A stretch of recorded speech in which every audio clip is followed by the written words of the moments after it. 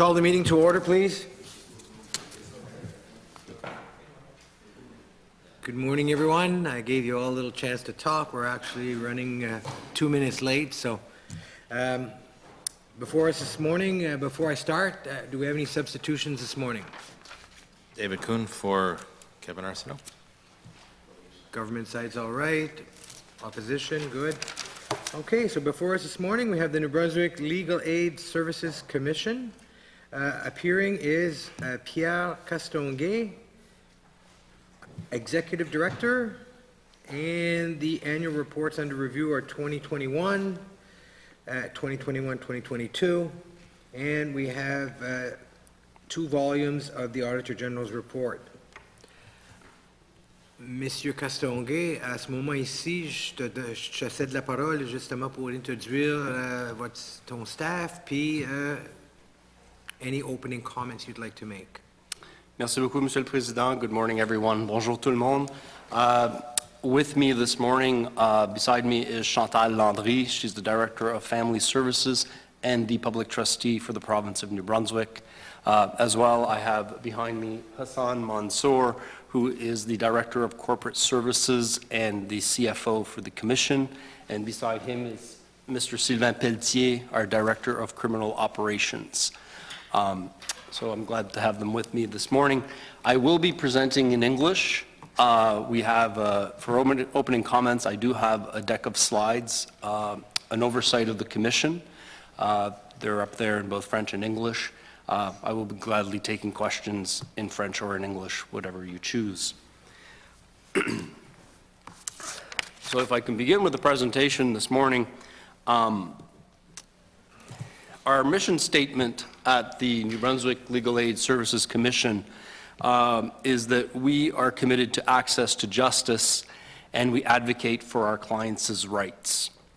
And we do this with employing 84 employees, 43 are non-legal, 41 are lawyers. We divide them between our family law, criminal law, and public trustee programs. And I just want to start by congratulating the staff at the Commission for their work during the COVID pandemic. Our staff are frontline workers. They are frontline with people who need legal assistance and people who need legal assistance who have low income. And I just want to take a moment to recognize the hard work they've done over the last 2 years during the pandemic to ensure that our mission statement is adhered to and followed. The Commission has a board of directors. We have a new chair that's just been appointed. Retired Provincial Court Judge Erwin Lampert is the new chair since December of 2022. Unfortunately, Judge Lampert wanted to be here today, but due to some COVID restrictions could not attend. So he sends his regrets. We have a full board of 7 members from around the province. There are lawyers on our board, there are non-lawyers on our board, and the list is up there. The board has the oversight, according to the Section 6 of the Legal Aid Act. The board oversees the financial management of the Commission. The board also sets the operational and strategic direction and policies of the Commission. The board has an appeal committee as part of the board that lawyers can appeal to if they're unsatisfied with their account payments. And the board also evaluates the quality and cost effectiveness of the provision of legal services in the province. And the board also acts in the best interest of the Commission. I just want to take a few moments, and this deck of slides is about 15 minutes, but I do want to just outline each program, and I will comment on the Auditor General's report throughout. As I said, we have 3 programs at Legal Aid, our criminal law services, and so we start with if someone is arrested. Upon arrest, people can call a lawyer. I think we've all seen it in the movies when people are read their rights and they can call a lawyer. Well, the lawyer who they call, if they can't afford one, is legal aid. and that's a 24-hour service, 365 days a week. We also provide duty counsel service, so when people arrive at the courthouse for provincial court, we are there to assist individuals regardless of their charges. We assist everyone free of charge who wants our help. We help them get through the court process at those early stages, and we also provide bail hearings.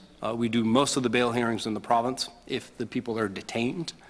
And we can help individuals enter a plea, ask for an adjournment. We can help them with a sentencing hearing.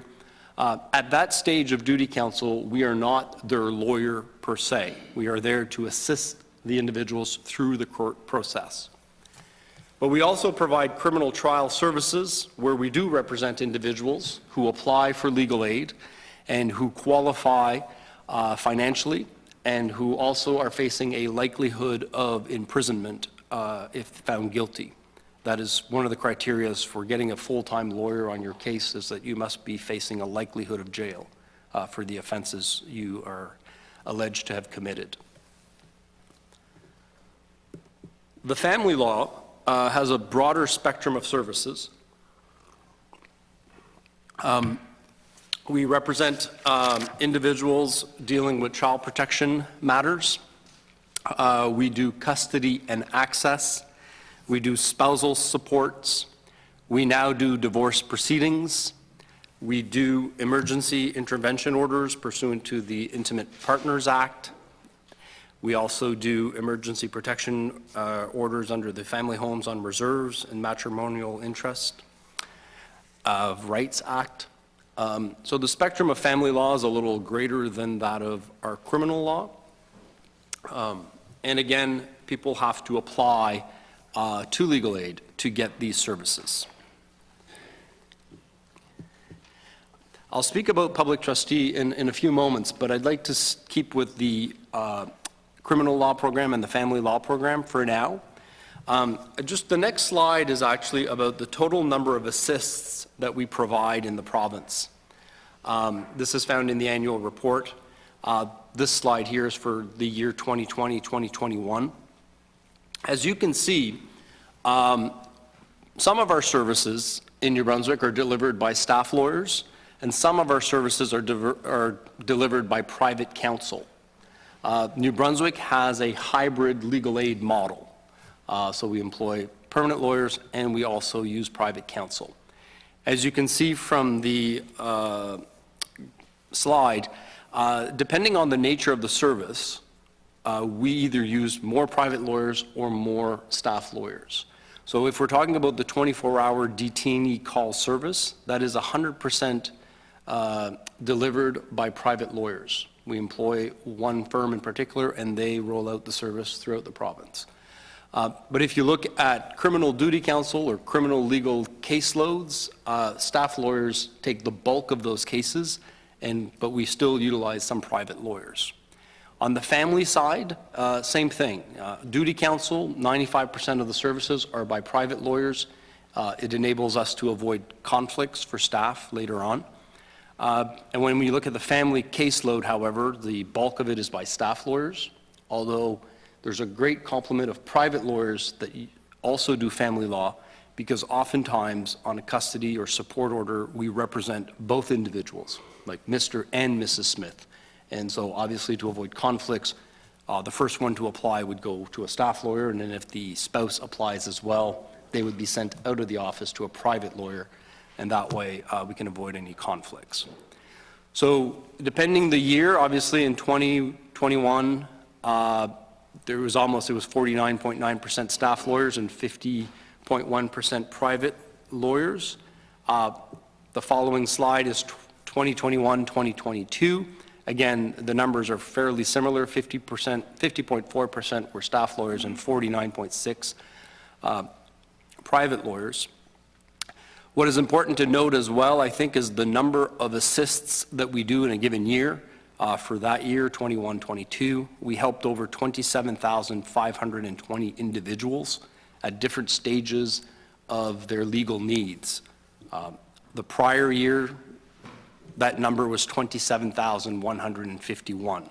So as you can see, the number of We're pretty consistent in the number of assists that we do throughout a year, and we believe that the private and the staff model is working relatively well in New Brunswick. I am a supporter of this type of model. If you look at our legal aid plans across Canada, you'll see that some legal aid plans like to have more staff lawyers, like Newfoundland, which is more like 95% of their work is done by staff lawyers. But if you go to British Columbia, it's completely the reverse. It's like 5% staff lawyers and 95% private lawyers. In New Brunswick, as you can see the numbers, it's more of a 50-50 hybrid split. I think it works rather well, but we do have one significant challenge with this model. The next slide shows what we pay the private lawyers when they do take on legal aid cases. And this is a significant challenge for us, is finding lawyers willing to do the work at a maximum of $70 an hour. This is the same rate that has been in place since 2005, when the commission was created, and we have not been successful thus far in getting support to raise that tariff to a higher level. Just for comparators, I've put up on the slide what Newfoundland, Nova Scotia, and Prince Edward Island pay their private lawyers. Now, in Newfoundland, the tariff is quite high. But as I said, only 5% of their work are with private lawyers, and they will tell you that they have to have a high tariff because they don't have a lot of volume, right? And Nova Scotia has a tariff under review. I know they are considering raising it. And they have a hybrid model that is very much similar to what we have in New Brunswick. And PEI has a much smaller legal aid plan, and they pay higher tariffs. So this is one of our greater challenges right now, is trying to recruit private lawyers willing to do the work, and the tariff is certainly a challenge for us, as I'm sure it is for them. A question we get asked often is, how do you apply for legal aid, and what is the financial criterias? So I just want to take a moment to walk you through how we decide financial eligibility. In the regulations under the Legal Aid Act, the Schedule A, there is a grid. We have a grid system that looks at the household size and the amount of gross income for that household. So to give you an example, if you're a single mother with 2 kids and you apply to legal aid for a family lawyer, we would look at the household size. So a single mother with 2 kids would be a household size of 3. If the family income was between 0 and $22,800, you would qualify for legal aid and you would not be asked to make any contributions, financial contributions. We have a tiered system. So that single mother, if she made between $22,801 and $34,800, she would then be asked to do a one-time contribution of $150. If she made between $34,801 and $46,800, she would be asked to make a one-time contribution of $250. And if that single mother of 2 kids made over $46,801, she would not qualify for legal aid. So that is how we use our financial eligibility to determine if people qualify or not. This grid was implemented in 2017. At the time, we were very mindful of other grids used in government, like in social development for welfare. So if you are on welfare, you would qualify for legal aid. We're also very mindful of if you have a minimum wage job in New Brunswick and you work regular hours, 80 hours every 2 weeks or 40 hours a week, you would qualify for legal aid. If you were a single person with minimum wage, you would make less than $31,201. So that is how our financial eligibility applies. As I say, we use the same grid for family law and criminal law. The only difference is in criminal law, along with the financial eligibility, you also have to face a likelihood of jail if convicted. That's an additional test on the criminal law side. And obviously on the family law side, you have to fit within the scope of services that I explained later on. We don't go outside those services. Sometimes people apply for something that is just not covered by legal aid. I don't want to get ahead of myself, but I did want to comment on the Auditor General's report. We get audited every year from the New Brunswick Auditor General, and this is up for review by this committee. There were a few comments or issues listed by the Auditor General, and I would just like to take a moment and address them before I take your questions. One of their comments was that senior management did not review severance payments made to employees. What happened there was there were actually 2 employees that were terminated on March 31st of last year. There were underpayments that were made at the termination payout due to vacation pay miscalculation. The manual calculation versus the spreadsheet calculations differed, and the variance for both employees totaled $67.37, which was, obviously, the error was caught and the payment was made at a subsequent pay period, but it was noted by the Auditor General that there was a mistake at the initial payout, although the amounts were not very big. They noted as well that there was biweekly employee payroll registers were not always reviewed. We've had internal controls since 2011 to make sure that our payroll register is always reviewed and accurate. The payroll guarantor, the longtime payroll guarantor retired at Christmas, last Christmas, well-deserved retirement. A new payroll guarantor was put in place. However, there were some errors and omissions that the Auditor General picked up on, and that person has now been retrained, and an oversight has been implemented to ensure consistency, as it always has been.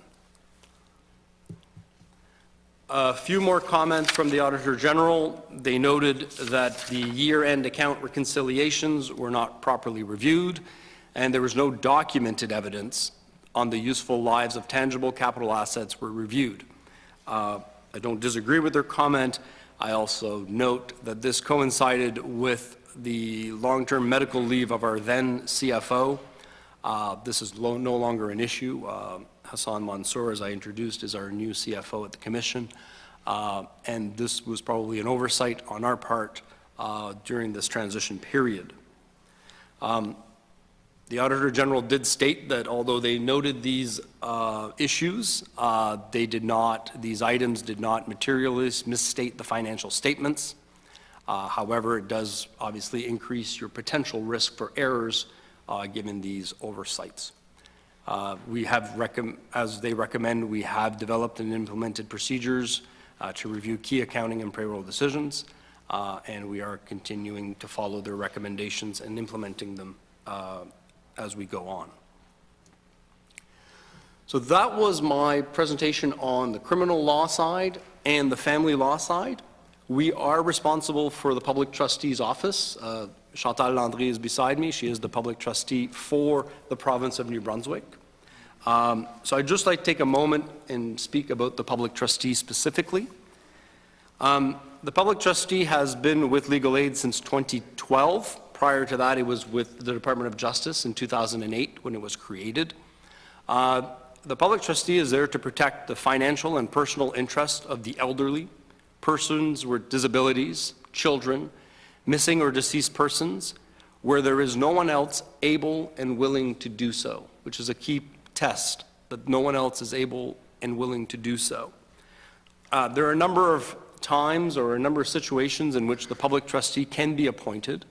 Again, it's to help people make personal care decisions, legal decisions, financial decisions, when they're mentally incapable of doing so or are infirmed under the Infirm Persons Act. We can act in accordance with the power of attorney. We can be executors under a will or an administrator of a property of a deceased person. We can make, obviously, legal or financial decisions for individuals declared absentees under the Presumption of Death Act.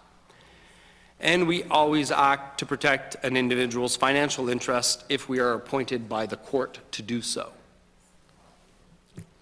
The public trustee had been growing. The number of files was on the increase. You'll see in 2020, we had over 700 active clients. We were dealing with 184 estates, 44 children.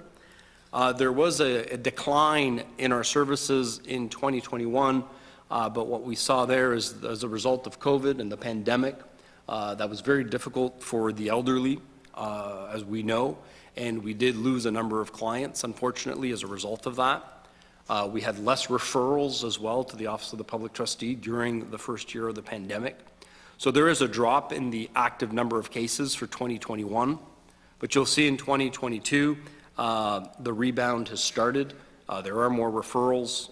We have close to 700 active clients, 124 estates, and 32 children files that we are overseeing at our office. We manage at the Office of the Public Trustee between 11 million to 14 million in our trust fund. So the assets of our clients are held in trust by the Office of the Public Trustee, and depending how many clients we have paying out of estates, that number fluctuates between 11 million to 14 million. What's interesting to note is that 65% of our clients at the Office of the Public Trustee have a net asset value of less than $5,000. So the bulk of our clients do not have a lot of assets, but we do have from time to time some high net asset worth clients at the Office of the Public Trustee that we manage their financials for them. We get specifically audited by the Auditor General because of our trust fund. So the Auditor General reviews the commission, and the commission gets audited, but the Office of the Public Trustee gets specifically audited by the Auditor General, and we have a second report. In 2016, we requested to the Auditor General that they do a value for money audit of the Public Trustee program. As I said, we had taken over the program in 2012 from the Department of Justice, but in 2016, we asked that a value for money audit be done, and they agreed to do so. As a result of their value for money audit, they came up with 10 recommendations for the Office of the Public Trustee. And since those recommendations have been filed with us, we've been working diligently to try to meet all those recommendations. As part of your review today, you have the 2022 Volume 2, Chapter 4 audit from the Auditor General. They recognize that out of the 10 recommendations, 7 out of 10 have been completed to their satisfaction, and 3 are still ongoing. I just want to take a moment and talk about those 3 other outstanding issues. The first one is that we have a case management system, and they recommended that our case management system be upgraded or replaced. We are working on upgrades. We have been working on these upgrades since 2016. We are working with the IT Department of Social Service New Brunswick, and we have made progress, significant progress on our system. Although the Auditor General concludes that the upgrades are not yet completed, therefore the recommendation has not yet been implemented, they do recognize that progress has been made. What we've been focusing on with that case management system is eliminating manual processes. We're trying to get away from paper. We're trying to eliminate the manual processes. We're trying to improve our internal controls with our case management system. And we're also trying to enable us to have key reports so that we can develop KPIs, which is another recommendation they had. But we didn't have the system to run reports, which we now have that capacity. So being a case management system, being an IT system, it will always be worked on. I don't know if we'll ever get to the end where we say we have the perfect system as we evolve. But we spend a lot of time and resources to ensure that we have a strong case management system. The other recommendation that they say that is not yet completed, excuse me, they recommended that we implement an internal audit function. As I said, we get audited each year. That's an external audit. But they also recommend that we have an internal audit function. This is sometimes something that you will find in larger departments, social development, health, education. The struggle we have with this recommendation is that with our current funding, we struggle with justifying the expenditure to meet the needs of developing an internal audit function. We had asked the Office of the Controller if this is something that they could do on our behalf. Unfortunately, that did not result in a positive outcome, and it's still left to us to develop an internal audit process. And as I said, we don't necessarily disagree with it, but it's always justifying the expenditure for the size of this program. So that is ongoing. They do recognize that our IT system has strengthened our internal controls and that we tend to have fairly good audits at the public trustee, but that is not enough to meet that requirement. The last recommendation that they had made in 2016 is dealing with establishing goals, objective, and measurable targets for our services, measure its performance against targets, and publicly report on its performance. They found that, that this recommendation had been implemented, but upon their review, the performance indicators have been established, the measures have begun, yet we have not yet publicly reported those measures, and we have not developed targets that we publicly report on. So upon their review, it was concluded that the recommendation had not yet been implemented. I agree with their finding.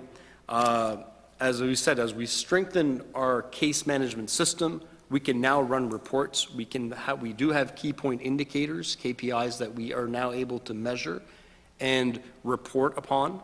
We do report to the board on these progress of public trustee and the commission for key point indicators. But we have yet to make these public, and we will do so in our annual reports in the future, as well as setting targets for the Office of the Public Trustee. So it's not fully implemented, but we are, I would say, on the right direction on this recommendation. I just want to go back. I have just a few more slides to finish the presentation. This is an overall funding versus expenditure of the Commission as a whole. You will see in 2019-2020, we get our base grant from the province of New Brunswick. In 1920, there was a $8.5 million base grant. In 2021, there was an increase of $1.8 million to our base grant. And that coincided with the first year of COVID, and that's why we had such a net surplus. We had a huge increase in our base grant, and also because of COVID, essentially government went down to essential services for 3 months. The courts weren't running for 3 months. There was a whole lot less expenditures for that year, so that was very much an anomaly.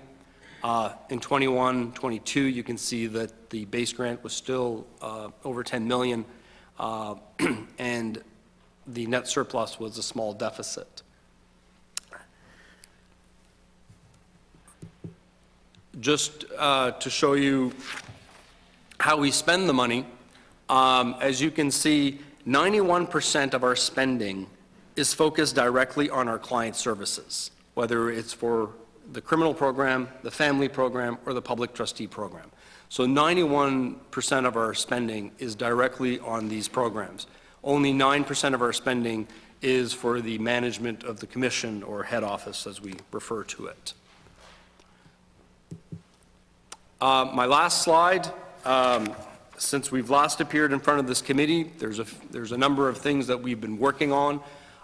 We did, as I state, we do divorce matters now. We had committed with the increase in funding to do the divorces as a new service, which is implemented. We have a permanent appellant counsel position that appeals our family law matters and our criminal law matters. We were able to create this position as a result of the increased funding. As well, this funding enabled us, and we have yet to fully implement, but the funding is secured, to assist families who want to apply under the Infirm Persons Act to be committee of the person for their loved ones. So as I said, for the public trustee, we take clients when no one else is willing to do so. But if there are family members who are willing to do so, sometimes they need the legal assistance to get the court orders to become committee of the person of their loved one. This program here, we're working to provide that legal assistance to families who want to take care of their loved ones and get those court orders. Our staff, we have 2 collective agreements that we negotiated during the pandemic. We negotiated a second collective agreement with our legal aid lawyers, and we were able to stay within the mandate of GNB.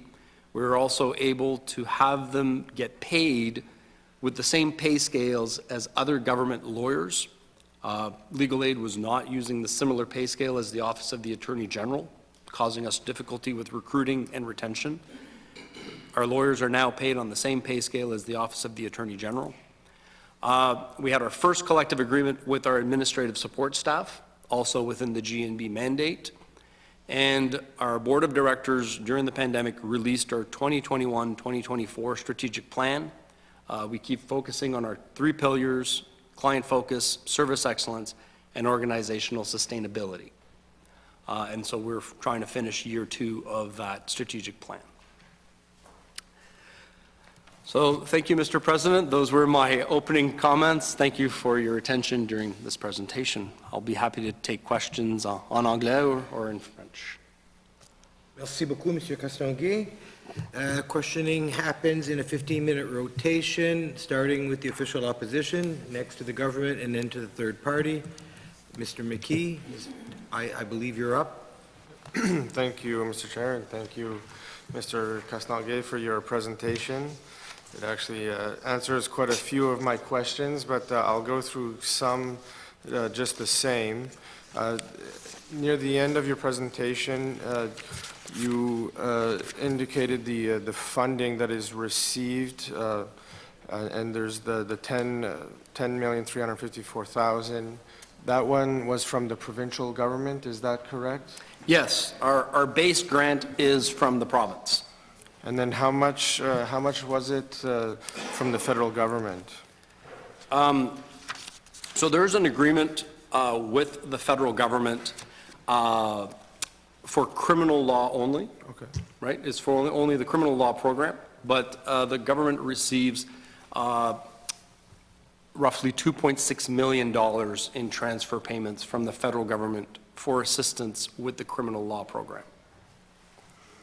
And so that one is directly to the criminal law program. Of the base grant from the province, what would be the breakdown between criminal and family and public trustee services?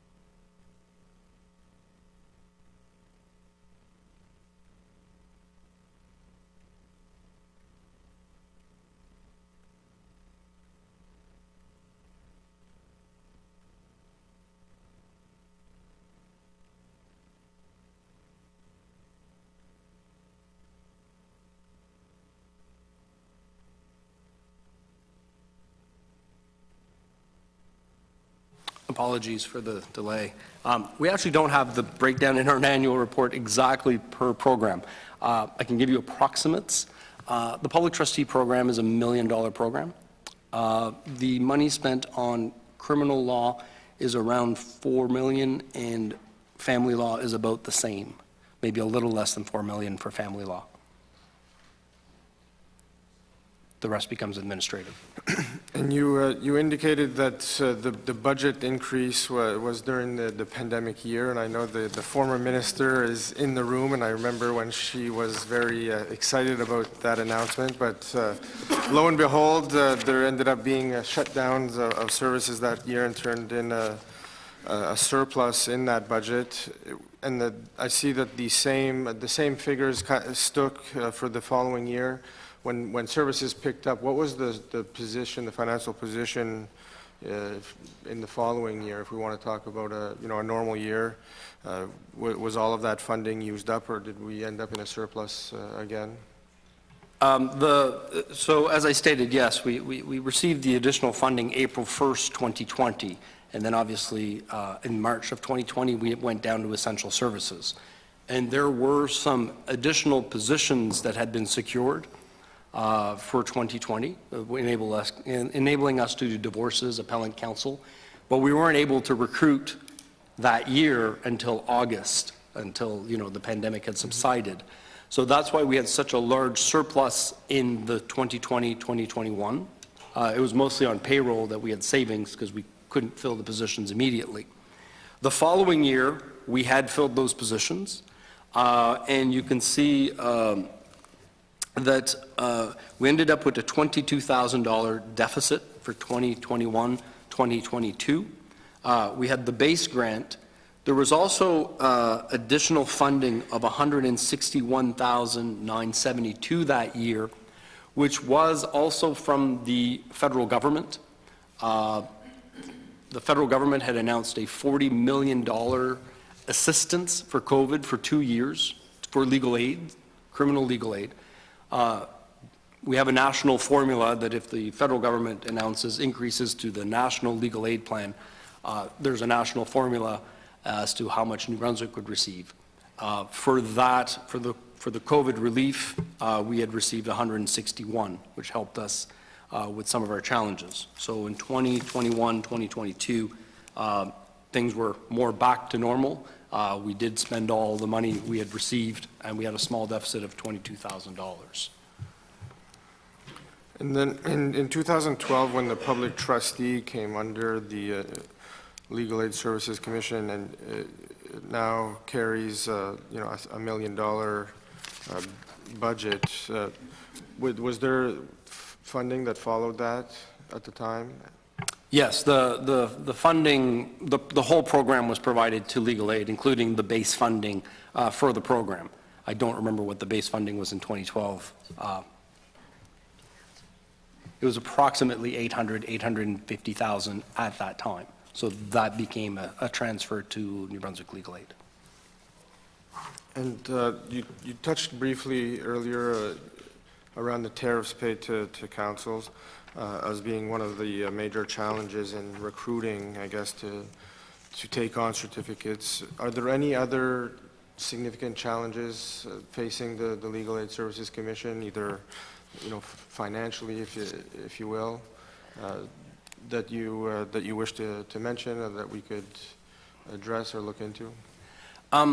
One of the things that we are very proud of is that we got to a collective agreement.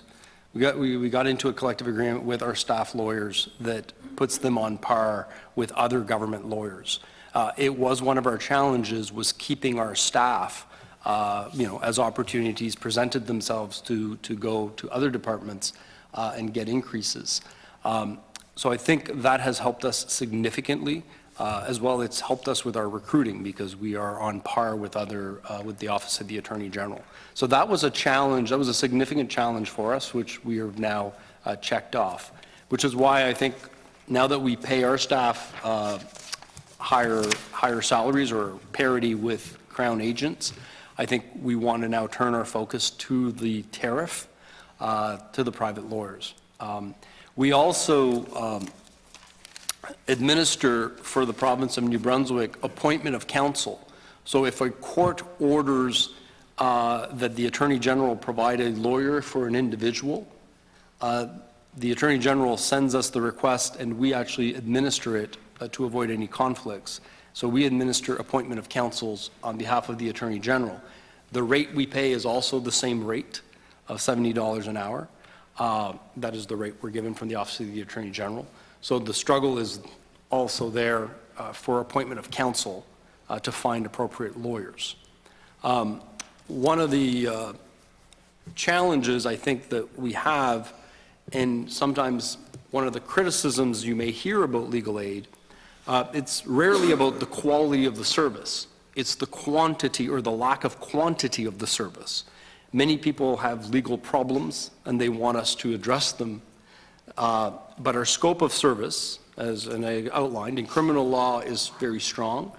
Our family scope of service is getting stronger, but there are areas of law that we do not help individuals on because of the funding envelope that we have.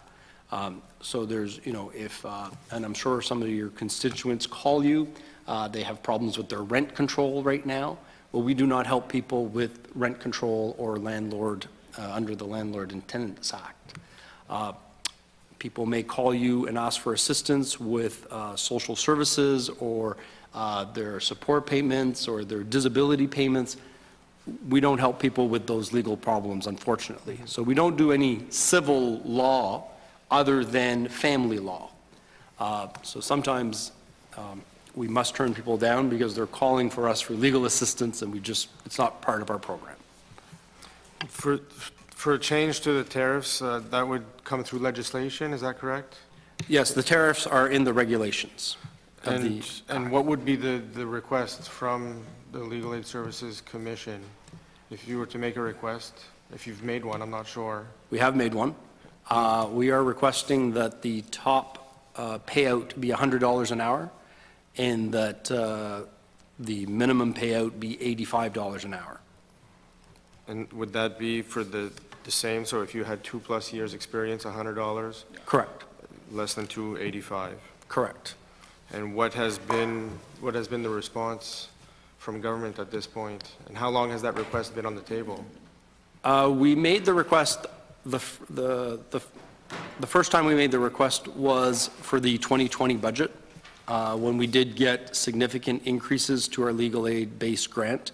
Unfortunately, we had a long list of requests, and that one was not allowed at the time, even though we did receive $1.8 million to our base funding. We've put in the request again for this coming budget process. And so do you have a hard time finding lawyers that will act on that current tariff? Absolutely. It's a challenge to, especially as these economic times are even more difficult. What we find for our private lawyers is that we tend to use young lawyers. Obviously, we recruit very young lawyers who've just been admitted to the bar, who have 1 or 2 years of service to the bar. It's a great place to learn the profession, especially in those provincial courts and early, smaller matters. What we find is after those young lawyers, 2 or 3 years or 4 years of doing legal aid work at those rates, then they start building their own client base, and then they decide to do higher paying private clients. We also recruit at the other end of the experience spectrum, lawyers who are, have been longtime lawyers who want to slow down their practice, but just do legal aid type work. So they don't have to go looking for clients. We send them clients. So we recruit at both ends of the experience spectrum. Mm-hmm. But it is challenging, and certainly in the rural areas where there's not a lot of lawyers or private lawyers, that becomes even more challenging. And sometimes you have to staff your local office appropriately, knowing that you can not rely on private bar as much as maybe Moncton, Fredericton, or St. John. And so looking at the caseload numbers, if all things remain the same, the caseload, wouldn't increase without a budget increase.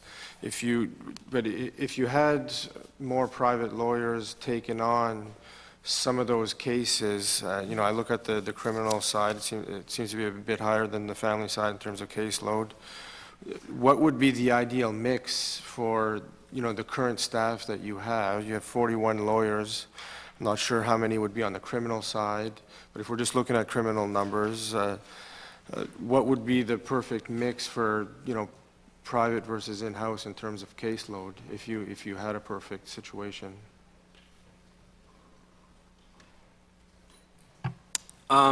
So currently, we have 24 lawyers that are designated as criminal lawyers, and our lawyers practice in one area of law. So we don't mix our lawyers. If you're doing criminal law, you're doing criminal law. We don't tend to mix family and criminal and public trustee, so you're designated for that area. So we have 24 permanent, which coincides with actually the number of full-time provincial court judges. Full-time permanent judges are 24 in the province. I think it's not so much as needing more lawyers would obviously speed up the process, right? So there are some times that you need to ask for adjournments, or delays are caused by the lack of finding immediate counsel. So adding more lawyers in the criminal law system would help with delays, mostly. There is no great number. There's no real magic bullet that I can say if I had 30 criminal lawyers, we could service more individuals. I think it's the speed of which we can assist people would be better, and maybe more time spent on files with each individual. So the quality of the service may improve if you had more lawyers working in the system. Merci beaucoup, Monsieur Castonguay. Thank you, Mr. McKee. Ms. Anderson-Mason, I'm guessing it's you? Oui, c'est vrai. Ne quittez pas, je ne fais le gros titre qu'une fois par semaine. Ce n'est pas ton jour aujourd'hui. But I wish we were going to make some big headlines this week on this topic, because this to me is the area that gets the least attention in all of government. I apologize because the people here in the room today from the Legal Aid Commission, have heard me give this speech before, and I feel it's worthy of giving it again.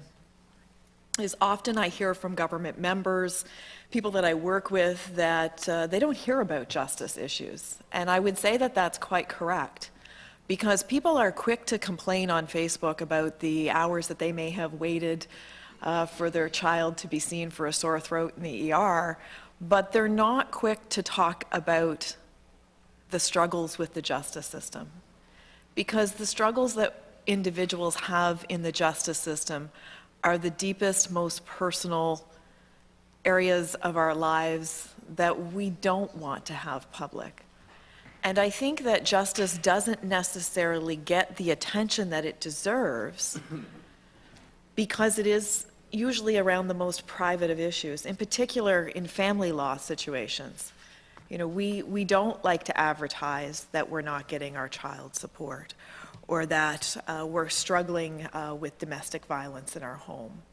But these are real issues that face way too many citizens in the province of New Brunswick. And so the way I often explain it to my colleagues is to say, do you know anyone who's been divorced or separated? And the answer has to be yes, because we know that 50% of marriages end in divorce or separation. So think about the complexity and think about how many people are actually touched by our justice system. Every single family, every individual, as I look around this room, is touched by the justice system in some way. And it truly, what you do is such an important thing. It is intricately tied to democracy. Because democracy really has two arms. There are two arms to it. One is that first we have the privilege to elect the people who govern us. And the second is that our governance is based on the rule of law, of which access to justice is a fundamental component. And so you provide to us such a significant part of democracy that the average person just does not appreciate. But I want you to know that I appreciate it very much for whatever it's worth. Probably one of my proudest moments was being able to see the increase in funding that we saw to legal aid, and I can't wait to talk a little more about that. So, that being said,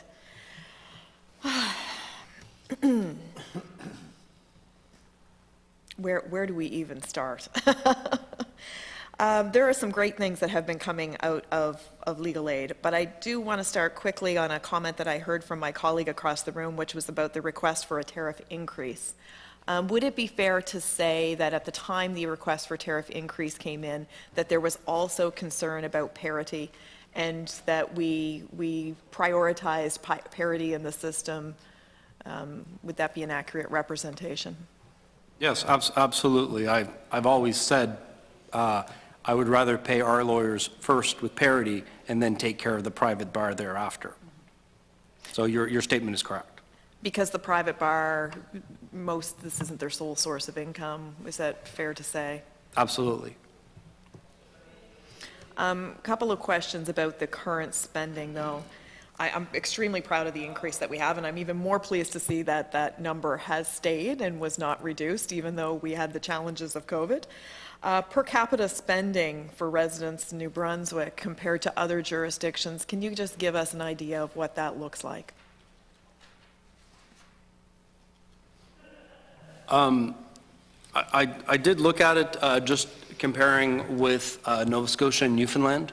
And I will say that Nova Scotia and Newfoundland are two of the better funded legal aid plans across Canada. I will put that caveat in there. Based on 2022 numbers, our per capita spending in New Brunswick on legal aid is $13.32. Based on our numbers out of Nova Scotia, what we see is that per capita funding is $30.20, and in Newfoundland, it is $32.27 per capita funding. I will add as well that neither of those two plans manage the Office of the Public Trustee as part of their legal aid funding. So we are well below. I did not include PEI, but I can tell you from conversations nationally, both New Brunswick and PEI are at the bottom end of the national spectrum on per capita spending. And precisely the reason why it was such a priority for me to see the increase in the legal aid budget, and why I will continue to be an advocate for such increases. Again, another comparison that I've made is that it is very much like a wheel, justice is. And if one of the spokes is broken, the wheel will not turn efficiently. And you certainly provide an essential spoke on that wheel. One of the things that I also heard you discuss with my colleague is your scope of service delivery.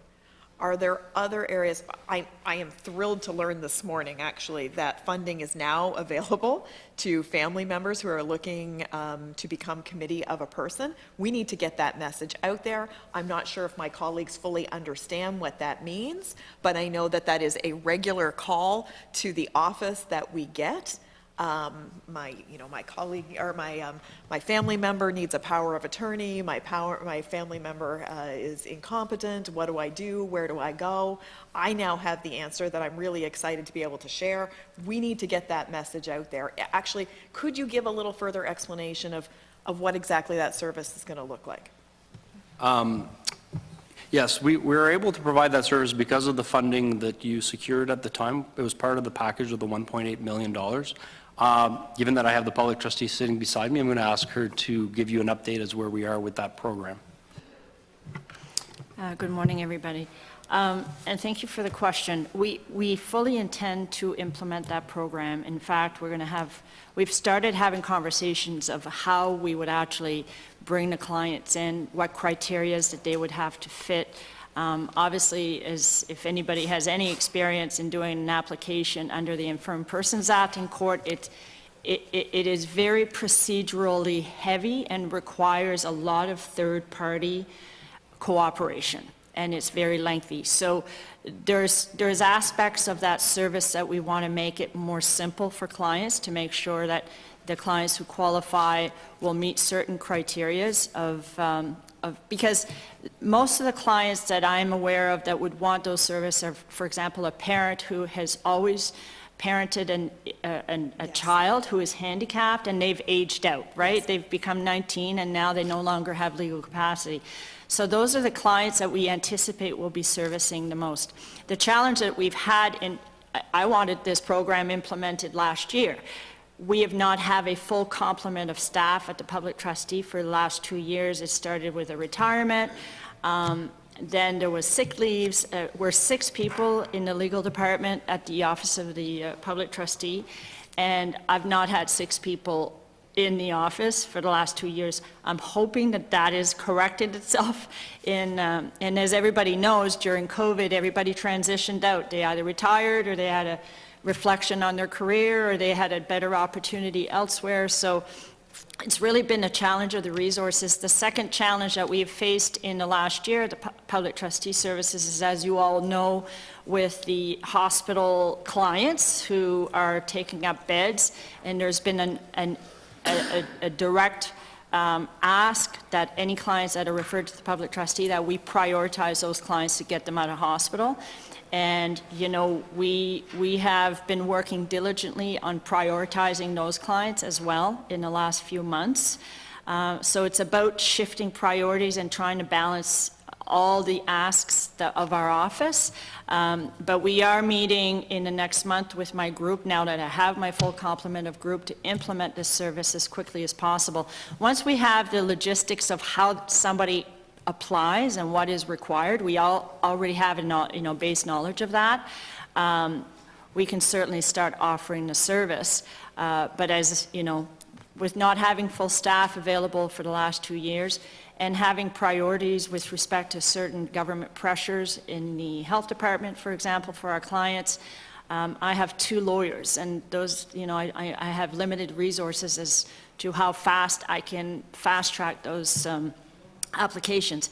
Now, that being said, there is a new legislation that's been introduced and passed, the Supported Decision Making and Representation Act, and as soon as the regulations and rules can be implemented and we can actually bring that legislation into a working document, that is going to significantly change how fast we can get orders for not only our public trustee clients, but our family members who also will be subject to that legislation. It has really addressed a lot of what I would consider some of the procedural delays that the old legislation was implemented, which added no value to the client themselves.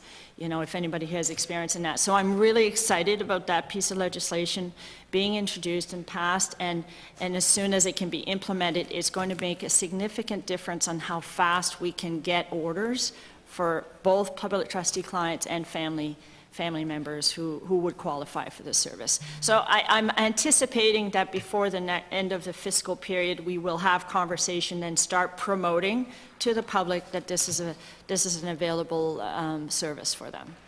How do we help you get that message out? Because this is a real world problem. This is and this is a good news story, right? One thing this government, in my opinion, I'm sorry, does not do particularly well is getting out the really good news stories. And this is one of those solutions that has now been implemented that I face it in my office on almost a weekly basis.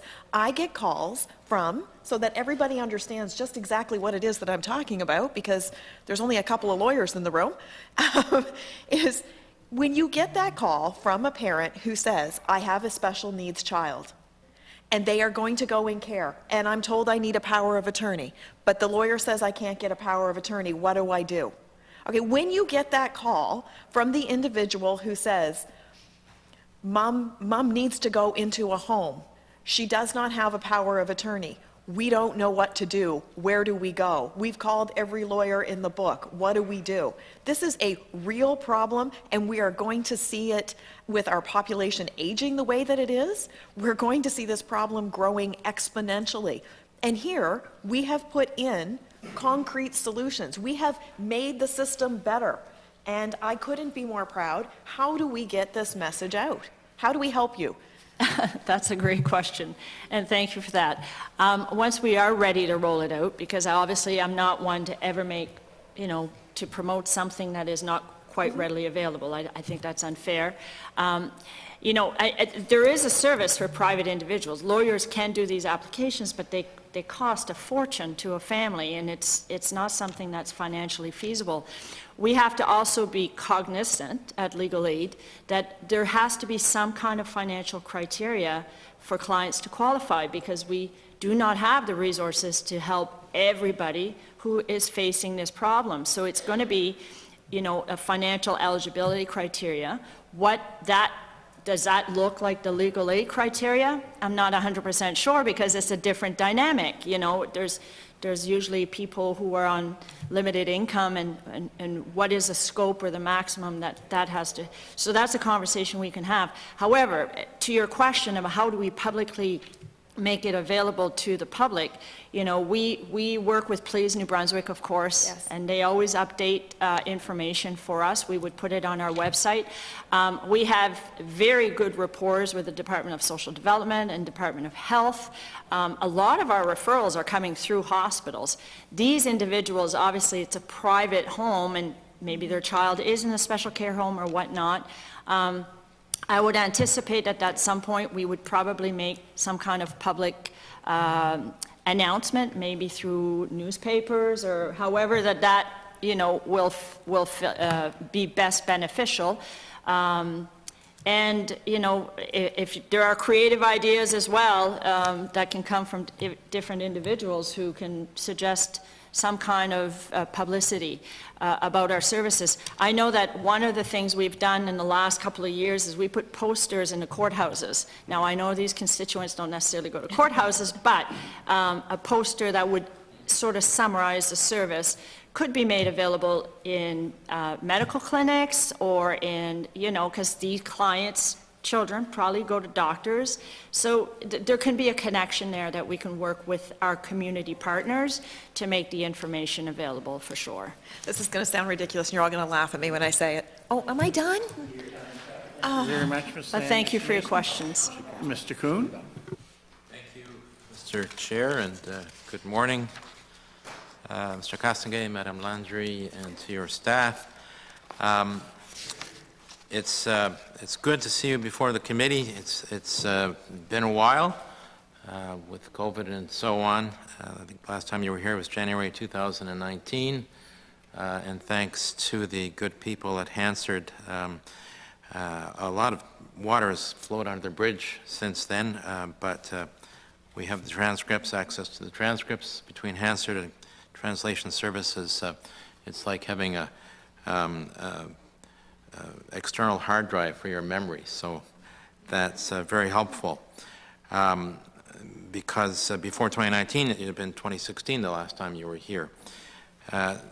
Some of the issues you raised in 2016 on the scope of your services compared to Nova Scotia and Newfoundland haven't changed.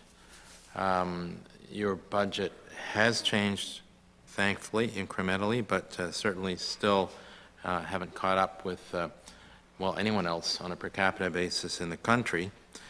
So more needs to be done there.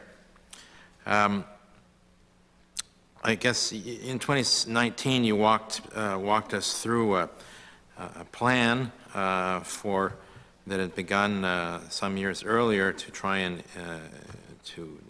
get an increase to your base budget and to increase your scope. And now you've got Divorce Act is under your responsibilities, which is excellent.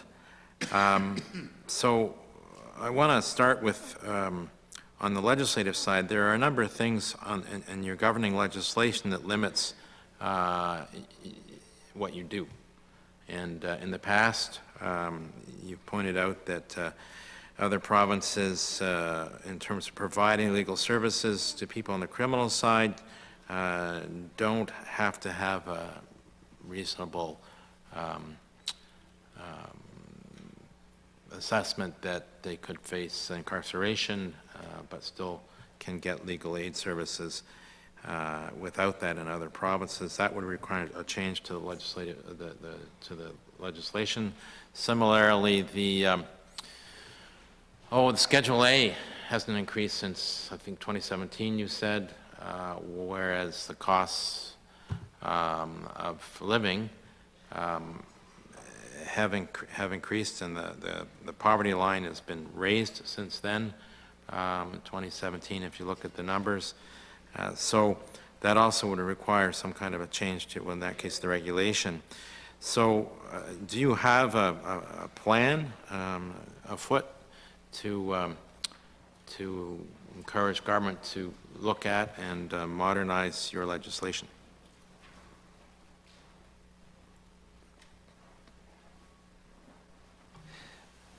With regard, thank you for your question. Specifically with regard to the legislation, there is no plan afoot to use your word, modernize it.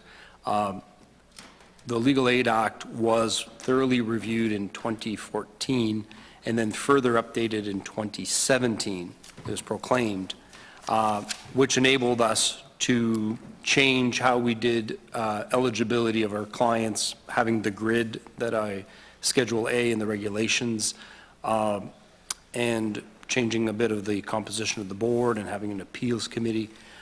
So we feel that the Legal Aid Act, as it stands today, meets many of our needs to operate as a commission. As I stated in a previous question to me, the tariffs are part of the regulations. So our focus is there right now. But with the modernization of the Legal Aid Act, I think the Legal Aid Act, as it currently stands, meets many of our needs. Okay, so let's focus on the regulations then. I mean, I used to talk about the tariffs, and I can see why you're focused on the tariffs. For lawyers, you're hiring essentially. I mentioned the Schedule A with respect to eligibility, the bar for the financial test, the means test, I guess, to access legal aid is, I would say, now too high. Needs to be changed with the increased costs that are out there. Cost of living has gone up, and income assistance and income hasn't kept pace with that. So is there a plan then specifically on addressing the regulations? How are you trying to move that forward? We've not put forward any plans to change Schedule A. At the time in 2017, we thought it was on par with most plans across the country. I still feel that in 2023, our Schedule A is still on par with most plans in the country, taking into account the gross revenue of a family. So it's not, as I understand it, Schedule A is in no way indexed to inflation, so it doesn't go up as inflation goes up. Correct, it is not indexed. Okay. So is it the case still that legal aid cannot assist people with sort of tribunals like the Income Assistance Appeal Board process or WorkSafe appeals? You are correct in that statement. In my constituency office, certainly, those are the the issues that come forward most frequently. Occasionally, people who can't meet the means test for legal aid for criminal matters, but with respect to the tribunals, this is fairly frequent. People looking for help to conduct their appeals on income assistance matters or at WorkSafe. Which other provinces provide that kind of legal aid, do you know?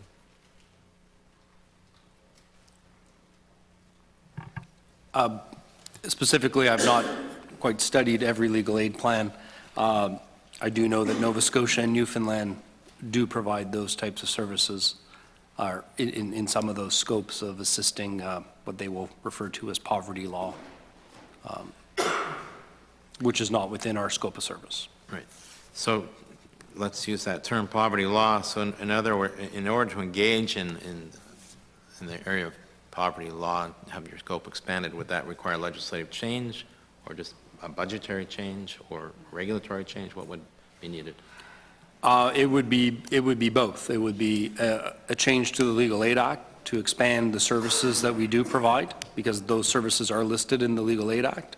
And obviously, it would demand an increase in the number of lawyers available to do that type of work. So I would submit it would take probably all three, as well as a change to the regulations as to how you qualify for a legal aid lawyer, because we are there to help people who are the low-income individuals. So we do have some sort of threshold that is through the act or regulation. Okay.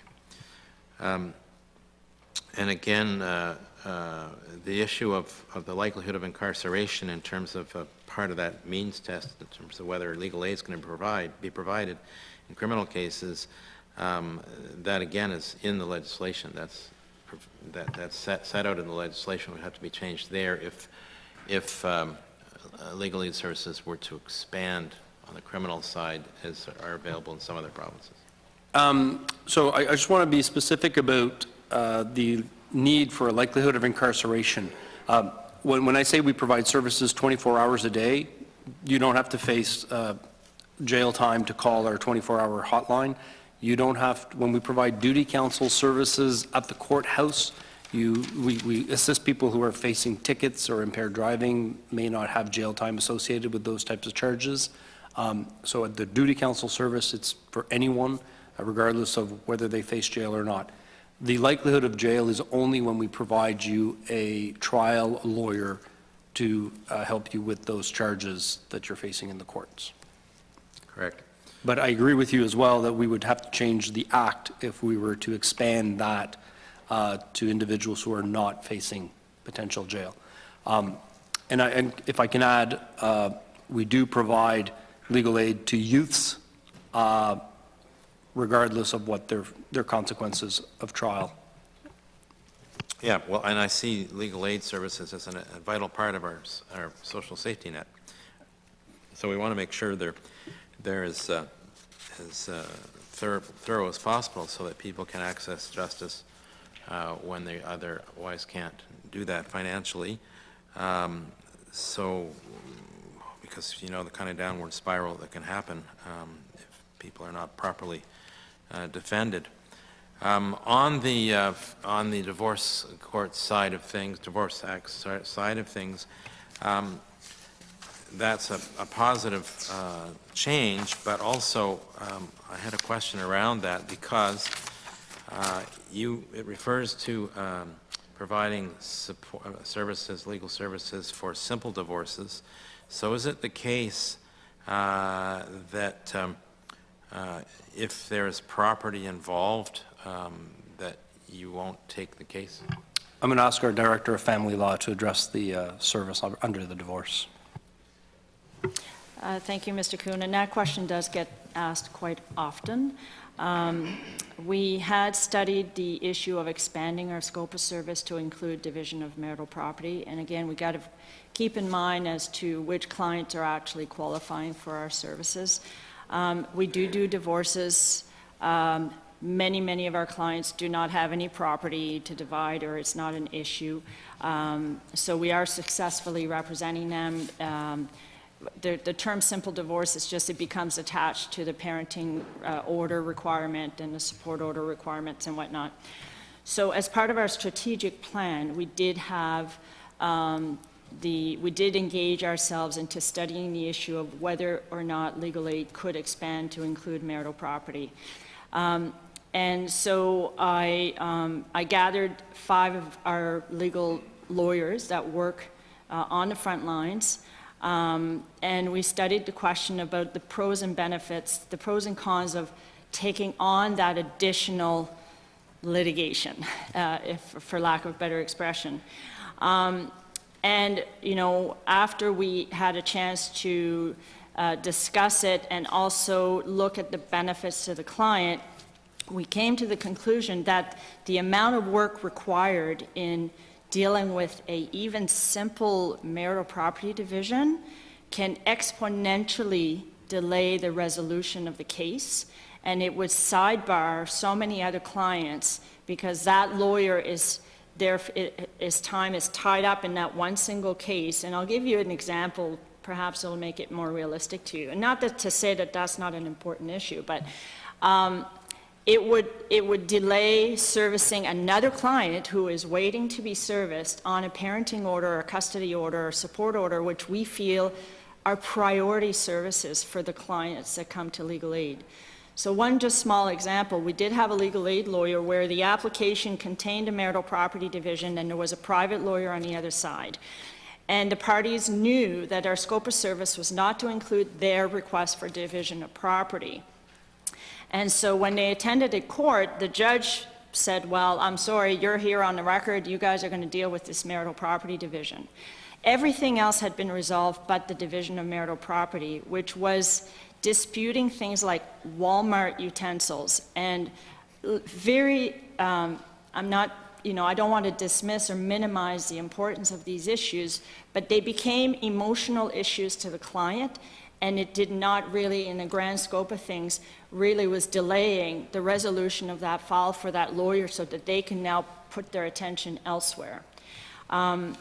And so we decided as a committee who looked at this situation that we rather focus our resources and our energy on what is critical to the clients when they separate. And those are the parenting arrangements for the children, protection provisions for an abused spouse, protection provisions for children who have been abused, child protection matters, which we have addressed.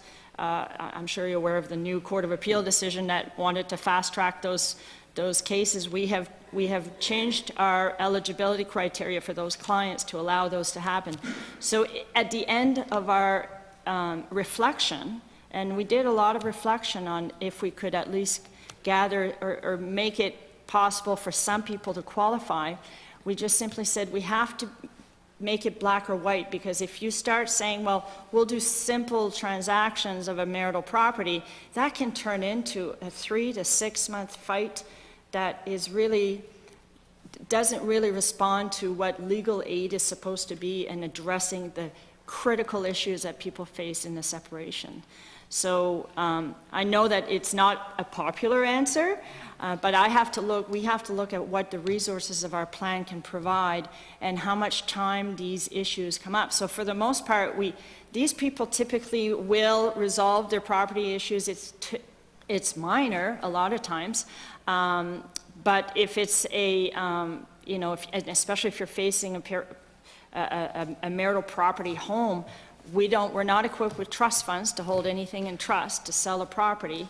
There are a lot of obstacles to it, and at the end of the day, with all due respect, we just decided that based on the resources and the volume of clients that we service, we would be compromising a significant amount of clients and servicing them quickly if we decide to take on the marital property division issue, which can be very litigious for very minimal value. Thank you very much. Thank you, member. Mr. McKee. Thank you, Mr. Chair. I'm going to continue where I left off a little bit, and it was, I think we were talking about the amount of lawyers you might have on staff and how much gets farmed out, and potentially increasing tariffs. If we kept the same ratio, and I guess I focused more on the criminal side of things. That's where I have more personal experience, having taken on legal aid work myself in the past as a private bar lawyer. If we looked at the ratio, it looks around 20% of criminal, the caseload gets farmed out. If you did increase those tariffs, what would be the corresponding budgetary requirements if you kept those same ratios and same caseloads? So first, thank you for doing legal aid files. We do appreciate the private lawyers who do assist us. When we talk about increasing the tariff rate, for private bar lawyers, and it would be the same increase. We pay the family private lawyers and the criminal private lawyers the same rate, so it would be an increase for both groups. We're not advocating that we would change our hybrid model or change the percentages of our hybrid model. So it wouldn't mean that more criminal legal aid work would go to private lawyers. What it would enable us to do is respond quicker to the needs of our clients who are looking for legal aid lawyers, and then our staff must try to find a private lawyer who's willing and able to take a file. So we like the percentages. We think they work well, but the challenge is just finding those private bar lawyers to support us. So that's why we're advocating that tariff change, but not work-wise, workloads. I think the distribution, for the most part, is strong.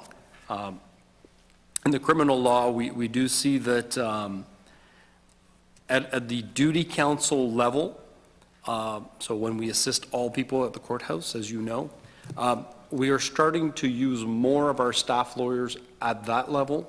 We find that helps in the resolution of cases, in getting the bail hearings, which there are a number of bail hearings, getting them through the system quicker than if we do utilize the private lawyers who are not there on an everyday basis.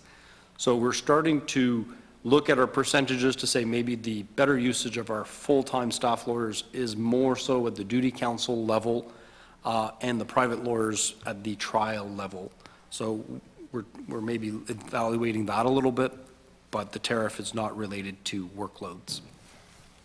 So if the workload stayed the same, regardless of the tariff, with the increase in tariff, do you know what the budget increase requirement would be? So to move the rates to $100 an hour and $85 an hour, our budget ask is around $800,000.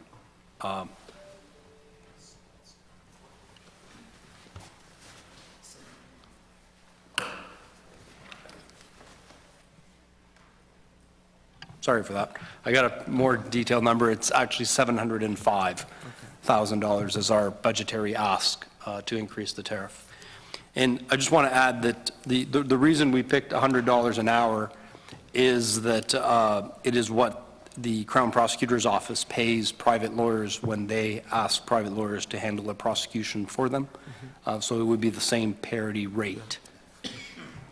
Ad hoc lawyers, I guess they call them in the Crown's office. Correct. They call them ad hoc lawyers. We call them private bar lawyers, but correct. And we've heard, a number of different initiatives being proposed here today, which would, all invites budget increases, I guess, if you're going to increase the scope. And, I was pleased to hear that you do divorce matters, because I know for a number of years it wasn't covered.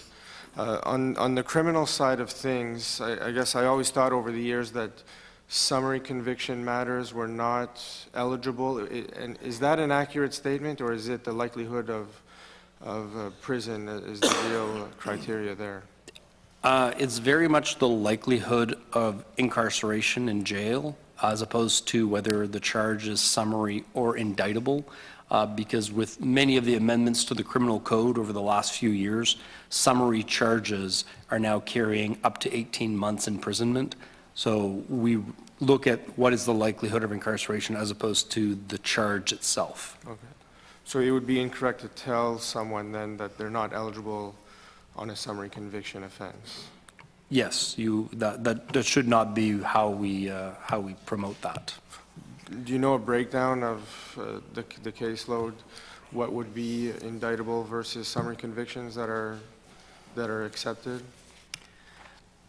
Not on what is accepted. I can tell you that like 78% of applications are accepted, but I don't have the breakdown as to the type of charges that it refers to. And another big ask that often comes through is with impaired driving cases, and I guess those for a number of years we've said is not eligible. Is that still an accurate statement? Yes. By policy, we do not cover impaired driving. On a first offense, typically there's no jail time with impaired driving. On a second and third offenses, there is a likelihood of incarceration, but we do not cover that In fact, charge specifically. A mandatory incarceration. Yes, it is mandatory incarceration on a second or third offense. We've looked at the need to cover that type of offense.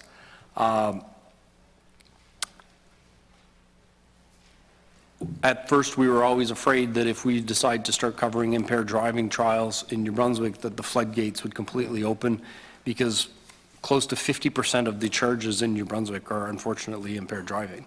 It is the #1 charge in New Brunswick. So by policy, we've not historically covered it, even if there is jail time.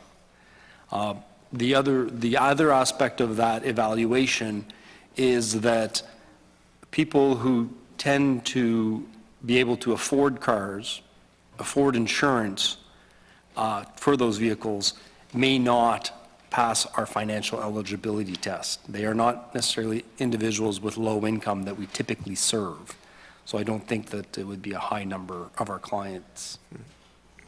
And so if we look at both the family or the criminal side, and we heard a little bit about, marital property, if there was, an increased scope in practice for either criminal or family, what would be the next, I guess, service that you would provide? What is there something that you've considered, or that is, I guess, the most requested that you have to deny, but would be, would wish to take on? Like, so if you could increase the scope on each side, what would be that next item on each side that you would consider?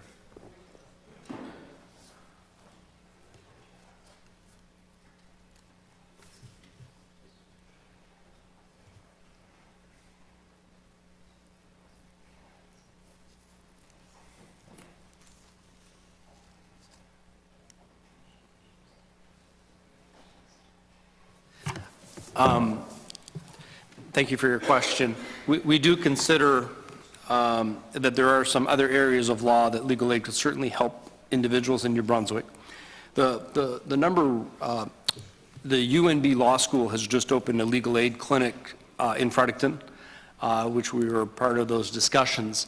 And the one thing I told the dean of the law school, and I congratulate them for this initiative, is I said, you really need to help tenants under the Landlord and Tenancy Act.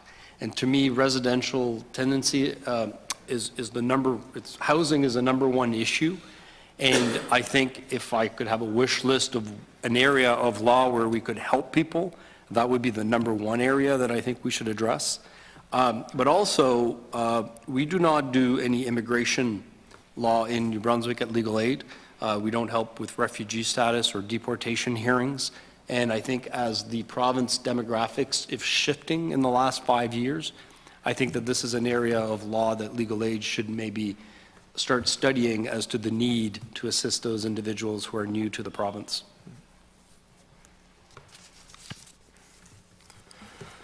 And so looking at other areas as well, when we talked about changing the regulations for eligibility, and, I think it's valid to say that, what you were earning, at the time that these regulations were drafted, I don't know what year they currently are at and how long the same numbers have been in place.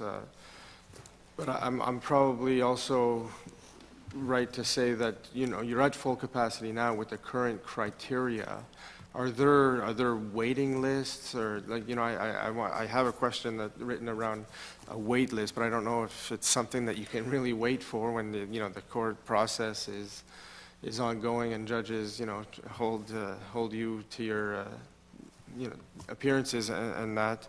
But do you have a wait list of people now that meet the criteria as it stands, that because of budgetary constraints you're turning away?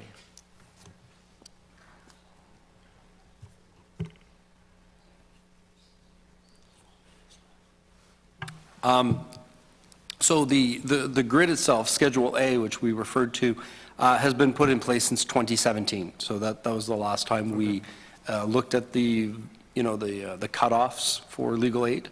So that's to answer your first question. To answer your next question, once you qualify for legal aid, you qualify. There's no wait list in that sense. Now, in family law, however, if you qualify, you may still have to wait 4 to 6 weeks to get a lawyer appointed and have that first meeting with your lawyer. So that's the wait time. You've qualified and you will get a lawyer, but by the time you get that first meeting, it's not like you're calling your private lawyer who may take you on quicker. For criminal law, if we always prioritize our clients by court dates. When you apply for legal aid, we ask you if there's an upcoming court date. So obviously, if you're in provincial court next week, you become a priority client to assign your case to a lawyer.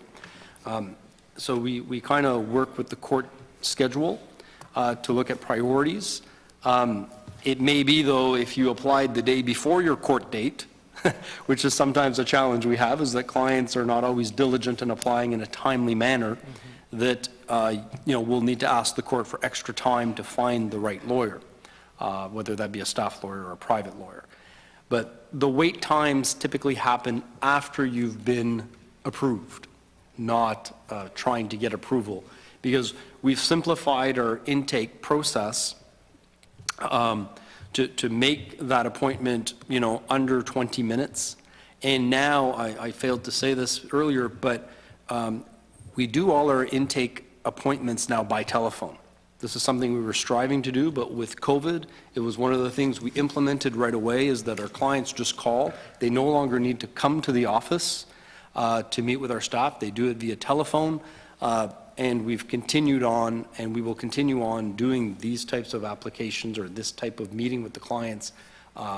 It's much easier for the staff, it's easier for the client, especially if they're not in one of our 8 locations in the province where we have permanent offices. So if you were to increase eligibility, it would increase the caseload, more people would be eligible, you'd serve the people you are now, and you'd probably require more staff and that kind of thing. Yes, absolutely. If we change the criterias, like I said, like in criminal law, we have about 80% of the people who apply who meet the eligibility. In family, it's about 65% of the people who apply who meet the financial and criterias. But if we change the benchmarks, either the wait times to see your lawyer will get longer if we have no extra lawyers, but if we have extra lawyers, those wait times might go down. But we would need extra capacity to take on additional clients, absolutely. So the 41 staff lawyers at present time, is that all positions filled, or are there any vacancies? No, we do have turnover, there's been a lot of turnover in the last 2 years. I would say that currently on our legal positions, I think we have 3 vacancies at the legal position side. And quickly on that as well, salary, so the collective agreement was just signed. You say it's in line with the Attorney General's office, and that is different than Crown prosecutors, is that correct? And how big of a difference are we still looking at? Because I know you probably end up losing quite a few lawyers to the Crown prosecutor's office as well.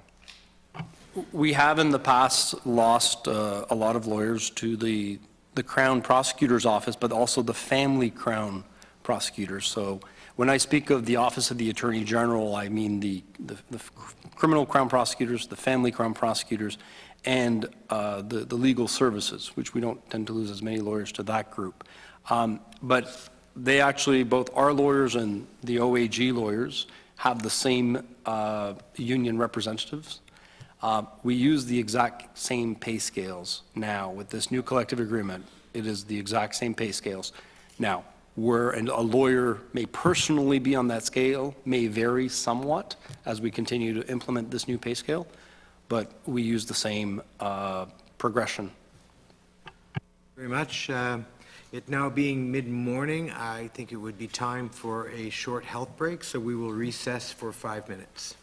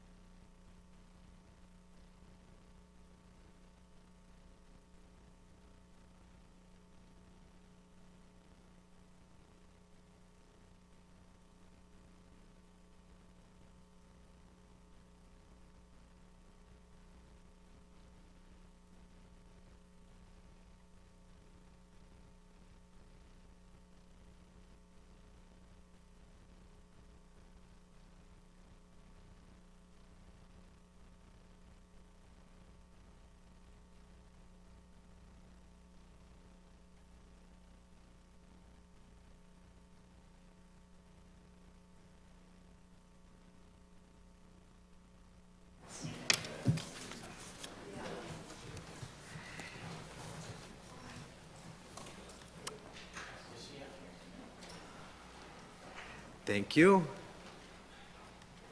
As she sits down, I will pass the floor over to her. Ms. Anderson-Mason, the next 15 minutes is yours. Thank you. I'm surprised how fast the time went last time. I could talk about this one for hours. I had said to actually colleagues earlier, we might end early today. No, I don't think we will. And that's okay. Okay, back to a couple of the questions that I heard from my colleagues across the way. First of all, thank you very much for explaining the means test. I don't think that my colleague across the way was suggesting that we should be providing legal aid certificates for seatbelt infractions or speeding violations, but I certainly do appreciate your qualification of the means test, which is an important test when we are determining whether or not individuals are eligible for criminal legal aid. Unlike my colleague who was just asking questions, my familiarity is not so much with criminal legal aid, but more with family, on the family side, because my background is much more in that area. And one of the statements you made, he was asking you about a wait list, and you said there was a 4 to 6 week delay to get a lawyer. From someone in private practice, if someone calls my office and asks to see me, I would say it's pretty reasonable to say that a private practice lawyer does the same sort of vetting. They say, when is your court date?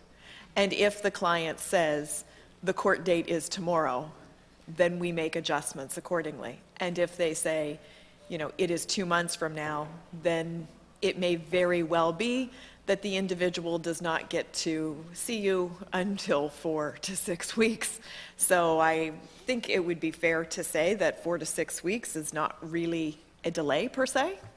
I think that's a reasonable period of time. Maybe that's just my observation and just doesn't necessarily require a comment. That being said, the issue is probably not so much in, well, I guess my question is, does it apply on the family side? If the client calls and says, my court date is next week, will the meeting time be escalated? Thank you for the question, and I had mentioned here that we wanted to qualify the delays in family. Absolutely, we have priorities. We prioritize child protection applicants. They typically have, in fact, we've implemented a new system of representation for child protection clients since the receipt of the Court of Appeal decision in October. I called it the la crise d'octobre.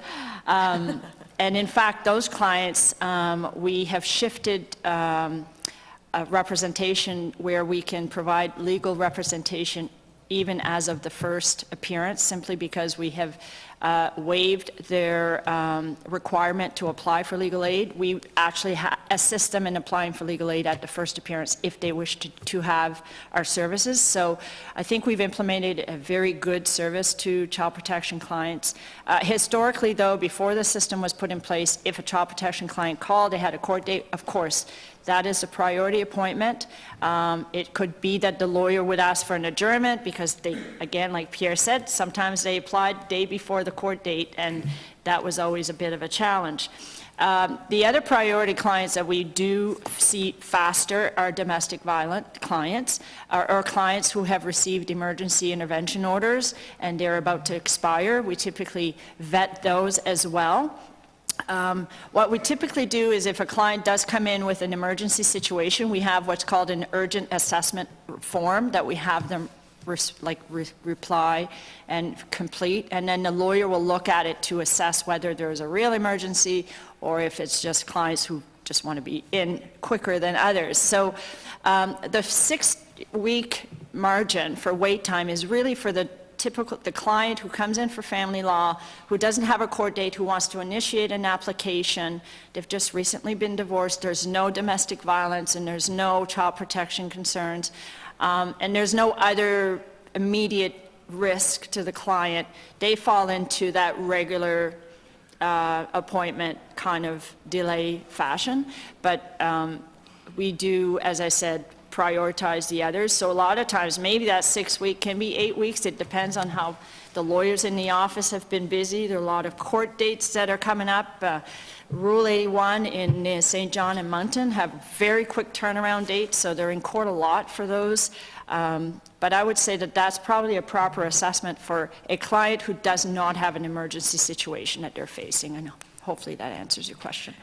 It does, absolutely. And Rule 81 not only has quick turnaround, but it also has probably more frequent appearances. Would that be accurate? That, yes, and I know it's been with us for quite a few years. It does have some benefits, of course, because of this quick turnaround, because people are not appearing in front of the judges, in front of the masters. One of the challenges is the frequent appearances required. Obviously, it's difficult for the client who has to take time off work every time they have to go back in front of the master. And for the lawyers too, some require more updated information each time you go back in front of the master. So it has some benefits because some cases do settle at the master's level, and that can't be ignored and criticized in any stretch of the imagination. But you are correct. I mean, I think the end result of both plans in Moncton and St. John are resulting in more frequent appearances. For a legal aid client, it's the time issue, and obviously that's the issue that's being compromised. For a private lawyer, a client who's hiring a private lawyer, I would suspect an exponentially increasing cost in legal fees to appear that frequently in front of the master. So that's something maybe eventually the program could look at. But as you would know, practicing if you practice in Rule 81, but prior to that, you had one appearance in front of a judge for an interim order, and then you had your final hearing. That was it, unless there was something extremely controversial that needed to be addressed before a final hearing. So. No, I think Rule 81 is sort of a double-edged sword, and it was always my concern when I was at the Department of Justice is the rollout to the rest of the province, that we make sure that we get all the bugs out of the system, or as many as we possibly could, because it is good in many ways because the file is being managed so closely, but it certainly does create much more of a burden on the lawyers and on the clients for the amount of time that they are spent in front of the judiciary, which then also leads to the question of what investment we could have in technology, which might help facilitate improvements and greater access to justice.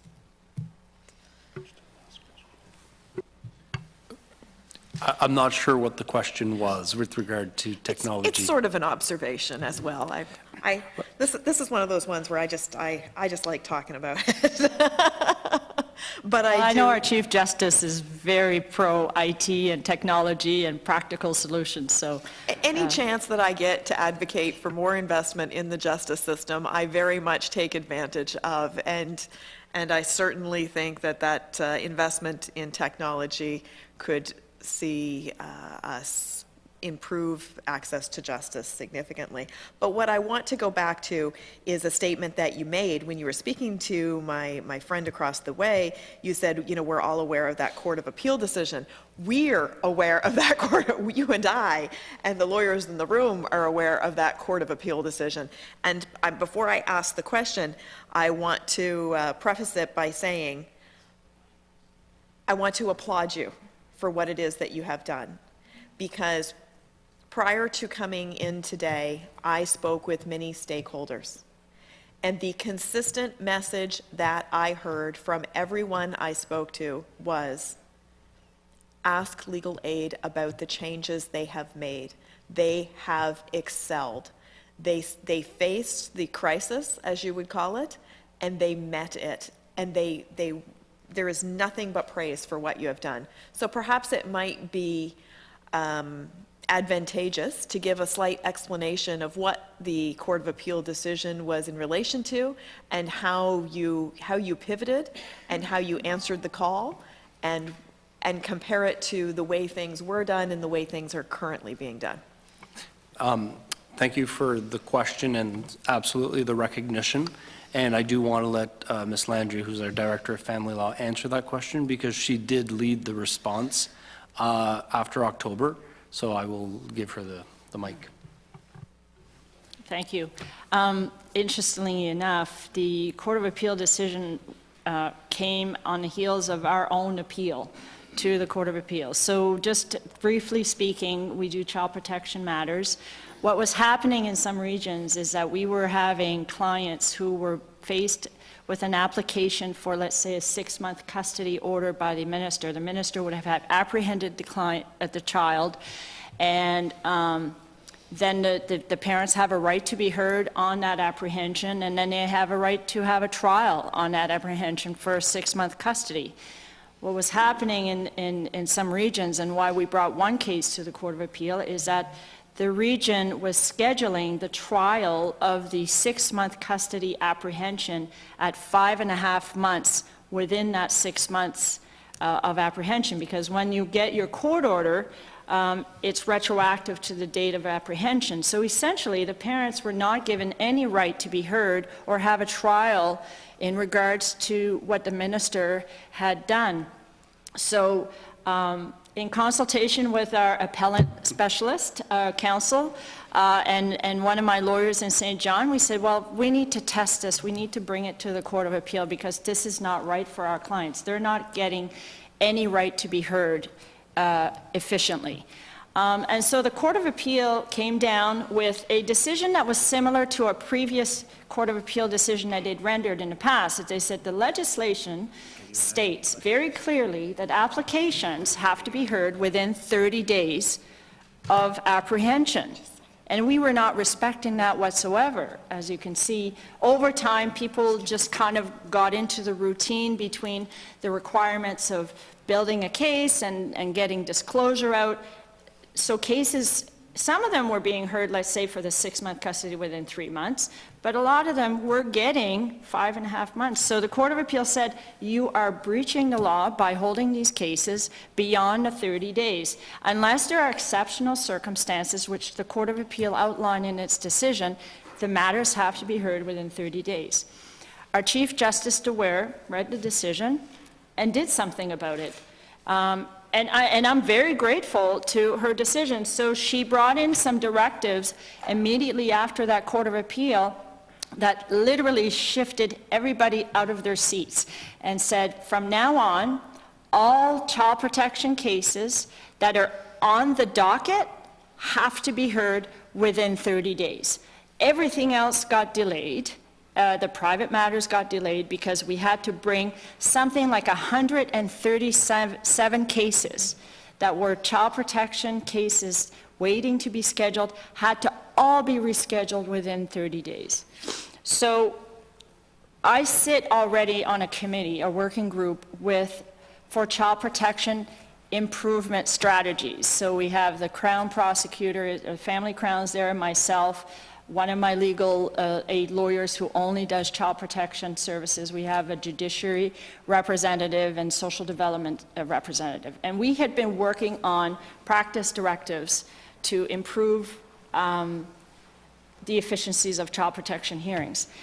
So when this decision came down, it was obviously one of the biggest delays in getting a case heard was the client, the parent, was not applying to legal aid in a efficient manner or in a quick enough time frame. Some were really good at it, some of them were applying late. And so it constantly created some delays because you were always having to delay the file. Not always just because of the parent, but they were a big issue in how we get representation of a parent done quickly. And the other aspect of it, of course, was our financial grid. Our financial eligibility requires people to show us proof of their income. We can't simply take their word on it. So I, along with other of my colleagues, we said, okay, well, I would suspect, and I suspect that I'm quite right on it, that the vast majority of our child protection clients fall under the no contribution eligibility financial grid. So basically, most of them are on social assistance. They would come in anyway. So I went to Pierre and I said, in order to fast track applications, we got to waive financial eligibility for these clients, and we got to figure out a way to get them not to have to rely on them to actively apply to our services. We got to bring the application to them. So what we've come up with is a strategy, and we've had to obviously hire 4 lawyers to help us with these, because this is a new resource we needed to have in place to get this program going. So what it looks like is when a client is served with an application for child protection, they go to their first appearance. We get that docket ahead of time, and we have designated lawyers who only work child protection in each of the regions, or will assign the file to a lawyer for that first appearance. So that staff lawyer will attend that first appearance to meet with the parent. If there are 2 parents that need another lawyer, we'll bring duty counsel at that first appearance. If the client consents to the application, which can happen, then they are facilitated with the lawyer to consent. They don't apply for legal aid. The case ends there. If the client wants to apply for legal aid and oppose the trial or oppose the application, they are given a form right there and then with the legal aid lawyer and said, here's your form, I'm your lawyer, we're ready for the next trial date, because these trial dates are pre-scheduled now. And so it allowed for the lawyer to be better prepared for the client and better provide services, because they're on basically on the docket from day 1, and they will be ready in 30 days, because they will have the opportunity to review the file, meet with the client more, and then deal with the application at day 30.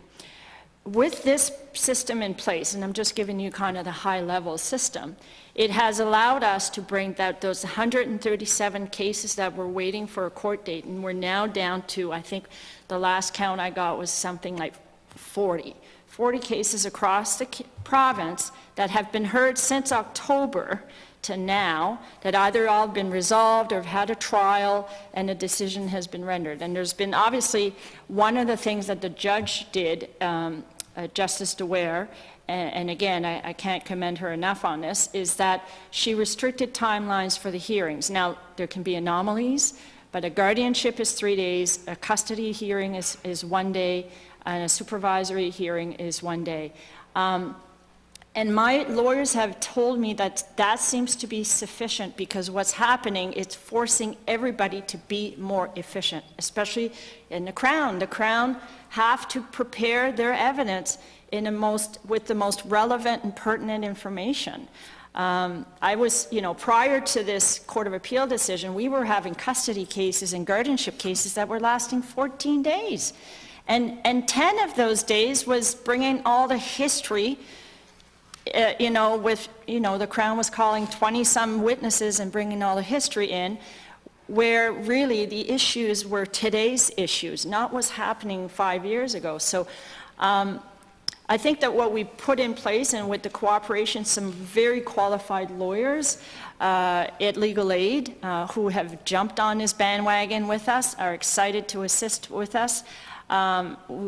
We've been able to contribute to the efficiency of getting these hearings heard quickly, but also has benefited the client-lawyer relationship, because if the client knows from day 1 they have a lawyer that accompanies them through this process, it really, I think, engages them more either to consent and recognize what they have to do to improve their situation, or fight the good fight that they need to do, because they do have a defendable case, So that's essentially what we put in place. But if Pierre wants to add comments, we did have sort of an emergency need for additional resources to focus just on this. So we brought in some contract lawyers. That's part of our budget ask for the next go, but contract lawyers, an additional lawyer in Fredericton who covers Fredericton Woodstock, an additional lawyer in St. John, an additional lawyer in Moncton, and an additional lawyer that covers the North End, which is Miramichi up to Campbellton. Edmundston, we didn't see the volume of child protection cases so critical that the current lawyer couldn't cover, but having these additional resources was one of the critical points that we were able to provide such efficient service to this crisis that was before the court. And it won't be long that we will now be dealing with current cases, and there may be some other recommendations made down the road, but that the private law cases can have their place in a reasonable amount of time and not be sidelined constantly by the delays of the child protection cases. So that's essentially what's happened. And I'm incredibly proud of the team that works with me to make that happen. Thank you for the compliments. We appreciate it. But we're really proud of what we've been able to bring to the table. And it really was Pierre's, approval of waiving the financial criteria for these clients and bringing in a new kind of application process that has allowed the program to happen. Monsieur Castonguay, did you want to add anything to that? No, other than we did hire the four contract lawyers that we hired immediately. It was unfunded. It will probably be an overrun on this year's budget, but we are asking for permanent funding for those positions going forward, which is key to meeting the deadlines set by Chief Justice DeWare. Thank you. Mr. Coon, over to you. Thank you, Mr. Chair. I want to return to the discussion we were starting around the services under the Divorce Act. I have a constituent with a real-life experience with legal aid here, and maybe you can respond. So she's low income, met the tests, actually has disabilities. She's trying to divorce an abusive husband. She was approved for legal aid, but once it was discovered there was marital property involved, that approval was withdrawn and legal aid said there's nothing they can do. So is there no workaround for that? I mean, she could lose What we whatever- try to do is encourage clients, we'll do the divorce and the scope of service, is that what we try to say to clients is that we can't do the marital property division issue. Now, I should clarify that under our scope of service, we can ask for exclusive possession of a home if that falls under a support provision, or exclusive possession of certain things, okay? But the end result of the division of property, what we try to encourage clients to say, if we can sever those issues, so yes, you might have to find a private lawyer just to deal with the property issue, and we can make sure that it's not part of the hearing, like it's two separate hearings, we will take on the divorce. The other thing too is clients, we tell them, look, if you can settle your marital property division issue before, and it's not going to be part of the divorce proceeding, then we'll take it on. So we try to work and as much as possible encourage that we can do the piece that we can cover. If we can just have you sever the issue of only the marital property, then we can help you on the other aspects. On this particular situation, I'm sorry, I can't really comment on it. I vaguely remember there may have been discussions about this particular client. It happens quite a bit.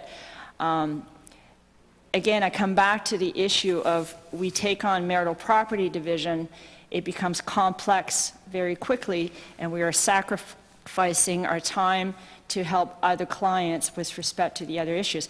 The other solution I try to present to clients is that, do you really need a divorce? Can we do things under the Family Law Act to provide you with your remedies that you're seeking for?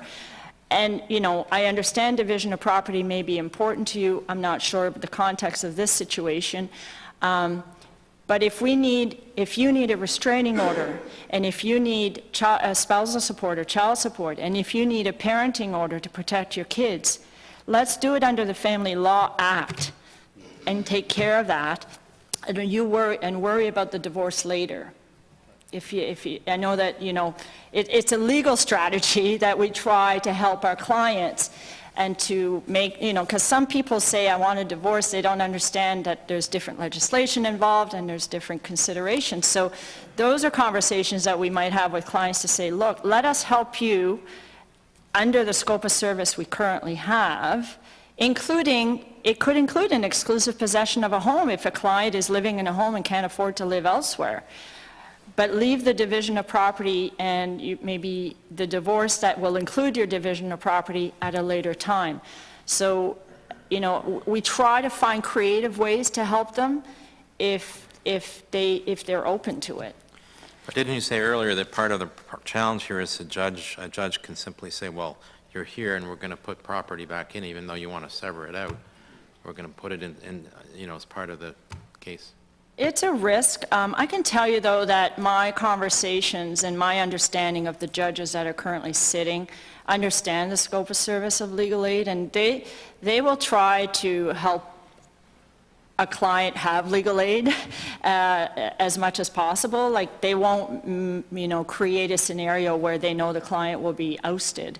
I mean, even before we weren't covering divorces, what we were creatively doing is if we had filed an application and oftentimes the opposing party was filing a divorce trying to get the lawyer off, that's what, it was a strategy. There were provisions under the Family Services Act that allowed us, the court, to grant us the ability to move forward with our application under the Family Services Act and not be trumped by the divorce automatically as what the legislation would do. So the judges are fairly empathetic to that. The problem in the case that I explained to you earlier was several years ago, and the application had not severed the marital property. What the parties had understood is the application contains it, the lawyers are going to basically speak to the issues that they're being hired to speak to, and then the parties were going to speak to their own marital property issue, which kind of creates an unusual court appearance, if you say. So severing it, of course, just creates more clarity as to the mandate. But, you know, there are always creative solutions to assist people who marital property might be a problem. As I said, for us, I think the issue probably mostly focuses on clients who want exclusive possession of a home because they want to just stay where they are, but and that is part of the remedy we can offer. So it's mostly about really understanding the client's needs and priorities. But the marital property issue is, I know it's not a popular answer. I'm just, with the resources we have at Legal Aid, we have to focus on the issues that seem to be the most impactful for clients, and those are the parenting, custody, protection, support orders. Okay, thank you.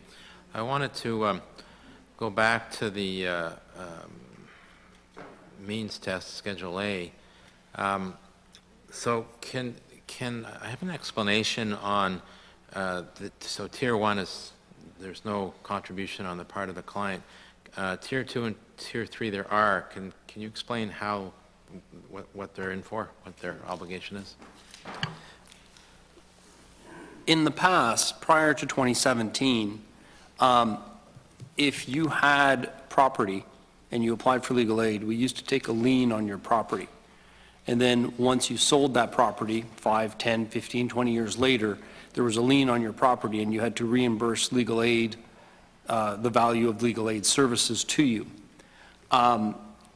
We believe that the way that lien program existed prior to 2017 was not fair to all citizens of New Brunswick, given that some people in rural communities have property, and you know, in urban areas there's more apartments and availability for other housing, so we had less liens. In order to make it a more fair system, we wanted to really reduce the number of liens that we would get at legal aid. But we have to, you know, liens were part of our revenue. There was revenues coming in from liens every year. So if we had stopped taking liens, we said, well, we're going to lose some revenue. We have to offset that somehow. And that somehow became the client contributions that you have here that are tiered $150 or $250 if you have more revenue and are able to make that contribution. So that's how we created that tier system. And for the most part, I mean, I think we actually are quite successful in getting these contributions. It doesn't seem to slow down the process very much. I think when you are a family client and maybe you've called a family lawyer before you came to legal aid, you'll see that $150 or $250 one-time fee is maybe a private lawyer's hourly rate. and that you pay one time for the duration of the file. Many of our criminal clients, and if they are in jail at the time of applications, they automatically qualify. They have no revenue necessarily, so they pay no contributions. So that, it doesn't really slow down the process. And there have been times where I have the authority to dismiss the paying of a contribution if it's a specific hardship, or if there's a file that we feel that, needs to have that exception. So that's how the contributions came about, and that was the history. Thank you. So the eligibility and contributions based on your gross annual income, they're outlined here in Schedule A. I just wanted to go back again to the, essentially what Canada has decided is the poverty line. They use the market basket measure now officially as the poverty line, and they use a reference family, so it's essentially a family of 4. So if you look at that reference family of 4 in the household for 2021 in Fredericton, well, let's say for 2017 in Fredericton, the poverty line through that market basket measure was $43,000. In 2021, it increased to almost $47,000. Your Schedule A, you're not eligible if your family, and this is for Fredericton, this market basket measure, it varies depending where in the province you are, but your family of 4 would be ineligible with an income of $50,401.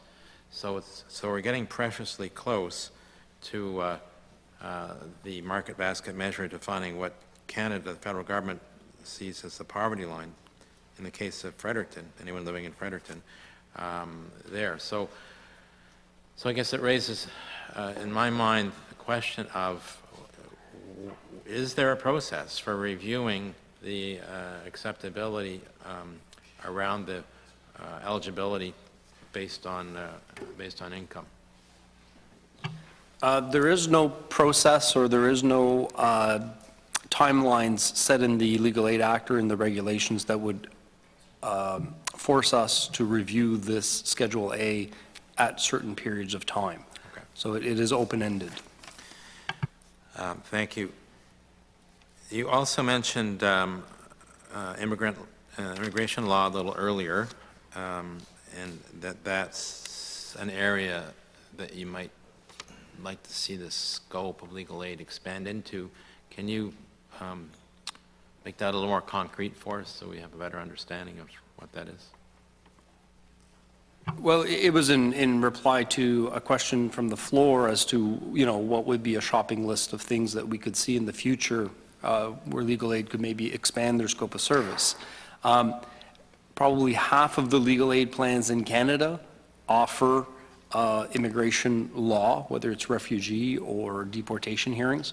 None of the provinces in Atlantic Canada offer this scope of service. But what I am envisioning is, as the demographics of the province are clearly shifting and changing, and we see a population growth, and in this area, we still represent these clients on family law matters or criminal law clients if they're immigrants or regardless of their status. But I think as that population grows in New Brunswick, I think we're going to, the need for it, and it's a legal question. It's something that, it's complex. It's, refugee law is complex in and of itself. So it's something that I envision that legal aid should be looking at potentially expanding. And there is federal funding as well if you offer that type of scope of service. There is some federal monies that could be found to assist the programming. But is it not the case that the legislation would have to be amended to enable you to do an immigration law? Correct. The Legal Aid Act would have to include that scope of service. Okay, thank you. So through the discussion this morning, I see lots of improvements to your legislation that could be made. That's a piece of work I could add to my work plan, I guess. Those Oh, the other area I wanted to ask, in your annual report, you indicate reasons for refusing legal aid. And in the case of criminal law, there were between 86 and 85 people, depending on which annual report you're looking at, who were denied because of coverage restrictions, I think was the language used, and another 65 to 68 on the family legal aid side who were refused because of coverage restrictions. So could you just indicate examples of what might fall outside of the coverage restrictions in both cases, on the criminal side and on the family legal aid side? Because this is a substantial number of people. Yes, well, when we refer to a coverage restriction, in criminal law, that would be when we talk about the likelihood of jail. Okay. So if you have a ticket, we're not going to represent you on a speeding ticket, there's no likelihood of jail. So you would be denied legal aid as a coverage restriction. It's beyond our scope of service. Because the line above that is financial eligibility. So we note why you're being refused. So the coverage restriction. It's the same thing in family law. There's a financial eligibility, but then there's coverage restriction, and it would be that you're applying for something that is beyond the scope that we've been speaking about this morning as to what type of services we provide. So we lump that into coverage restrictions, which is why you're being denied legal aid. So in the case of the Divorce Act, things... Mr. Castonguay, Mr. McKee, over to you. Thank you, Mr. Chair. So we talked a lot today about, the scope and, different ways you might be able to increase services. You mentioned housing and immigration. Obviously, budgetary requirements would follow. In the upcoming budget, I guess, pre-budget consultations, what have you requested in terms of budget for the upcoming year, and are there any increases in scope that you're looking at or that you have officially proposed?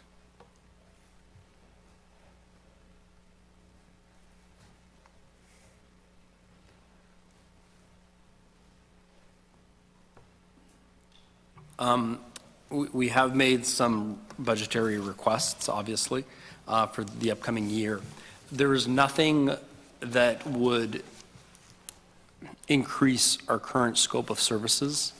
As Ms. Landry explained, we did have 4 unfunded family lawyers to respond to the child protection directives, so we're seeking to have the permanent funding for those legal positions. We have put in a significant request to increase the tariff, as we've spoken about, but that would not increase our scope of service. That is the bulk of what we're seeking.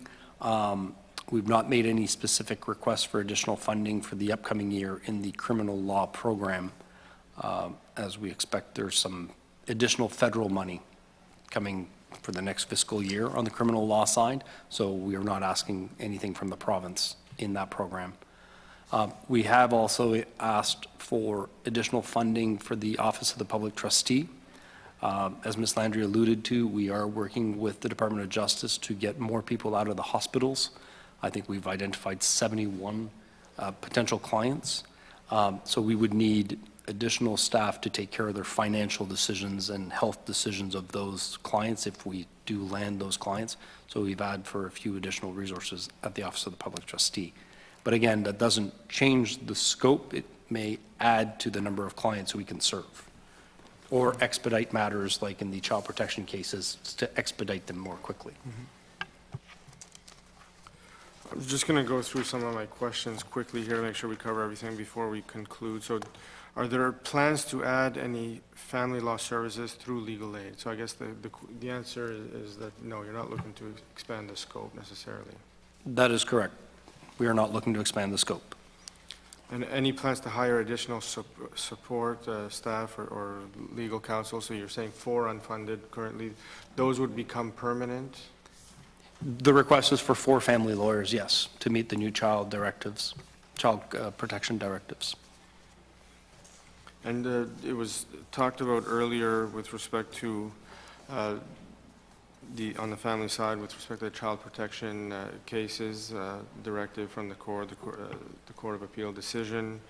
There's been changes to legislation, the Family Services Act, as well as corresponding from the case, the Child and Youth Wellbeing Act. So with all of that, those legislative changes, how have they impacted the delivery of legal aid services?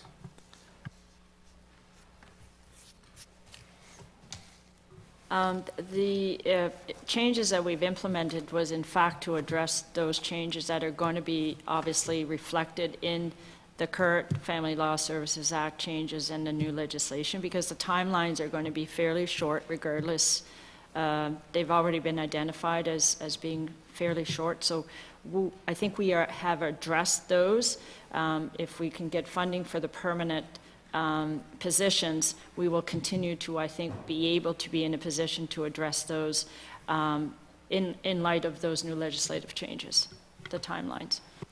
And when there's a date that is set, and so you're looking for, if you're looking for a private bar lawyer or on staff, that they have to be available for that date. Is that correct? They can't accept it and then say, well, I'll try to ask for a new date from the court. Like, is it set in stone that those hearings must proceed on those certain dates, and there's no maneuvering that can be done by lawyers? I'm not sure if your question relates to criminal law or family law. On the family side, On the family side, okay. with those deadlines. Yes, the deadlines now are typically when a application is filed with the court, the dates are all preset. There is some ability for a lawyer to ask for an adjournment if the exceptional circumstances criteria that was set out in a court of appeal are met. But for the most part, because of this system we've put in place, the lawyer that shows up at that first appearance already is aware of those trial dates and already is aware that they're available for it. I mean, unless there's an unforeseen intervention. On the hiring of the private bars, it can be a bit of a challenge sometimes, but those have been exceptional situations for the most part, because the way the plan is laid out, everybody knows when the court dates are and they know that they should be available for those dates. Specifically with private bar lawyers, we won't give you the certificate if you're not available. Okay. And so you talked about hearing date, taking like a 1 day for this, 1 day for that. The final hearing of a matter, I don't know if it's a guardianship case, how long are those taking now? Is it mandated to be sped up, or court directives? Like, do they have a specific time now? Because I know you talked about it taking a lot of time in the past, and in fact, one of my last cases in 2018, before being elected, I represented a child on one of those cases, and I think it took about 16 court days. So how long are those final hearings taking now under these new directives? For a guardianship hearing, the directives is 3 days. It's 5 days, it's 3 days of trial, and the directives state that the judge has 2 days to render a decision or write a decision. And they, for the most part, have been respected. So it's 3 days for a guardianship, it's 1 day for custody, and 1 day for supervisory order. Those are the directives, and I would suspect that 95% of the time they are being adhered to now. I'll turn now on to the criminal side of things. So you mentioned there's no ask for an increase in budget in the criminal side, but there could be some increased funding from the federal government. What would those amounts look like? The federal government announced that they were doing a one-time legal aid increase of $60 million for the next fiscal year. It's not permanent funding, it's a one-time. The proportion for New Brunswick would be around $900,000, which is a huge amount of money for New Brunswick legal aid. The challenge with that much amount of money coming in, and it has to be spent on the criminal side of our program, is that since it's not permanent funding, you can't go and create 6 new lawyer jobs because the following year you may not have the money. And we may be able to add additional criminal lawyers via contract, but currently recruiting lawyers is very challenging in this job market, and only offering contracts, really people are looking for full-time positions if you're trying to attract them. So it's going to be a challenge to see how we can best utilize the money, knowing that it's not permanent funding. I think it's been answered throughout our discussions here that the number of private bar lawyers willing to take on certificates has decreased over the years. Is that a safe assumption? Yes, that's correct. And that there's no new criminal legal aid services added to the scope, as mentioned today. No, there's no additional to the scope. I do find that our criminal service is, the scope that we offer is pretty consistent with the scope that's offered by most plans across Canada.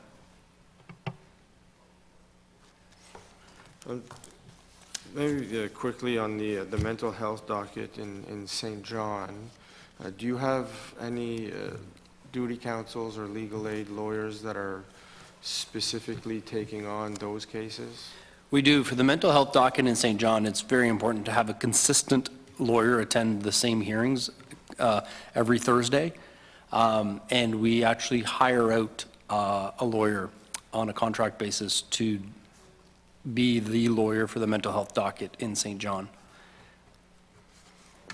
And so it's every Thursday, and it would be the same duty counsel that is familiar with the docket, the procedures, and Yes, the absolutely. type of clientele that you're dealing with, and so there's continuity there as well. Exactly. It's to ensure continuity, and it was easier to do that through the use of a private lawyer as opposed to our staff lawyers who may get into trials for a week-long trial and then they couldn't attend their mental health court. So we just thought it was safer and more better usage of our staff time to contract that out. And would they have come with any special training or? The lawyer the lawyer that we use, no, not special training. He had been on our panel as a panel lawyer for legal aid for a number of years, so we knew the quality of his work. Yeah. But no, there's no special mental health training related to the work.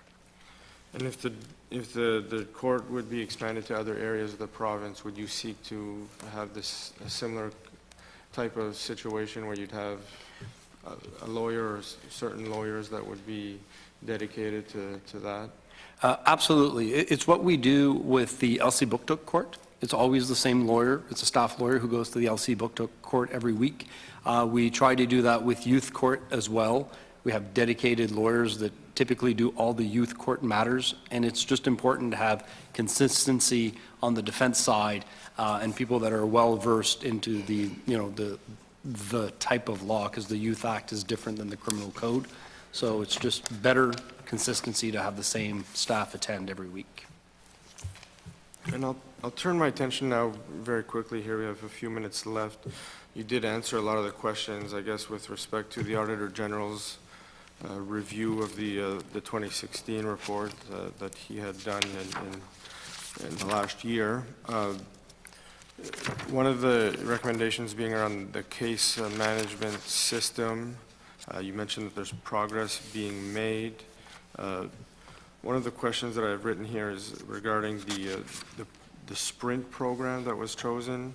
Could you briefly outline the nature of the sprint program and why this was the chosen technology? So a sprint is actually not a program. It's you could call it a patch in the IT world, or it's when they do an upgrade to the system, right? So the language that they use, it's not my language, they're called sprints. So every time they do one of these sprints, they look to augment the capacity of our system.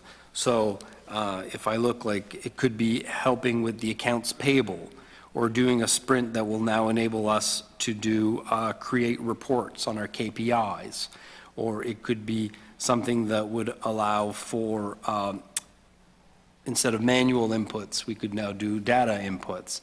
So a sprint is kind of just it's almost like a goal or a patch or something you add to the system that increases its functionality. And we've done 8 so far, and we've scheduled for a 9th shortly.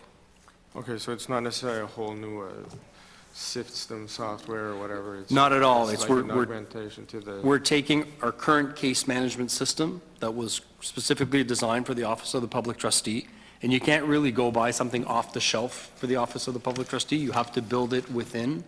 And what we're doing is we're augmenting its functionality with each of these sprints, as was recommended by the Auditor General. And you also touched on this as well with respect to the internal audit functions. I guess the expenditure, whether it being justified or not, do you know what would be the expenditure required to implement that? Well, typically, you would need a CPA, a chartered accountant, to be on your staff. And they usually run at about a pay band 5 or pay band 6 in government, which is anywhere between $80,000 to $100,000 for this permanent employee. So that would be about the cost, and as I said, justifying the cost for the need is something we always evaluate at legal aid. And is that part of the budget request for the upcoming year? Not for the upcoming year, no.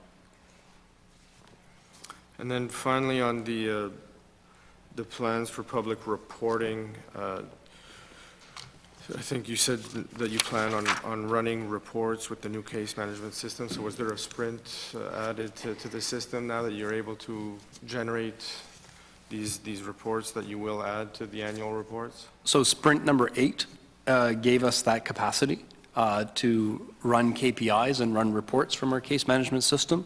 So now that we can measure, we can now move to the next phase as recommended, which is to set targets and publicly report on them. Thank you very much. Anderson Mason? You know, many of the questions that I have been posed by my colleague. I was going to ask you about your wish list, and you've answered that. I was going to ask about expansion of services. Just a few small things that I do want to touch on, and it was something that was said earlier about quality versus quantity of lawyers in the system that you retain. It is a conversation that I used to have regularly with clients when they came in, and I would see that they probably should be applying to legal aid. I always say, if you are eligible, then you absolutely should apply. It is a program that is there, is taxpayer funded, and if you are a candidate, then you are going to get just as good of service through legal aid as you would from paying for a private lawyer. That is a fair statement, would you not say? Well, thank you for your support, and yes, it is a fair statement, and there is a misconception by the public saying, well, if it's free, it's worth what I pay for. However, our legal aid lawyers do this every day for their living. Either they're in criminal court every day or they're in family court every day, and are experts in that regard. In fact, they're probably more specialized than some of the private lawyers because of those issues that they focus on a very regular basis. Wouldn't you say that's a fair statement? That is a fair statement. They know what happened yesterday in court and how the judge ruled yesterday, and they'll know how the judge probably rules tomorrow as well. I used to say many of these individuals, don't pay me money for it because these are the same individuals that I went to law school with, and they are just as, if not more qualified than I am on many of these topics that people would seek out my services for. A couple of questions about the services that you do deliver. Would you have previously provided services, recalculation services, when individuals would have come in seeking an adjustment in their child support? Yes, variation of child support is definitely is still in our scope of service. The recalculation service is, from what I understand, only with the simplest of cases. Oftentimes there are businesses involved, or there are other issues that become problematic that is not covered under the recalculation service, but it is part of our scope of service. So you would still be, a client would still be eligible to apply to legal aid and receive legal aid if it did fall under the category of a more complicated situation, like you said, if there is a business involved or someone is self-employed. Yep, they would qualify, as provided they qualify financially for our services, yes, they would. I Has there been any discussion about other services that could be provided for family law? Again, family law is the area that I am probably the most passionate because it is an area that I spend a significant amount of time in. And one of the problems that we see in our system is a tremendous delay on private matters with private litigants. In fact, I'm hearing that some cases are so significantly delayed that they can be, when you are looking for a court date, it could be anywhere from 2 to 3 years before you're able to get your final court dates, because of the moving around of, And that delay changes, I think, from jurisdiction to jurisdiction. I know that I kind of inquire about these delays for private matters. In Fredericton, strangely enough, the private matters were not moved necessarily as a result of the child protection insurgents. But other areas have been, and I know that some jurisdictions have much longer delays than others.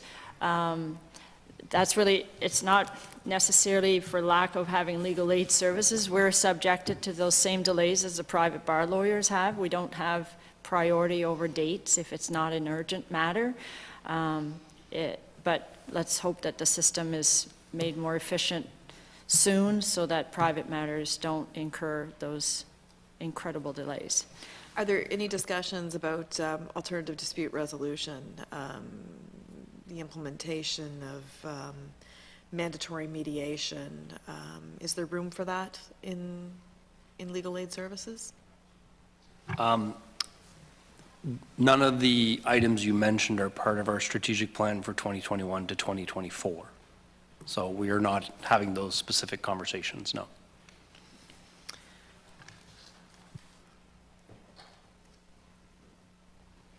And I also was going to ask a similar question as my colleague about the Elsipogtog Healing to Wellness Court.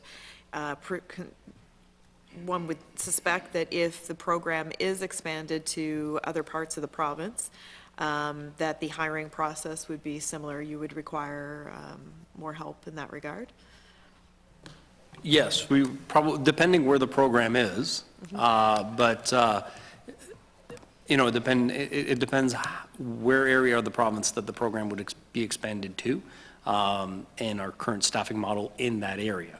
So we could potentially absorb it, as we had done in Elsipogtog, because it was close to Moncton. Yes. But if it's, you know, if it's in Tobique, let's say, it may need assistance, extra staff from Woodstock, yes. So that could potentially be a budgetary pressure. Oh, it would absolutely be a budgetary pressure. Whether it regards a full-time staff or not is a different question, but it would certainly be a pressure.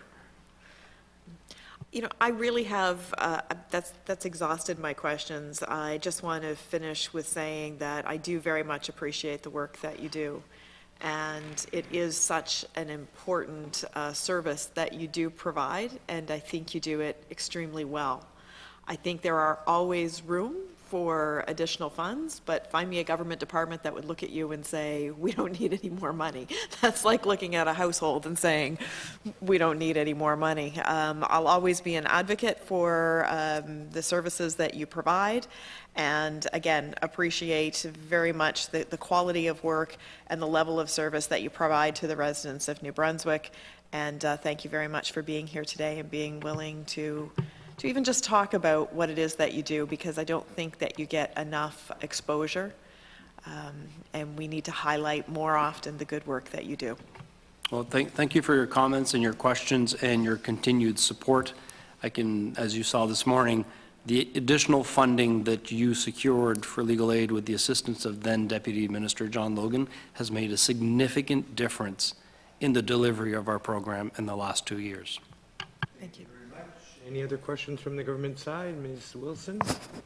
Thank you, and as well, I'll comment that we appreciate your work. You do noble work and very much needed for a large part of our population who just can't call a local lawyer and get their wallet out. So the only question I have is with reference to the public trustees services, and my apologies if somebody already asked this and I had stepped out. You were saying that you took over from the Attorney General's office, did you say around 2015? From the Department of Justice in 2012. Oh, I'm sorry, Department of Justice. Yep. In 2012. And And I just wonder, and I think you may have mentioned it, in our local Atlantic provinces, who takes care of it? Like Nova Scotia, PEI, and Newfoundland? So we're the only legal aid plan in Canada that has Oh. the Office of the Public Trustee as part of the legal aid program. Okay, So I think that's always important when you're doing cost analysis with other provinces, what they get for legal aid funding. Legal, public trustee is $1 million plus program. Right. So you always take that into account. In other parts of Canada, I'm going to let the public trustee answer and how they run their legal aid programs. For the most part, the other provinces do fall under their departments of justice. I think, for the most part, they are all there. If I'm missing one or two that might fall under another department, but for the most part, they fall under that department as well. okay. I'm helping a relative through a similar type of issue in the province of Nova Scotia, and they've decided to go with the public trustee services. And of course, there's only so many people doing the work, and there's numerous files ahead of theirs. Is there an average time wait before a new client would expect to hear from you? And the other question I have is, what is the cost to your client who uses your services versus going out to the private sector? That's a good question. It's a big question. Yes. The service, if we have a client coming in looking for a committee order, the approval process that we have for accepting the client is fairly quick. Typically, we require certain elements to be present in the application process. For example, one of our criteria is that there has to be a permanent, irreversible incompetency of the client. We won't take a client who is just having an episodic crisis and will regain capacity shortly after. The delay, the process that is so lengthy is obtaining a court order because of the procedural requirements of the rules of court and the legislation that governs this particular area of law. So, and as I mentioned earlier, so for a client who is looking for a court order, we've looked at our average time from getting a court order. It can go from 6 months to 9 months. I would even stretch that to 12 months. COVID was impossible because no doctors were available to do capacity assessments. They were all prioritizing other issues. So it can take as long as a year before we get an actual court order on a client. That's not because we're not working through that file throughout that period of time. It's just that the elements required to obtain the evidence that we need for the court can take a substantial amount of time. As I mentioned earlier, the new legislation is going to fast-track that to a large degree, especially for clients of the public trustee. Volume-wise, we're all really strapped with volumes because a lot of people do come to the public trustee. Sometimes we're last resort because family members can't afford it, but other times it's because family members do not want the responsibility of looking after a loved one in that capacity. So we currently have about 151 clients who are waiting to be transferred to the legal department. The legal department is currently working on well over 100 files right now to get those to a court order. And we also deal with deceased clients. We deal with having to apply for letters of administration when our own clients have passed away and the family does not want to administer the estate. Or there's no will. So we're dealing with a very, very high volume of clients currently, just with the existing scope of the program. Every province faces the same challenge because we're dealing with an aging population. And a lot of times, we have family who have children who don't live nearby. The mobility, they've gone to other provinces and whatnot. So there are lengthy delays in getting the service simply because the floodgates have opened. Yes. Yeah, and you're right, demographics are a big problem for many issues that we're dealing with right across the province and the country, including what you're dealing with. Yeah. So, well, thank you so much. I appreciate your time. You're welcome. Thank you very much. Any other questions from the government side? Seeing none, Mr. Kuhn? Thank you, Mr. Chair. I just had one more question, which was around the Court of Appeal. So does legal aid provide services to clients at Court of Appeal? And if so, what are the criteria for going there? Well, I know there's criteria for making an appeal, but for legal aid to decide to go to the Court of Appeal. So we do provide appellant services. As we've talked about this morning, in 2020, we created a permanent position with the additional funding we had received to create a specialist in appeals. And this individual does family appeals and criminal appeals to the Court of Appeal of New Brunswick, and also would go to the Supreme Court of Canada on our behalf. This person also does the initial assessment when someone applies to appeal their court decision. Typically, they would have been a client of legal aid at the criminal or family side and then want to move it forward because they're not happy with the decision. So our appellant counsel would be the first one to review the matter once the application from the client is received. They would do a merit assessment on, because we already know they qualified financially, so we kind of skip that part. But we look at the law and the file and the court decision, the lower court decision. This appellant counsel would, justify, look at whether the points of appeal that are advanced by the client, or if we find our own points of appeal, if they're appropriate to bring forward to the Court of Appeal. Then the Director of Family or the Director of Criminal Law makes a determination at their level whether we will proceed to the Court of Appeal.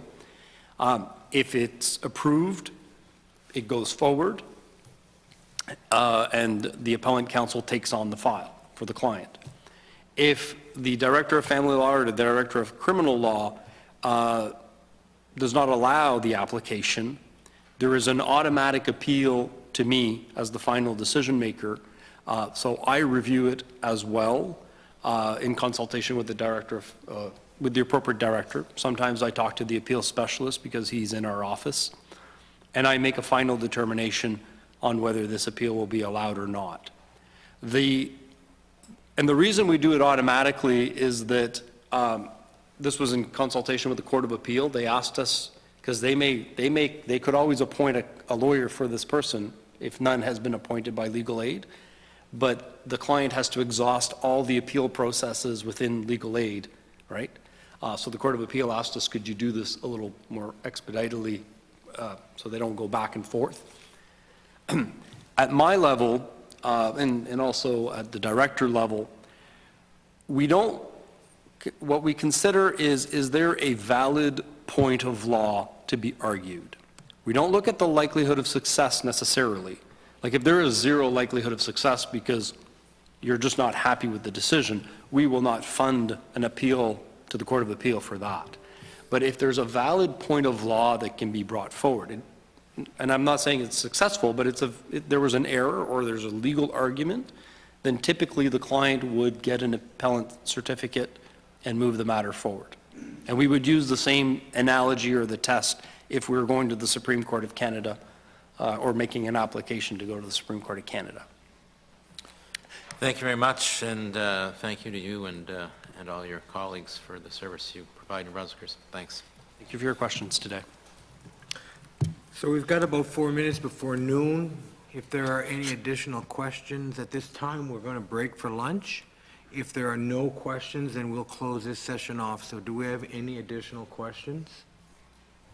I just want to say thank you as well. I didn't have a chance at the conclusion of my last questions that I appreciate you being here to answer our questions, and I appreciate as well the service that you provide to New Brunswickers, making justice more accessible for everyone. And obviously we've heard that there's always ways to improve on that, but the budgetary envelope would probably have to follow, if we were to make significant changes here. But with what you are doing, with what you have, you're doing an excellent job, and so thank you very much for being here.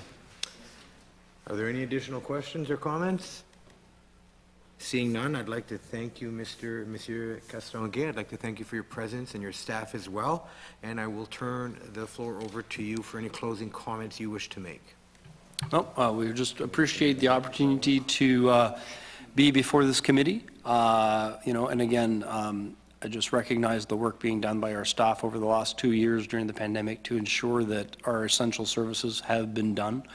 We do focus on our core work as much as we can in delivering our programs to the citizens of New Brunswick. So thank you for the opportunity to present to you today and answer your questions. Well, thank you very much for that. With that, this committee will now stand adjourned until 1 o'clock, when we will have before us Service New Brunswick.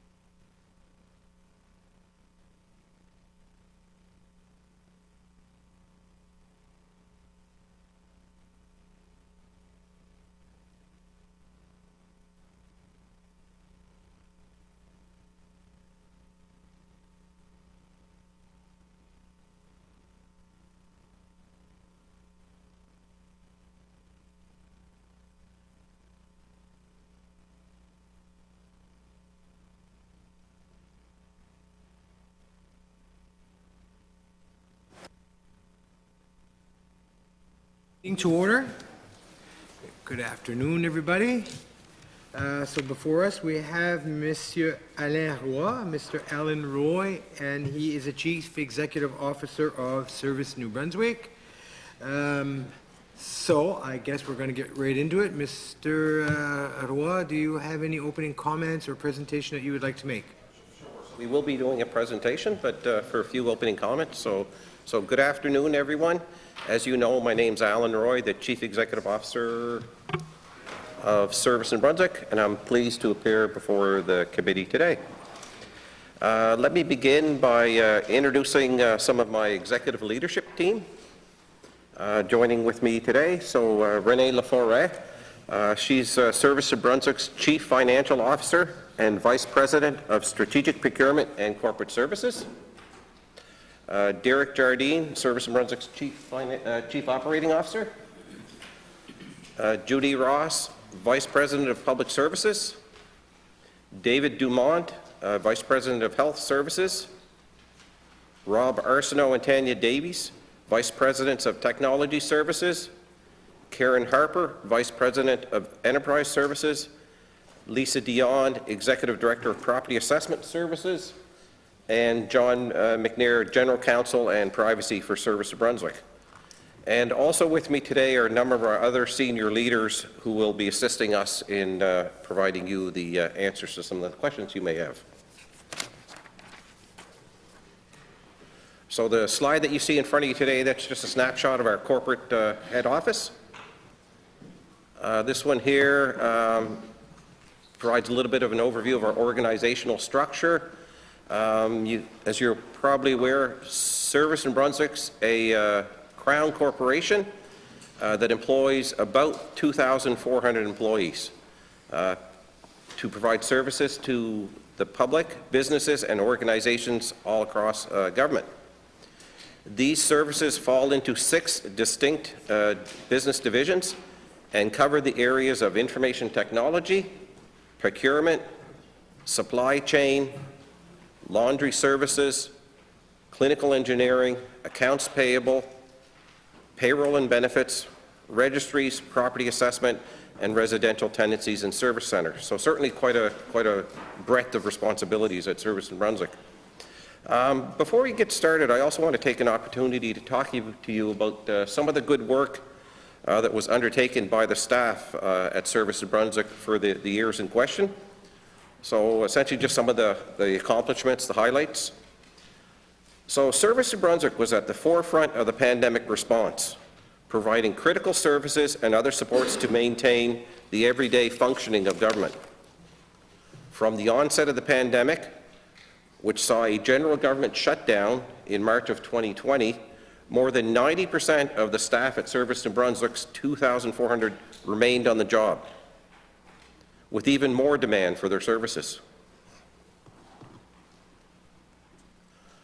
Technology services. The team moved quickly to equip Government of New Brunswick employees to work from home. They deployed thousands of laptops, smartphones, and remote access tokens. The team did considerable work to support border control measures and in the setup of testing and vaccination clinics around the province. A wide variety of IT solutions were also implemented to help government employees work differently, including web conferencing, shared mailbox platforms, and the rollout of Microsoft Teams to Part 1 employees. You may remember what it looked like before Teams and everything else was put into place. So quite a change in the way government operated, and certainly will change the way government functions for years to come. For strategic procurement. So this particular slide shows the early days of when we were required to build up our stockpile for both Department of Health and Public Safety.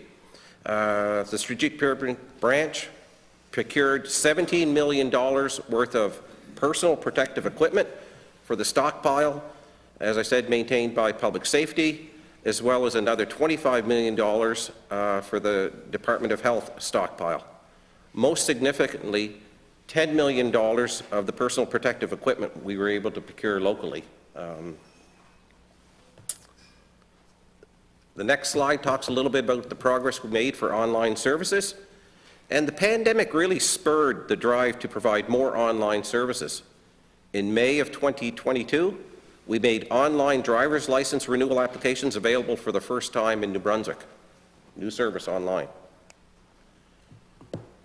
In November of 2020, New Brunswick becomes the first province in Canada to offer an online written driver's test, reducing wait times at the service centres and putting an emphasis on safety and convenience for the customers. So a first in Canada. It was great to see that roll out. Under teleservices, we established a COVID-19 public information line and email service over a single weekend, operated by our public services staff members, and staff fielded tens of thousands of calls from the public during the early days of the pandemic. And that service operated 7 days a week, and I believe it was either 10 or 12 hours a day, so certainly quite an undertaking for that team, and thousands of calls they answered. Staff also supported the Department of Health by making thousands of outbound negative COVID-19 result calls to customers. So as the information came in from health, we would call those customers back to let them know that they had a negative test if necessary.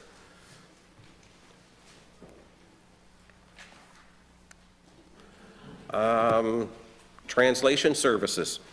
As you're aware, all COVID-19 information was provided to the public in both official languages in a timely manner, thanks to Services Brunswick's Translation Bureau. Many materials were actually translated into 12 different languages. Interpreters were able to play a critical role in the daily COVID-19 news conferences held by the Premier and Dr. Russell. They adapted their delivery model to ensure appropriate social distancing.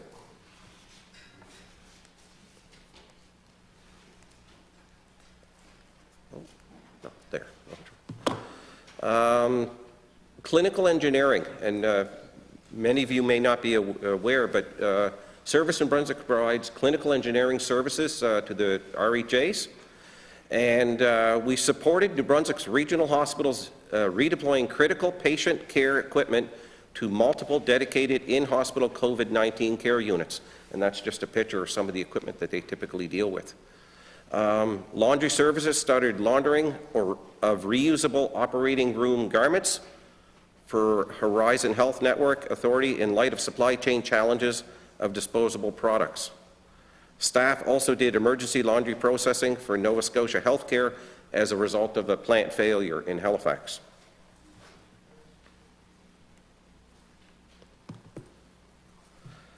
In December of 2020, New Brunswick received its first batch of the Pfizer vaccine, and the team from Service in Brunswick's supply chain ensured its safe arrival at the Miramichi Hospital. And that's what you're actually seeing, that particular box.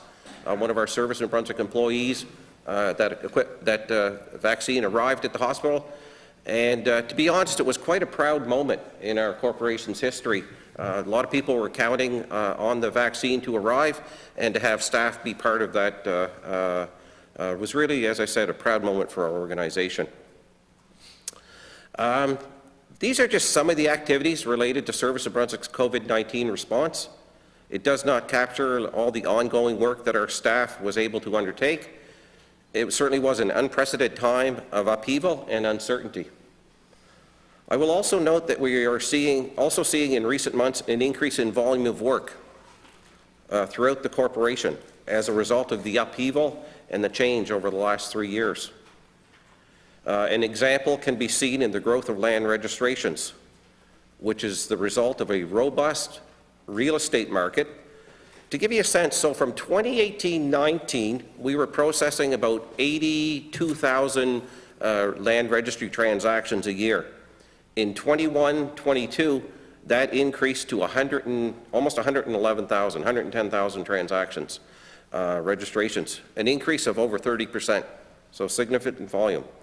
In strategic procurement, purchase orders grew by $600 million from 2021-22 to the pre-pandemic levels.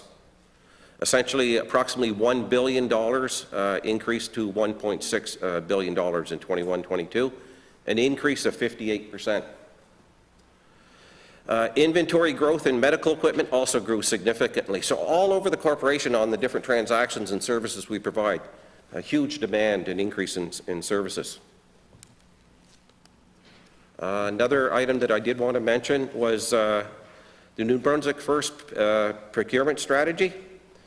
We celebrated the launch of New Brunswick's first procurement strategy and action plan. This was a project in partnership with Opportunities New Brunswick as well as Department of Transportation and Infrastructure.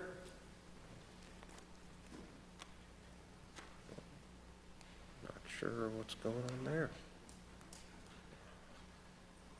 Looks like there could be a few slides missing. We're almost at the end. For property assessment, the Property Assessment Services team issued its first separate property assessment notice, and that was fulfilling one of the key recommendations of the Auditor General's report. So you may recall back in 2017 timeframe, the special examination around property assessment, one of those key recommendations was to separate the property assessment notice, which is delivered on October 1st of each year, compared to the actual tax bill that would be delivered on March 1st of each given year. Laundry and linen services finished the refurbishment of its Edmundston facility, as well as completing the upgrades to its building in St. John. So huge capital projects for 3 of our laundry facilities across the province, and it was great to have those completed, in particular because of the important role they played during the pandemic. Land Registry modernized many of its components of the Planet system that supports land registration and property mapping, and the corporate registry also launched a modernization plan. We also saw modernization efforts in IT services that enhance technology and improve security. This included improvements to the Government of New Brunswick data centers and clinical information and laboratory services, as well as electronic health solutions.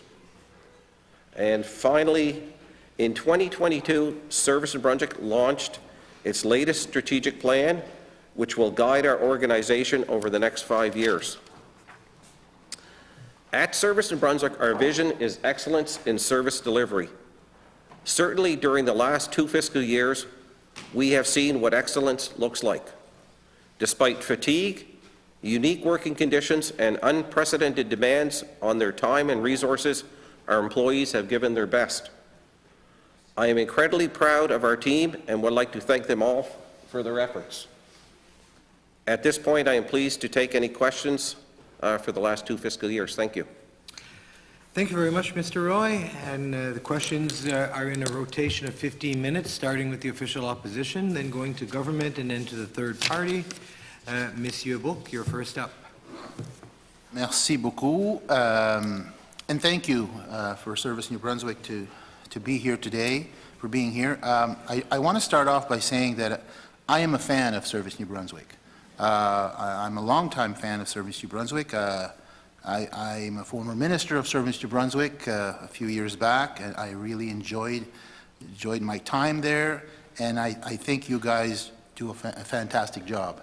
You know, I'm happy to say that it was under, while I was in government, it was our government that created Service New Brunswick the way it is today, where it was called consolidated, and I think it was a very good idea, because I like the way Service New Brunswick works. I think we've seen a lot of efficiencies, and I think things are done very professionally in a timely manner in general. So I want to start by saying that to you all. However, I hope I won't surprise you by saying that nothing is perfect, not even Service New Brunswick. We do have a few questions that we want to ask, and I'm going to start off with, you know, it happened to make the news today, but this thing about the Auditor General report of 2022 last year, and in Volume 3, Chapter 5, there's an update on the recommendations made to Service New Brunswick. There are 2 recommendations that were made to address the risk of fraud when processing payments. One issue was to address the approval process for invoices and to ensure that payments weren't approved that were over the authorization level of individuals. Has this recommendation been dealt with, and if so, how? Thank you.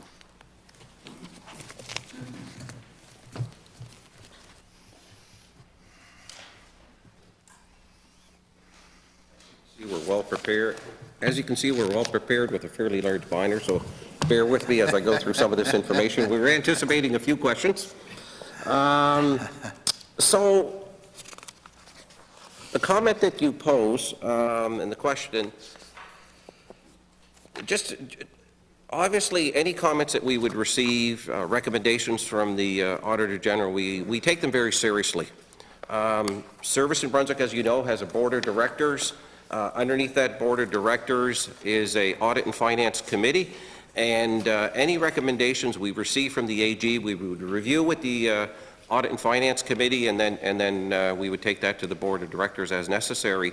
And the particular payments that were made from an accounts payable perspective, or if signatures were made without the individual having that full spending authority, we developed an action plan to prevent those things from happening and to minimize the potential occurrence of those things. So there was comments provided from the AG indicating that obviously people should be only approving what they can given their spending authority, and we put steps in place to ensure that. And we have essentially, at that time, we had 4 different accounts payable systems as well as payroll systems, and we're merging all of that into one, the new Fusion Oracle system as part of our ERP project. And so there was a lot of kind of transition during that phase, but we did put safeguards in place to prevent it from happening, in particular on the payment authority.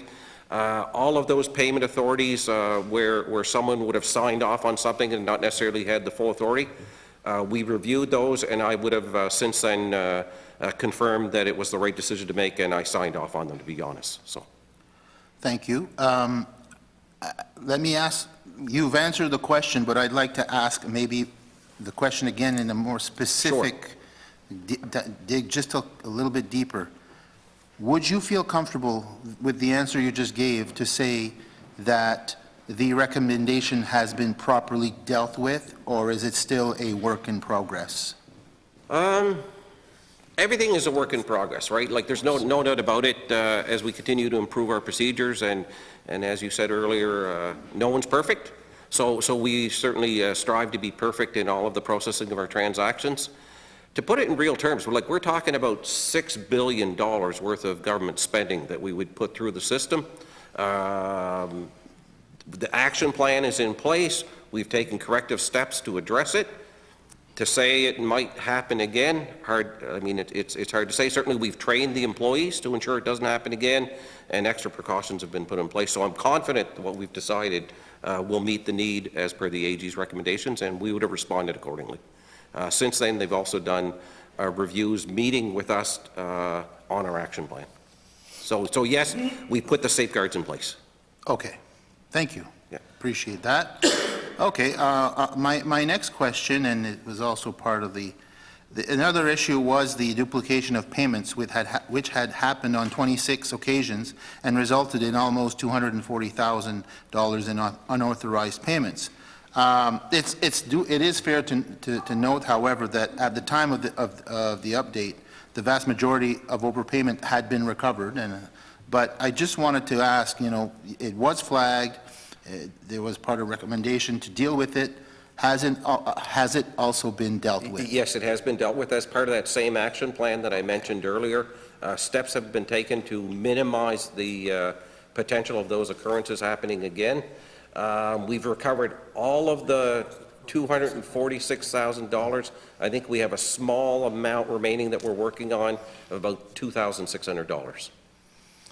And again, out of a $6 billion spend, $246,000 duplicate payments, several systems that we're dealing with, about $2,600 left to recover. And even at the time when the AG's audit was done, We were in the process of recovering some of those payments. We were aware of them through our own internal controls and procedures. So certainly appreciate the work the AG did on this file and tightening our processes. So I guess I'm going to ask the question again a bit differently. Do you feel at ease with what you have done,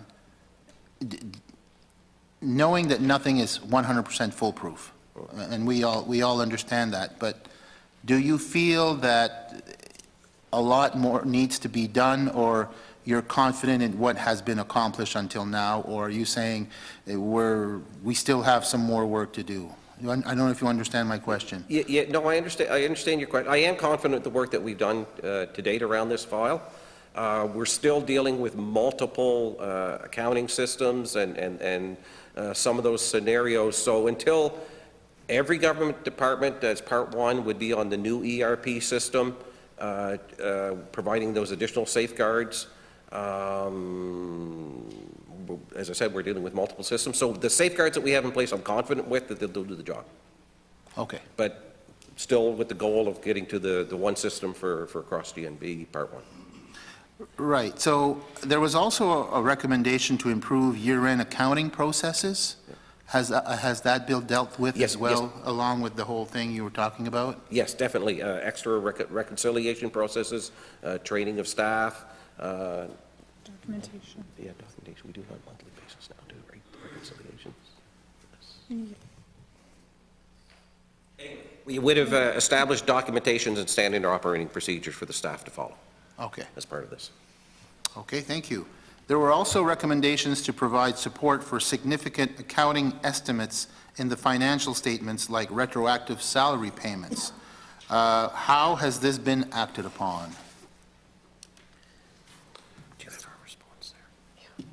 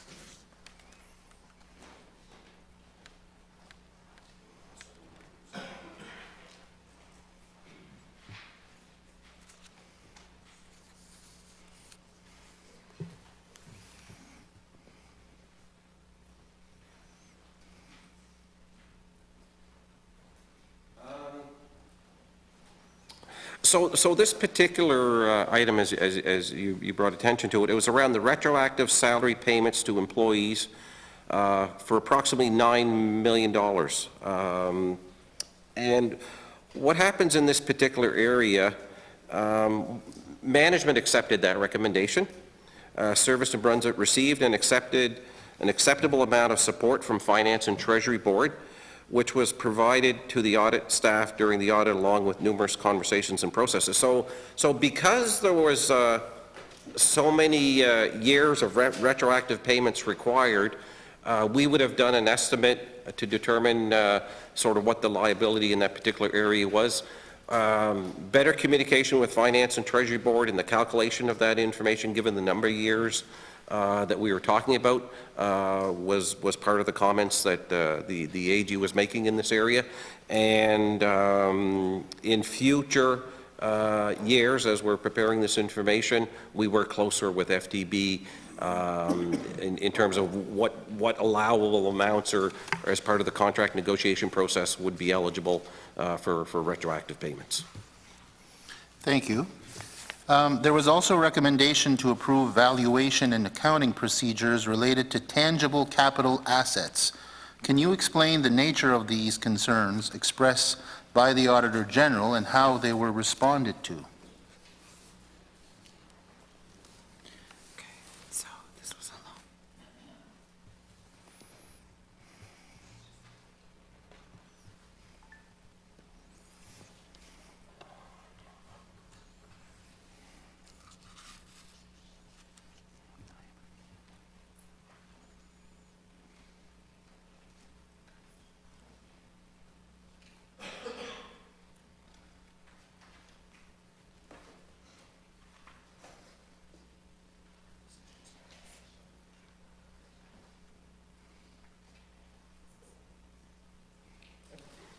So the observation from the AG's office in this particular example really had to do with capital assets and tangible capital assets, and whether they're impaired or how they would be disposed of.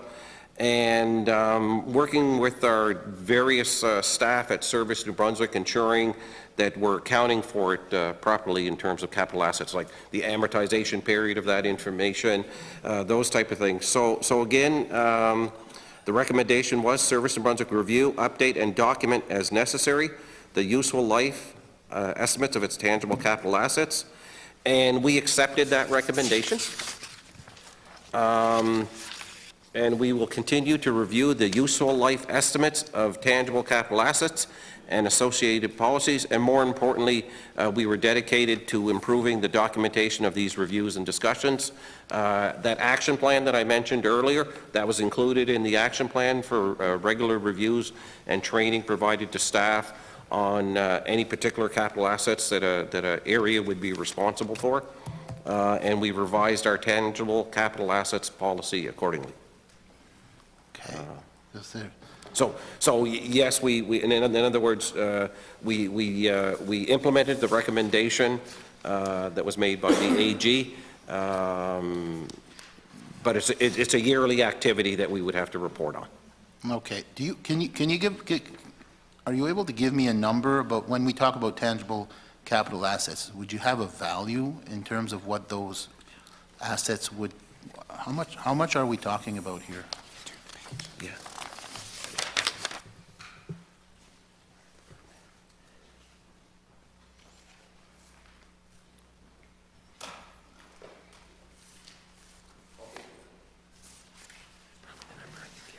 That's the amortization. Yeah, that's not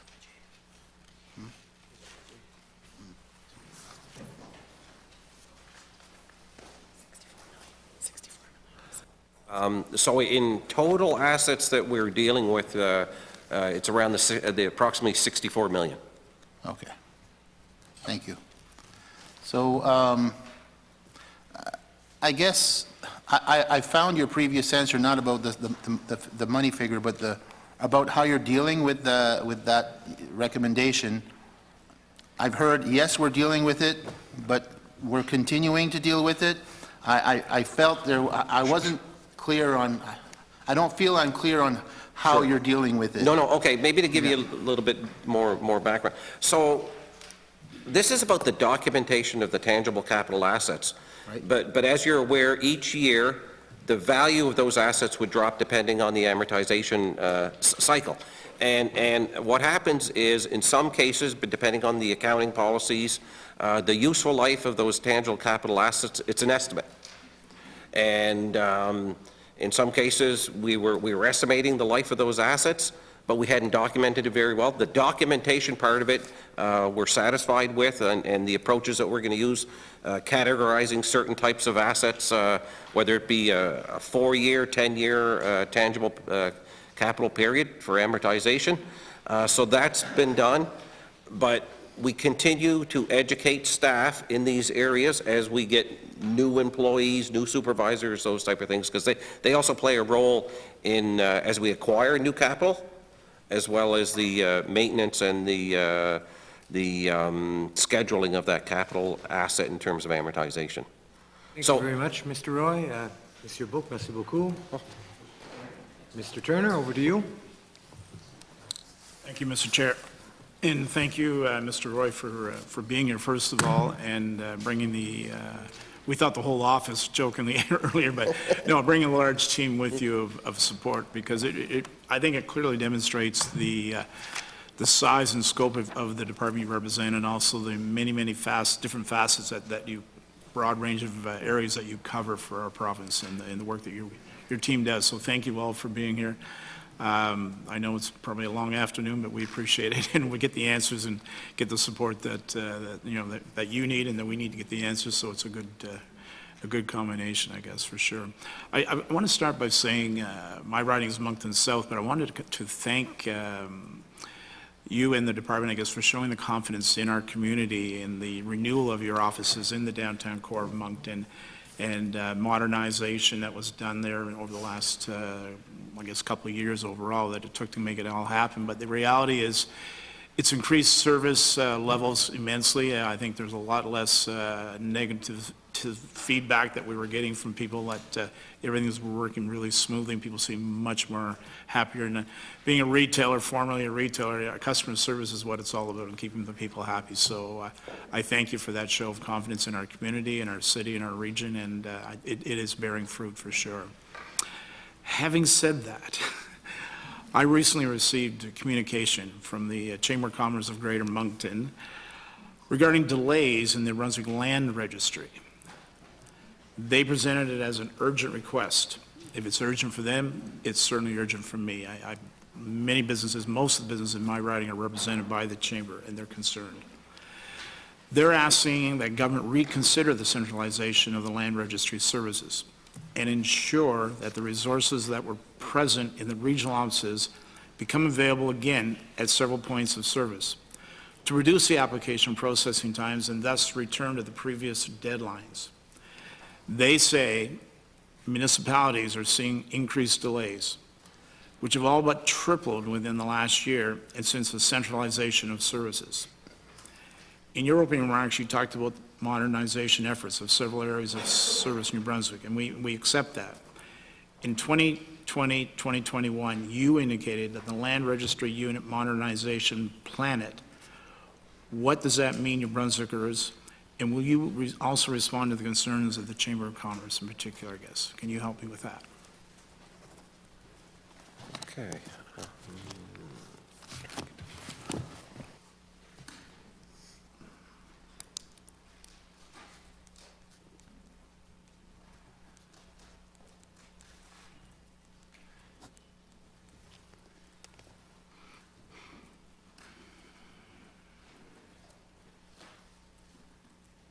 For the comment regarding the new location or the revised location for the service center in Moncton. Land registry location itself, as you know, was a centralized, it's a centralized process, and that actually occurred back in 2016, for those that are less familiar with that. We centralized all of the land registry services to one location across the province. And I know that there have been delays in land registry processing times. We're dealing with a number of factors there. Pre-pandemic, and I had mentioned some of those numbers earlier, we went from about 88,000 transactions per year to 110,000 transactions per year. Huge increase in volume of activity. At the same time, we had staff members retiring and then trying to hire new staff members. And the challenge with it is very technical type work that these individuals do, and we hire them today. There's certain things they can do day one, but it takes a year or two before they get proficient at being able to perform those skills.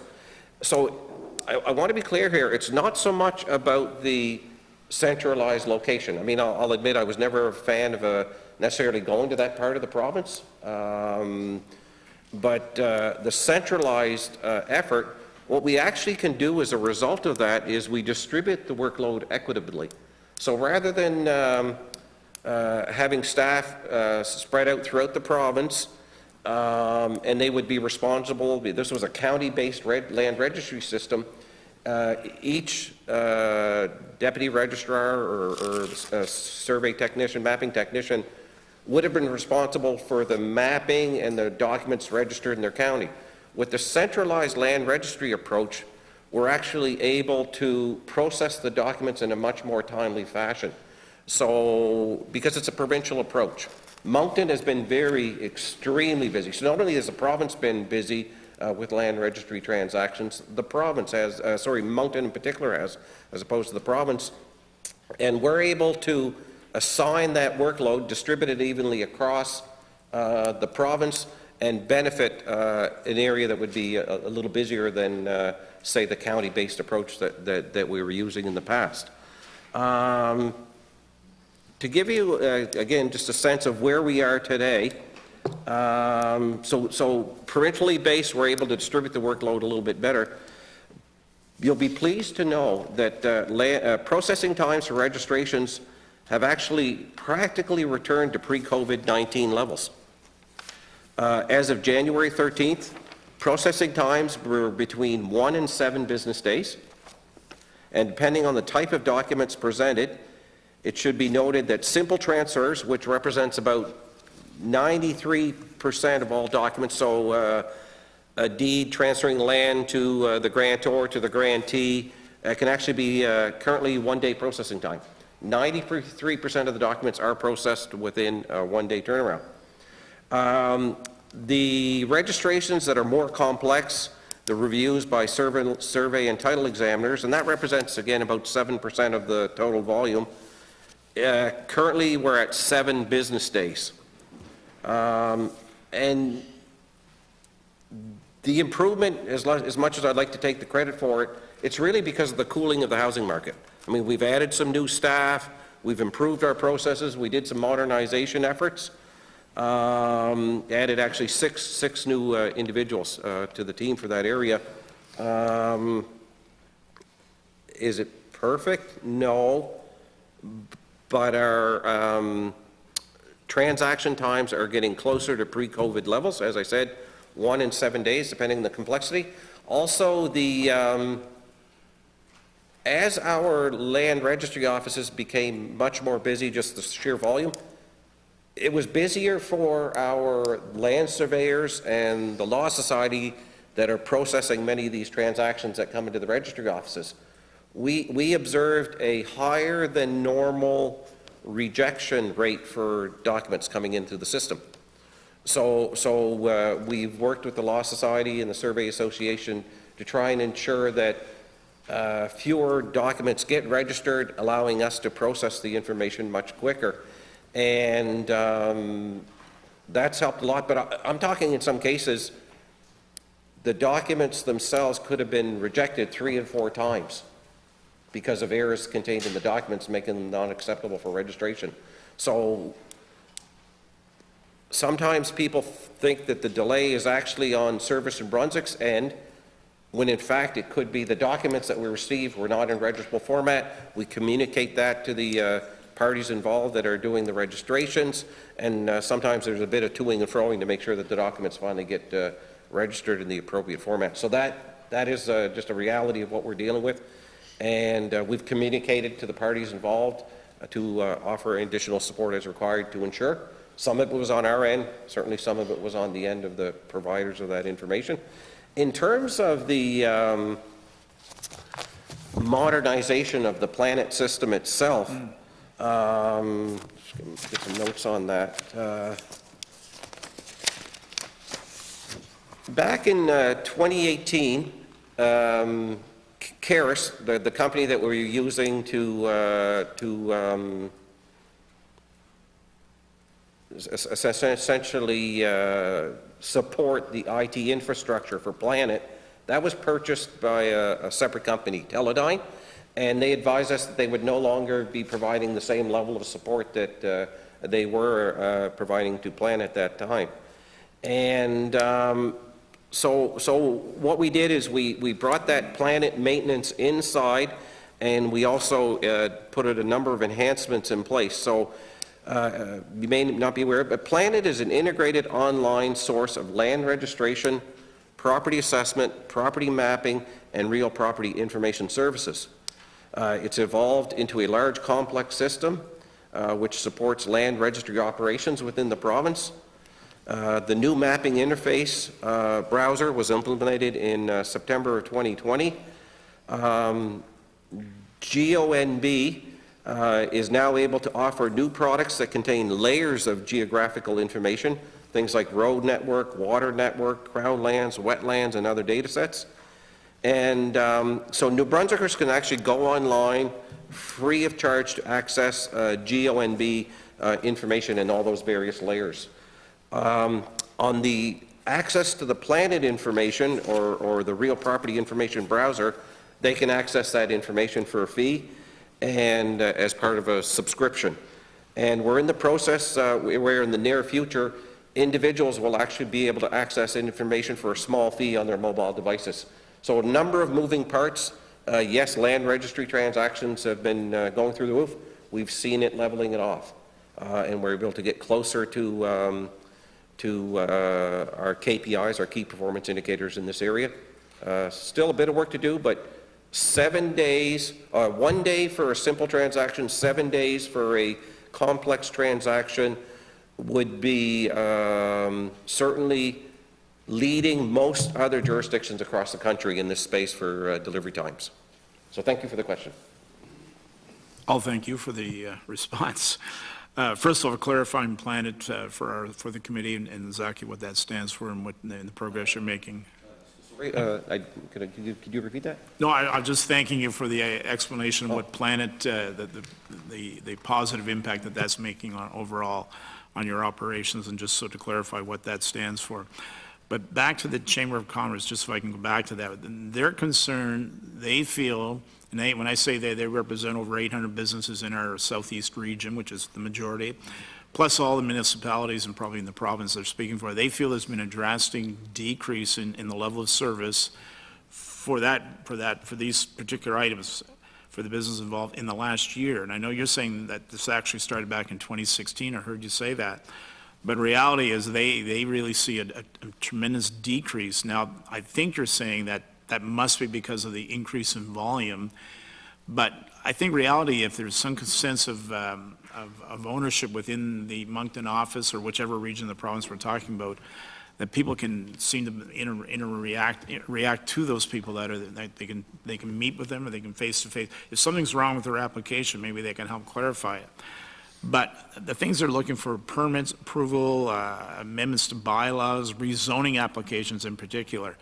And the rezoning part of it, like this is all commercial oriented, but we have a lot of big projects going on, obviously, in all over the province, but for sure in the southeast region. There's a lot of major projects that are on the drawing board, we'll say, and they can't become reality until all the permits and all the rezonings are approved by your department. So that's where I think they're looking for the assistance, and that's where they're looking for some way to speed that up. There's from the tone of the letter, there's no way that it's 1 day to 9 day turnaround. They cite one instance here in Dieppe that was a 26 business day delay, which really cost the developer over $120,000 out of his pocket because of that delay.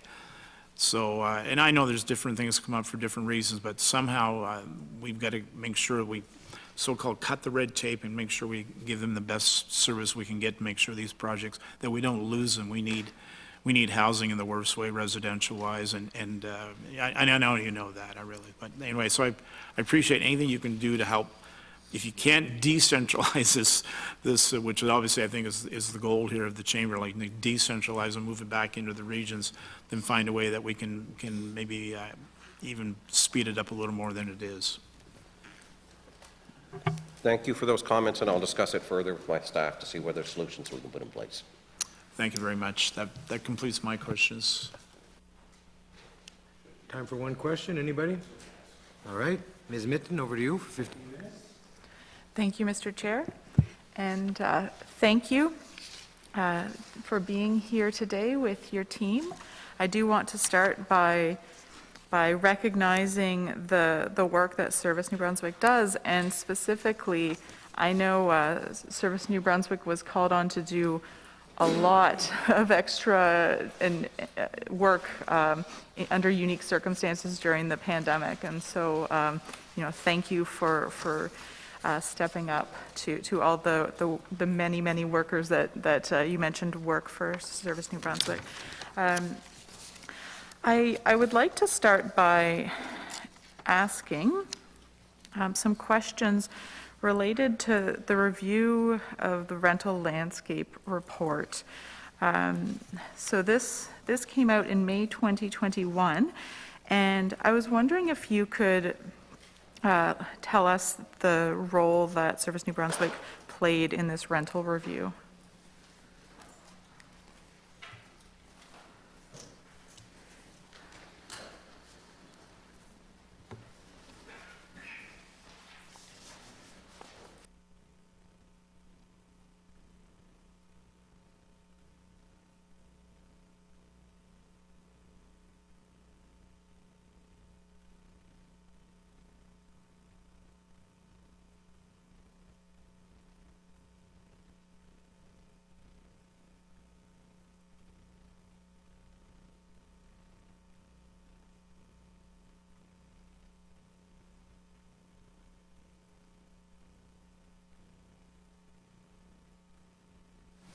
Thank you for the question. So the review that you're talking about is what we refer to as kind of the 90-day review.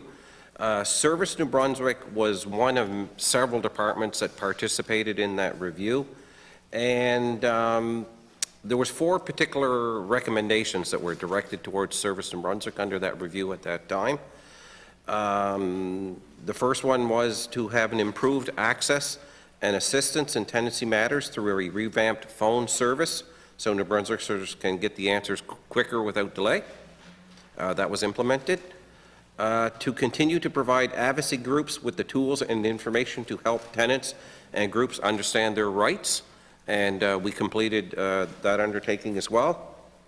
The next one was the Residential Tenancies Tribunal website had been redesigned to improve ease and use and enhance information on rights, responsibilities, and obligations.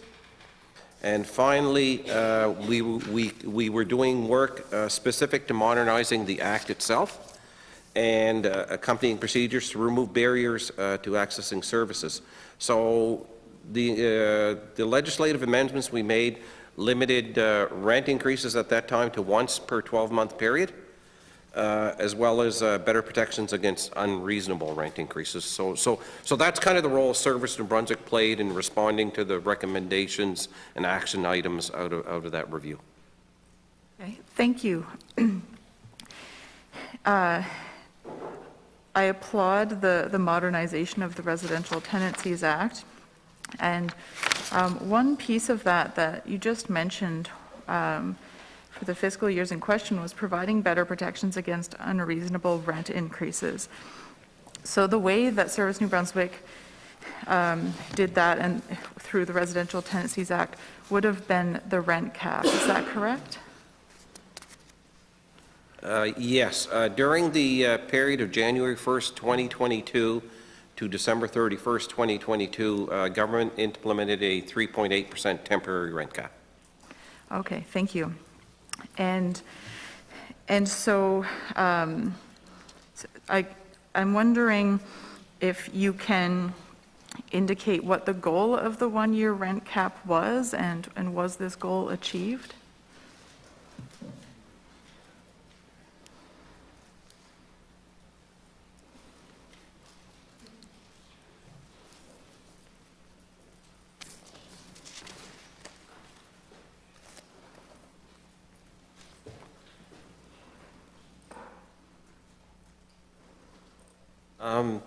Essentially, the 3.8% temporary rent cap was put into place to provide additional protections for tenants. While government looks at the broader issue of housing spectrum in particular, and are there any other programs that were being put in place as part of this 90-day review that would also help the rental situation? Some of them belong to Service New Brunswick, as I mentioned earlier, and some belong to other departments. And there was also a number of other changes that government would have taken during that time to help try and increase the supply of housing as well. Okay, thank you. And so would you say that the goals set out for implementing the temporary rent cap, that those goals were achieved? I guess I'm trying to understand if, yeah, I'll let you answer. I would say some of the goals were certainly achieved, but we were required to implement additional protections for tenants. For example, the complaint period, we went from 30-day to 60-day. Individuals could only have, they were given 6 months notice instead of 3 months notice if there was going to be a rent increase. So there certainly was additional steps that were required to continue to operate in the space. Also steps that were taken to assist with the development of more units. Okay, thank you. I'm wondering what criteria was used to trigger the rent cap. It's in order to achieve your stated goal of providing better protections against unreasonable rent increases. Yeah, I mean, the trigger itself, I mean, there was a number of things that we were looked at. Certainly, low vacancy rates was a key criteria that we were reviewing at that time. There would have been, I believe it was 1.7% that we were facing at that time, based on CMHC information. So that came through. There was a number of kind of media articles that were surfacing at that time talking about challenges that tenants were facing in particular, and what options could we put in place. I'm trying to think of anything else significant. Those would be some of the ones, certainly from a criteria perspective. Vacancy rate, unreasonable increases in certain cases. We were also made aware that people felt intimidated by coming to the Residential Tenancies Tribunal and trying to put measures in place to be more open and transparent in the way that we provided our information. Mm-hmm. Thank you, and I think that is an important thing to address. I've heard that as well, the level of intimidation about approaching and navigating that process. I'm wondering if the same criteria was used to determine the continuation of the rent cap.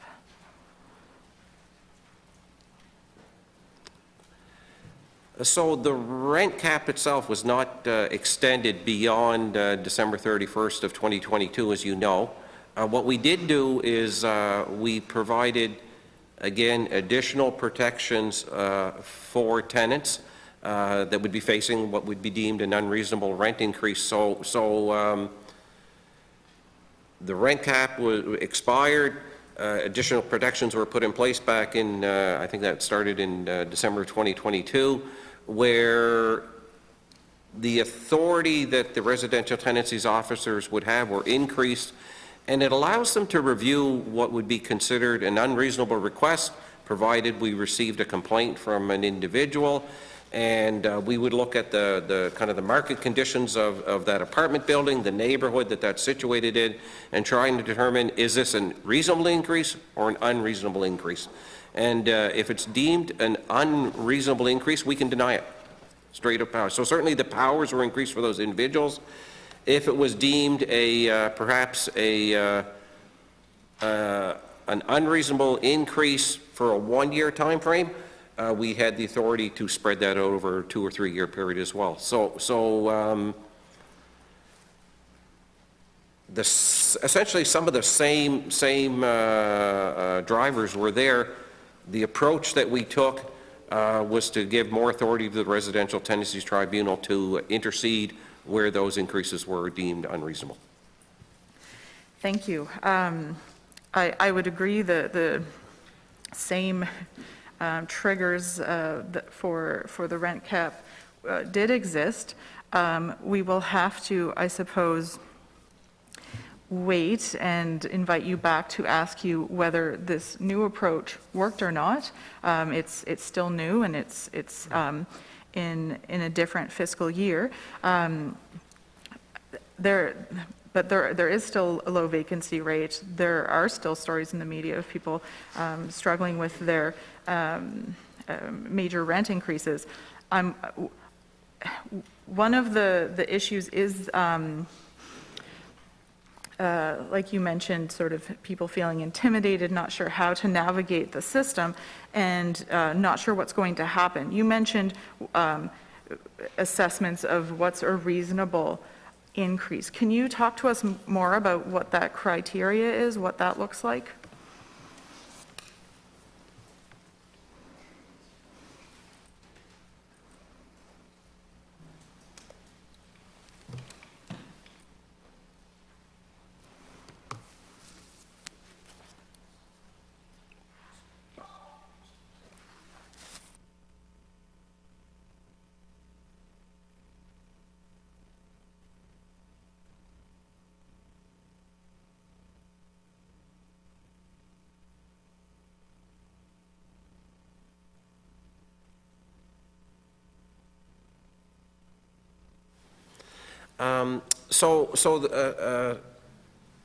again, kind of going back to reasonableness of the rents and increases, what we try and do is look at the market conditions for that area. So comparing a two-bedroom apartment unit in the same building as other two-unit apartment buildings with similar type amenities, comparing one unit, one bedroom to another one bedroom specifically for that building, and then depending on the scope, size of that apartment unit, we would take it beyond that to the neighborhood level. And it's comparing a number of factors.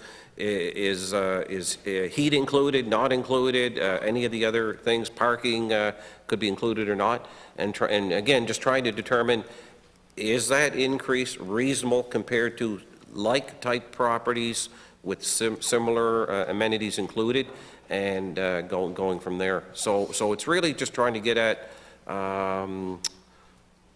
what are others facing under similar circumstances for increases or current rent payments for the market. We're also, like the CMHC data is about to come out. And we're obviously waiting for that data to come out to provide us a little bit more intel on the vacancy rates, comparable units in New Brunswick, the average increases either at a municipal level or provincial-wide. So a number of factors at play. Thank you. So it sounds like you look at the similar units in the same building, maybe looking at the neighborhood, the market conditions, what's included in the rent. And so that means that with inflation and with the active upward pressure on the market, that if everyone's rents are going up, like in a building or in a neighborhood, if everyone's rents are going up, then I guess I'll ask, does that mean that it's more likely that increases will be approved because rents have gone up just generally? I think I'm a bit concerned, and if you can provide more criteria or more concrete information about how it's assessed, it sounds like just given the market conditions with inflation and again the upward pressure on rents, that it could make it more likely that that large rent increases could be approved.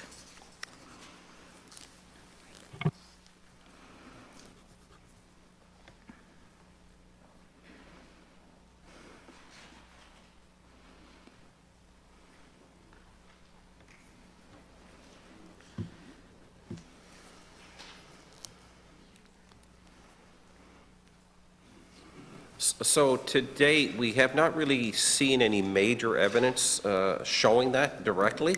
Doesn't mean it hasn't happened, but from what we're seeing in the complaints that we're receiving, but that could take time before it evolves.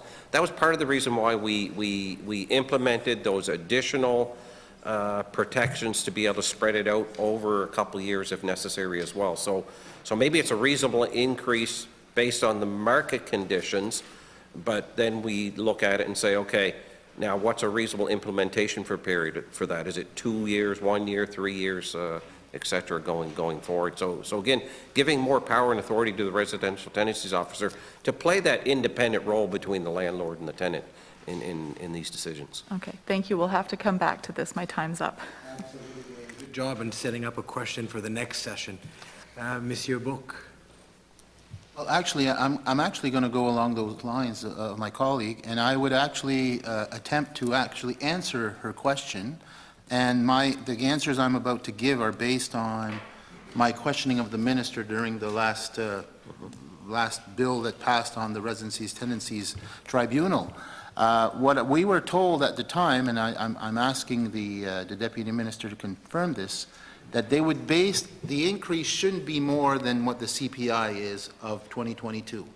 And the CPI was around 9%. They're waiting for the final number, but it'll be between 9 and 9.5%, meaning that there shouldn't be a rent increase more than 9 to 9.5% in a year. Now, they can spread it out over up to a 3-year period. So technically, if you go to the maximum, it could be up to 28.5% over 3 years. 9.5, 9.5, 9.5, that's the maximum. So that is the maximum that we've been told. That's pretty much the guidelines that the Residencies Tenancies Tribunal has been given. So if anybody has a rent increase over 10%, they would have to, I think they would have a case to go to the tribunal. So that's how I understand it. Would you mind confirming what I said? That's exactly what it is, and that's why we're waiting for some of that CMHC data to come out. And if the CPI index for the year in question was to be, as you said, 9–10%, that would be one of the factors that would be examined and possibly spreading that out over a longer period of time. And it's one of the tools that the residential tenancies officer will be examining as part of the decision-making process. Thank you. So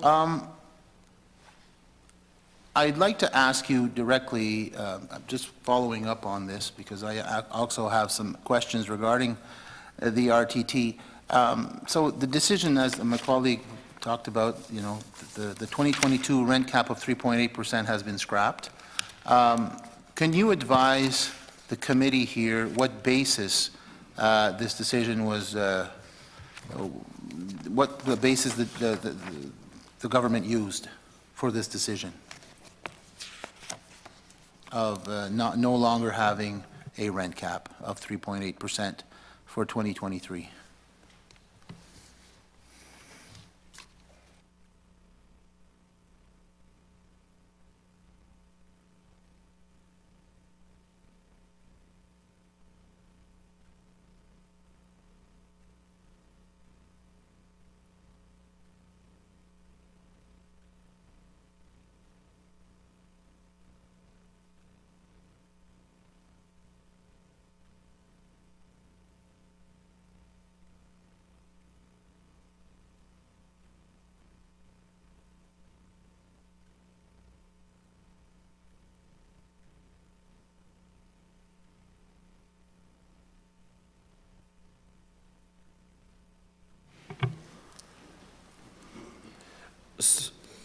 So the temporary rent cap that we put in place, it was a tool that we used at that point in time to try and have a broader view of the rental landscape in general and try and determine what legislative changes would be required to address this more holistically.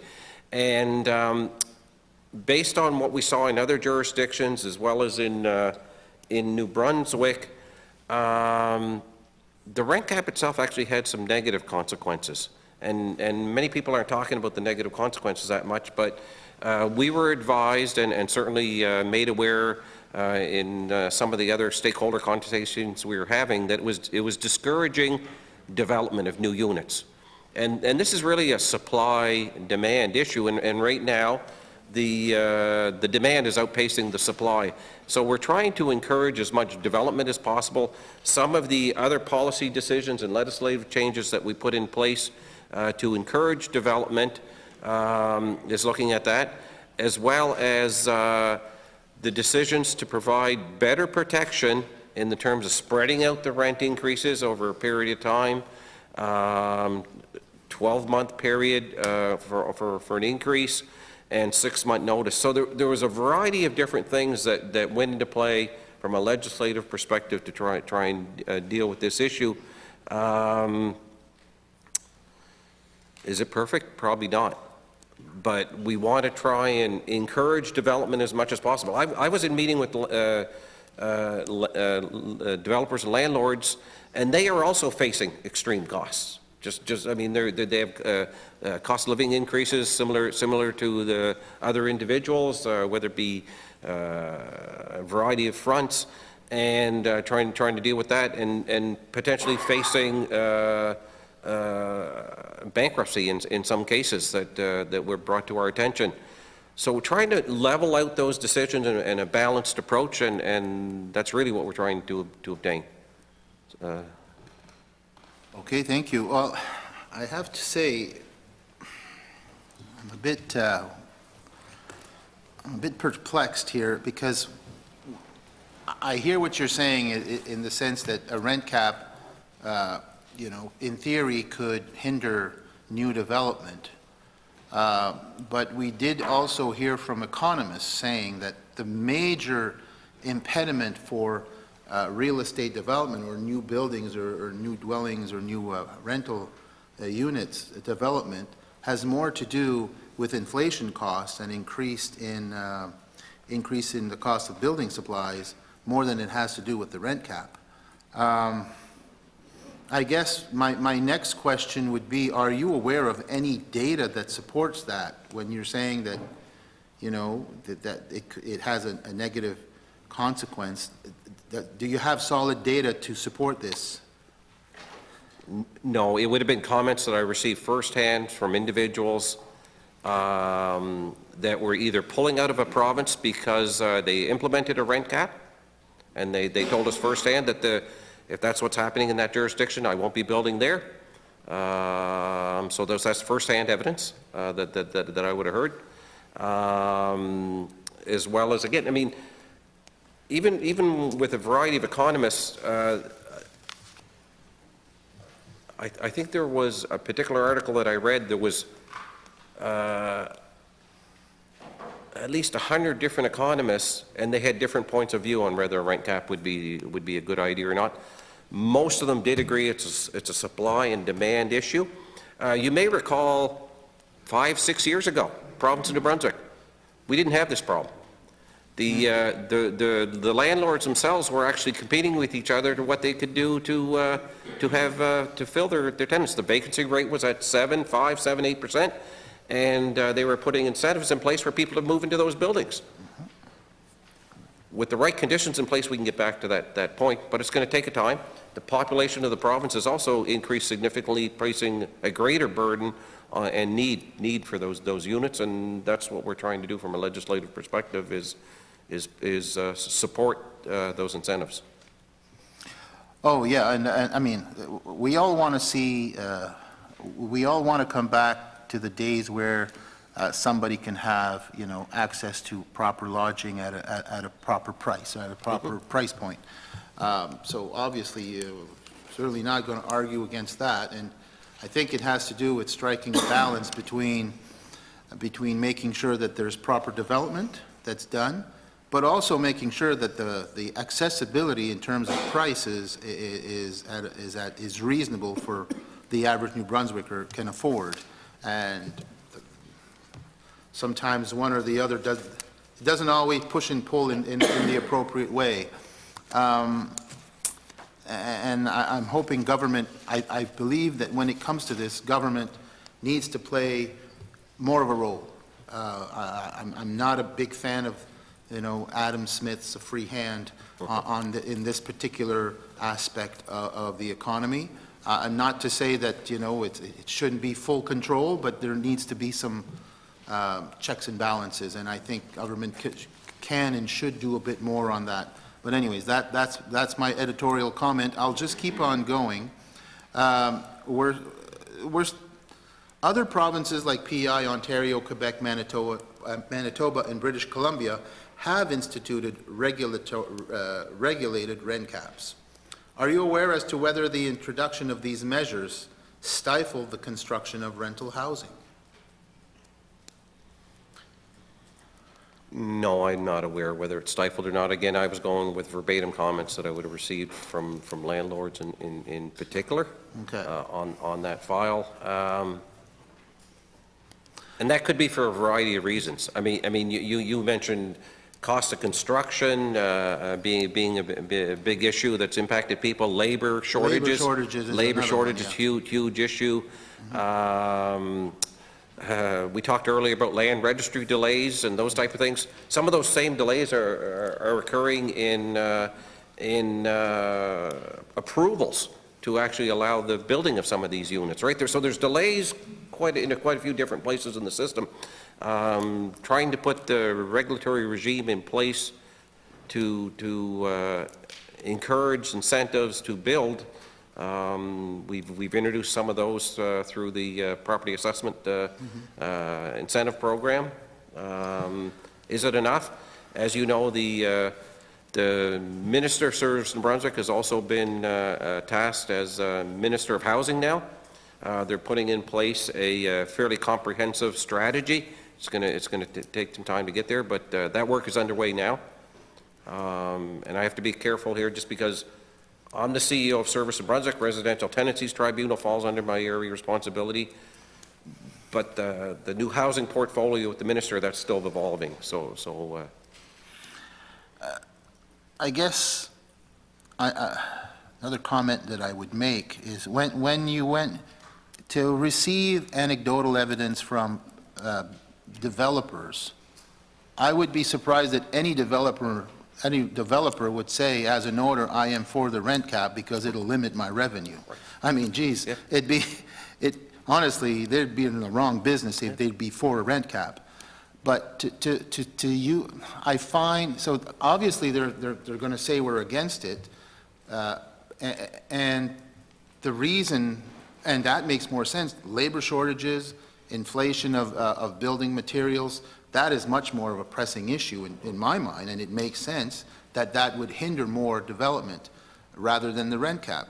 So I'm just you know, to hear that it's pretty much the main negative consequence of a rent cap here, I find it a bit disturbing, I'll be honest, because first of all, it's based on anecdotal evidence, and it's based on something that any owner would say naturally. They wouldn't say otherwise, because it would go against any owner's best interest. So I'm just hoping that more data, more solid data can be used or will be used when considering a rent cap or lifting the rent cap or reinstating a rent cap. And I guess I'm going to roll to my next question, because during the last few months, the minister has also mentioned that they're considering the rent cap if need be. And they're going to monitor the market. So I guess my next question to you is, what specific data will be looked at in order to, what would be the threshold or the catalyst that could justify the reinstatement of a rent cap? What specific data?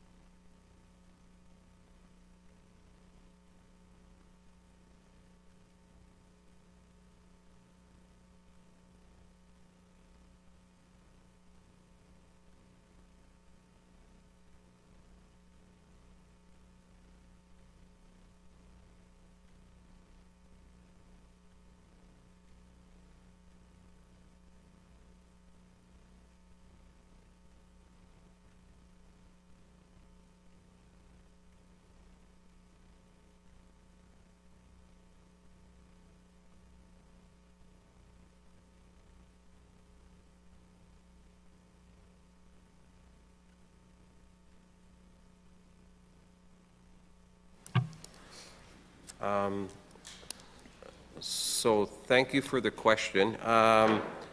So there's a number of factors that traditionally we would be looking at in this area. The obvious ones, the vacancy rate, trying to determine has it increased or decreased, in particular in the province of New Brunswick, is it specific to certain areas of the province based on share volume. The number of complaints that we would be receiving in terms of individuals requesting a rent review. So we're monitoring that type of data and determining sheer volume of inquiries, complaints, things of those natures. Right now, we're tracking about, I'll say about 1% of the total inquiries that are coming in for a rent revision. And are our measures also working?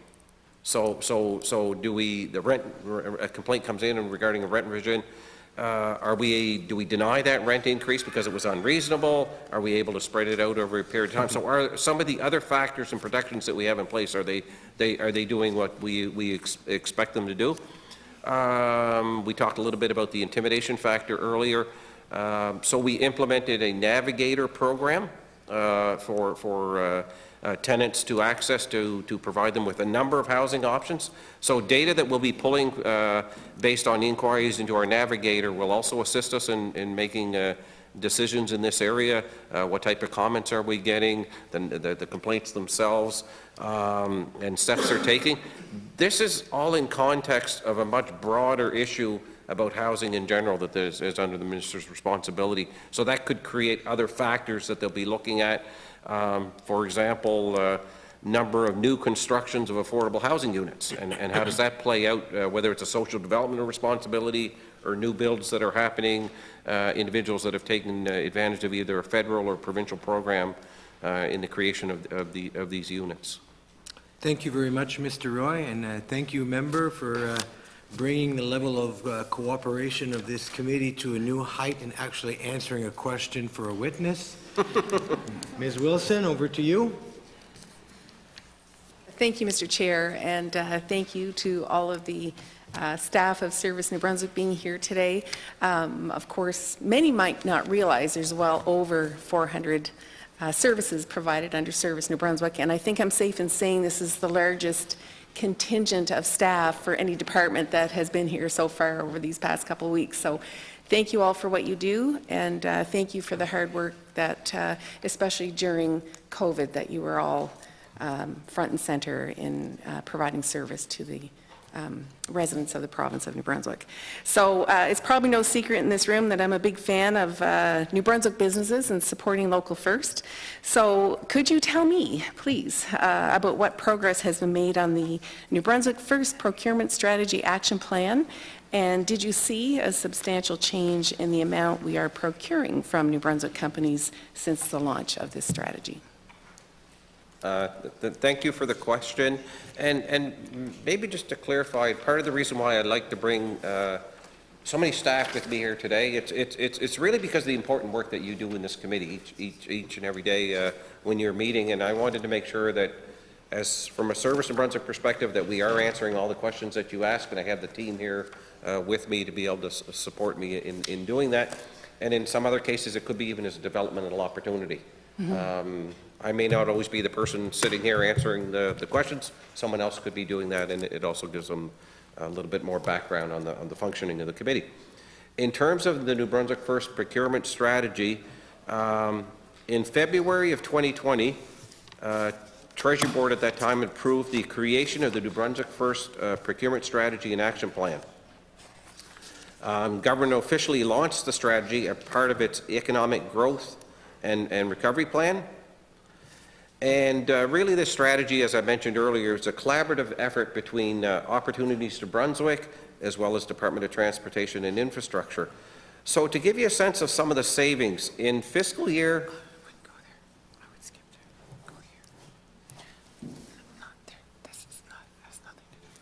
Okay.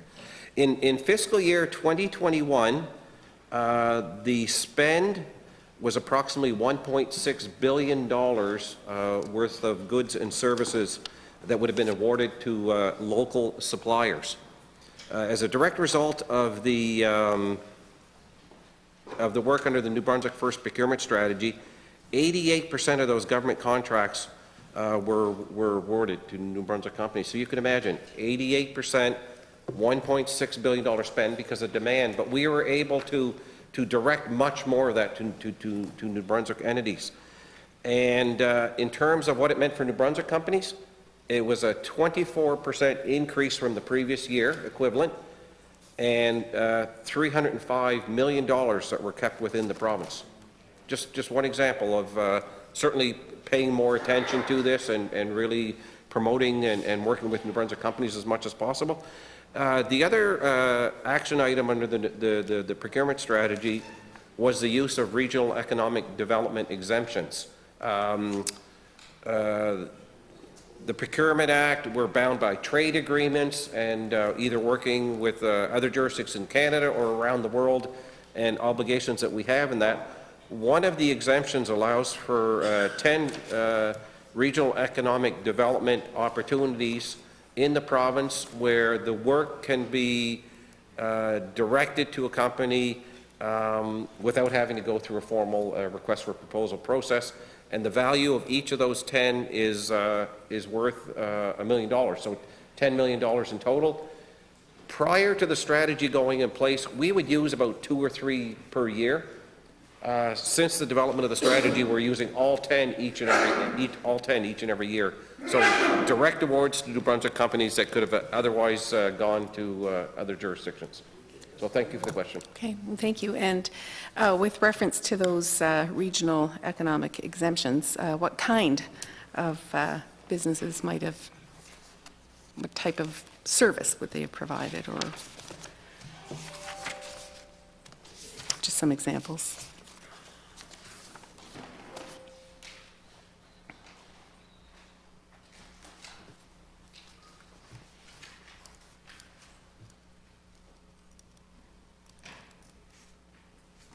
So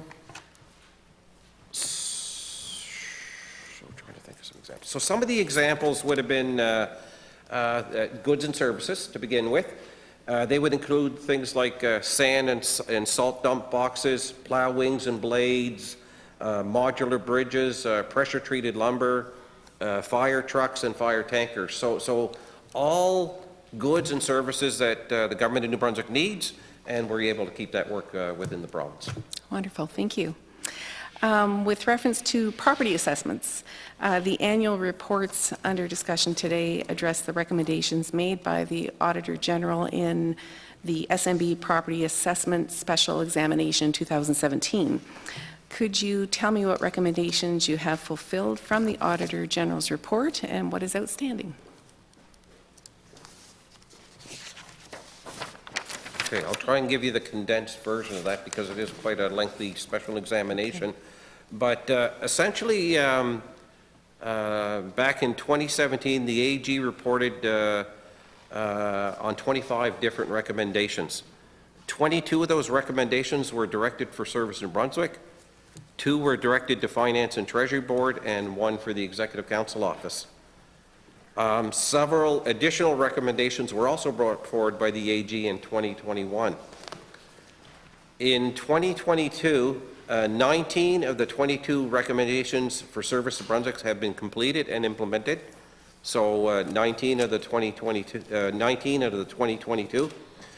Several of the outstanding recommendations really require a new computer-assisted mass appraisal system. So the technology that we use to do property assessments, it's really a combination of about 20 different standalone systems that have some interaction with each other, but certainly outdated technologies. We've also gone to market to acquire new technology to meet these outstanding recommendations. So the ones that we couldn't implement, we were limited by our technology solution. So we've gone to market to deal with those other recommendations that were created back in 2017. And the new software solution, once it's implemented, will be able to address those concerns. To let you know where we are at in the process, the request for proposal was complete. Evaluations and negotiations are pretty close to being finalized, and then we'll be going back to government with a recommendation to sign a multi-year contract. So we are getting closer to being able to replace that, the new technology for property assessments. Okay, thank you. And that should help us be able to finish the remaining recommendations to date. Wonderful, thank you. With reference to laundry services, there have been significant changes over the last 2 years in the way laundry services are delivered to our hospitals. What is the status of our laundry services to our hospitals at the end of these 2 years?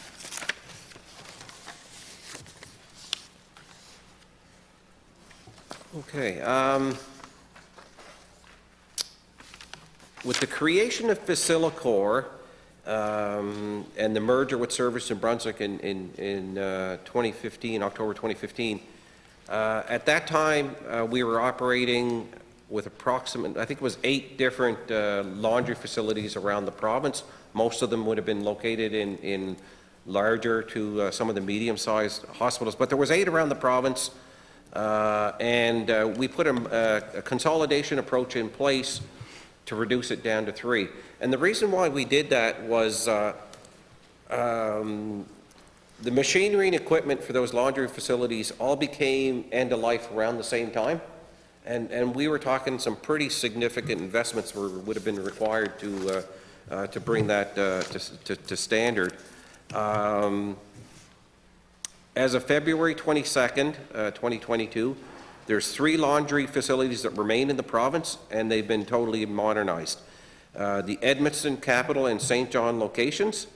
As well, we established 2 laundry depots in the Dieppe and the Hanwell area for inventory and stock and shipping and transportation of that inventory.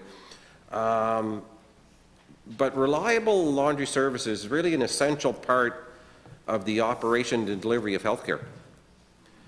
Certainly integral component to the management of infection control and the delivery of patient care. So huge investments were definitely needed. We actually explored whether a private sector opportunity would be warranted. We did some evaluations there, and based on the control levels and a number of other factors, it was decided that we would modernize the 3 plants that I mentioned, and the capital outlay for that, if I recall, how much we spent around $30 million.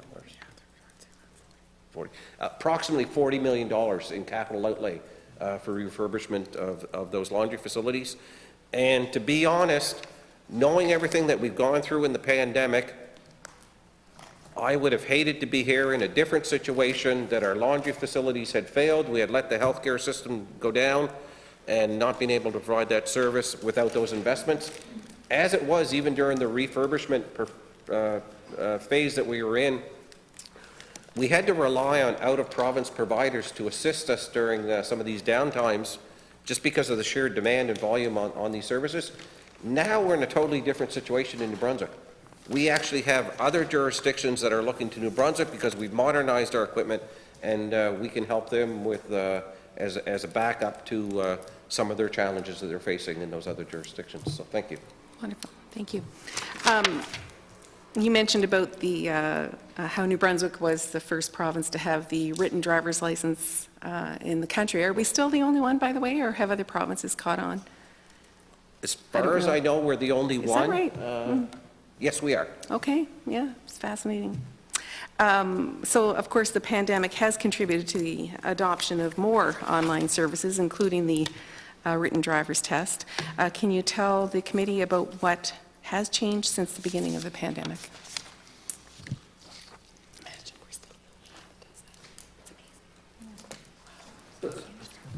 Thank you for the question.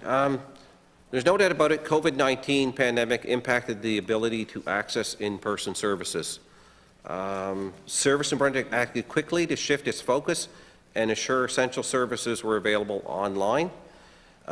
Just a few of these examples. So for fiscal year 2021-22, 63% of all our transactions occurred online. And this represented a 20% increase over previous years. So it's a demand that the citizens were asking for. And just to name a few of the examples, you mentioned the driver examination online test for the kind of the written test that we're familiar with. We also do driver's licenses and driver license abstracts online. Property tax equalized payment plan is now available online, the application process. If anybody in this room is not using that service, I encourage them to do that to distribute your payments on a more equalized basis. Other examples would include family support payments can now be made online, sheriff fees, some of the work we're doing for post-secondary education training and labor, Canadian citizenship and permanent residency application fees can also be paid online. One of the big ones that we just did was actually change of address. So you can now change your Medicare address and your motor vehicle address, be able to do that online. And we continue to explore other opportunities based on the services we provide and the demand for those services available online. We're looking to modernize our snb.ca website presence to make it much more friendly at the same time. Project that will be starting in the near future. Thank you. Wonderful, thank you. Yeah, and the services are amazing. I had a relative over the holidays that said, oh, I have to get down to the motor vehicle branch. I wonder if they're still open. I have to renew my registration. I said, no, you don't. Come on over. Let's sit down and do it. And of course, it was done within a matter of minutes. So thank you for all of those wonderful advantages that you've provided to the citizens of the province of New Brunswick. So I guess, last question. I understand Service New Brunswick is doing some work with hospitals and schools on energy management. So why, I guess, is Service New Brunswick responsible for energy management? And can you provide us with more details on the program?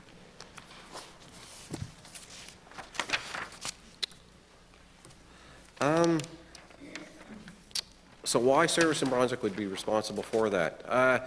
Energy management was a program that was originally offered to the RHAs, the Regional Health Authorities, through Facilicor. And with the merger of Facilicor, the 4 different entities into Service in Brunswick back in 2015, based on the success of that program, it was actually expanded to include Department of Transportation and Infrastructure buildings, as well as the school districts, the education components themselves, and the different buildings. Energy management itself, it's really a collaborative effort between the school districts, hospitals, our team, the reporting system that we have in place. We report on greenhouse gas emissions, 826 provincial buildings, between schools, hospitals, DTI buildings. We've won some awards in this space as well. So some of the new buildings that I think St. John Regional Hospital, Bliss Carmen School, they would have won energy efficiency awards for the programs that they do have in place. Just to give you a sense of some of the savings and cost avoidance. So Government of New Brunswick achieved a cost avoidance of $3.6 million in 2021-2022, and another $4.6 million in 2020-2021. Number of virtual training sessions that we provided to engage with the facility managers of different areas, about 170 different individuals that took the training on the importance of energy management and energy conservation. We also have what we call a Power Business Intelligence Dashboard to communicate departments about their greenhouse gas reductions. And I remember last year when we were talking about this particular program, and there was a major snowstorm that hit the province, probably similar to what we're going to experience tomorrow, actually. But at that time, we were able to pull information from the dashboard, and it's a stoplight measure, so green, yellow, red, and it was able to quickly show me that where those school closures occurred, every one of those schools were operating under reduced energy consumption mode because the school was closed, didn't need to be there, and that dashboard, 100%, and it was just at your fingertips. Amazing, amazing technology between the financial savings as well as the greenhouse gases. So in 2021, we reduced 13,800 e-tons of carbon, which is the equivalent of about 4,200 cars that were taken off the road, just by managing this a lot better than we had been doing previously. So really quite a remarkable program, and contributing to climate change commitments that the province is under. So great work from the team, and they'll be pleased to know that question was asked. Thank you. Thank you, Mr. Roy. Ms. Mitten, I'll give you the last 15 minutes before we take our break. Thank you, Mr. Chair. I'd like to continue with questions related to housing. In some of the previous questions, I believe you alluded to new builds. I'm wondering, does Service New Brunswick track new builds and how many units there are? And if so, can you provide them for the last several years?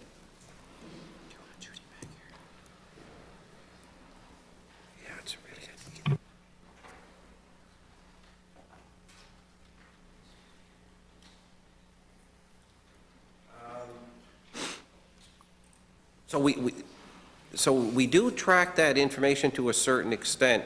What happens is so not necessarily under the residential tenancies component of Service New Brunswick, but through our property assessment services branch, we track that information. We receive building permits through the municipalities and unincorporated areas of the province, and what's occurring with those new builds. But just because a building permit comes in doesn't mean they actually start construction. So there's could be time delays between when the work on the ground actually starts and when the work is actually completed. So yes, we do track that information, but it's starters at a different part of the corporation, and it's based on building permits and assessments.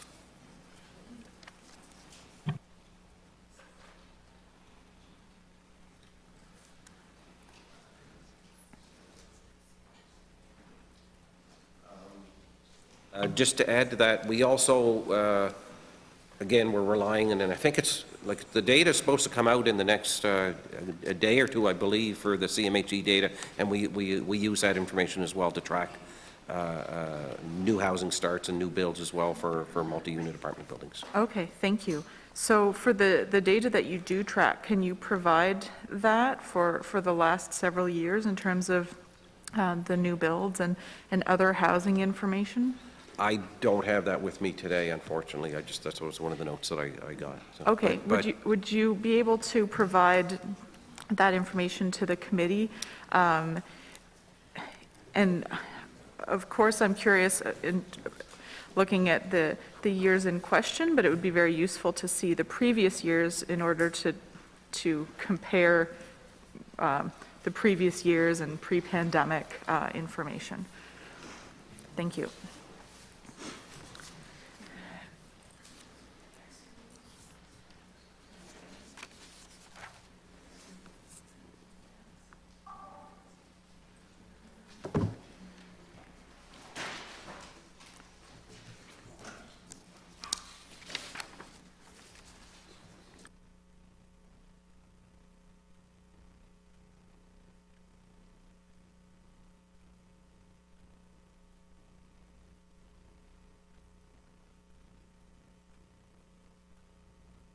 information, I will bring that back to the committee. We'll prepare documentation information in order to provide that. I just wouldn't want to Okay. give you information I'm not comfortable Okay. or confident with at this stage. Okay, thank you. If you do have part of the information today, please provide it, and if not, you could Yeah. follow up and make sure the committee has it through Yeah. the clerk. Yeah, yeah. Okay, then we'll keep moving. And I guess as part of that, do you track affordable housing units or in New Brunswick? And do you break it down in terms of regions?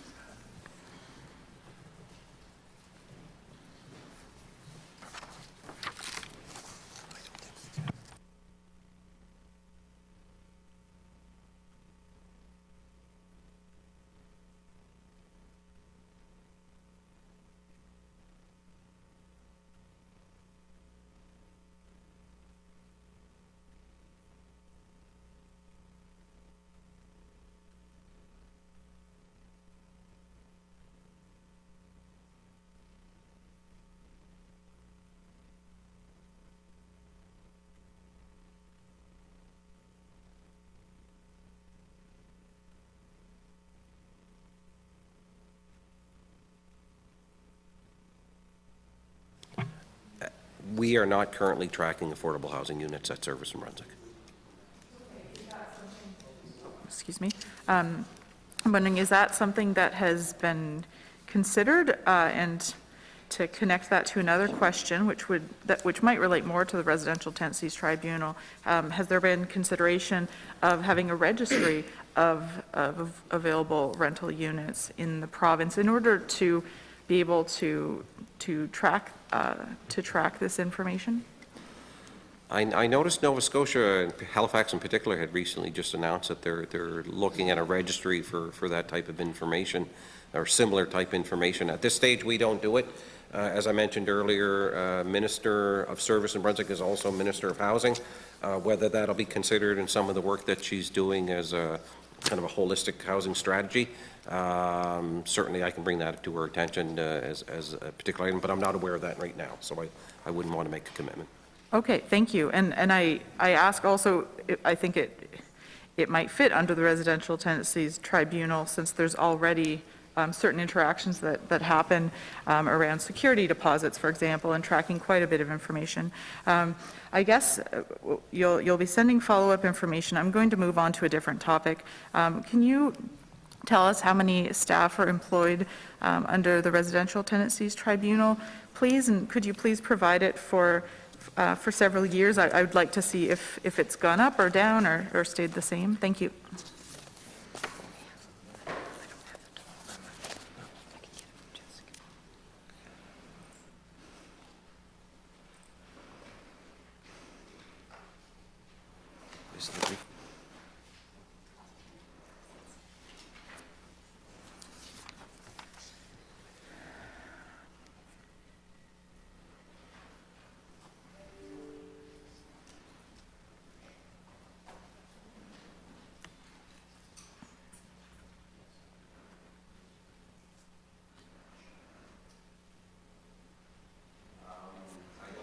Down to that level right now. I've asked one of my staff members to follow up on that particular question. Okay.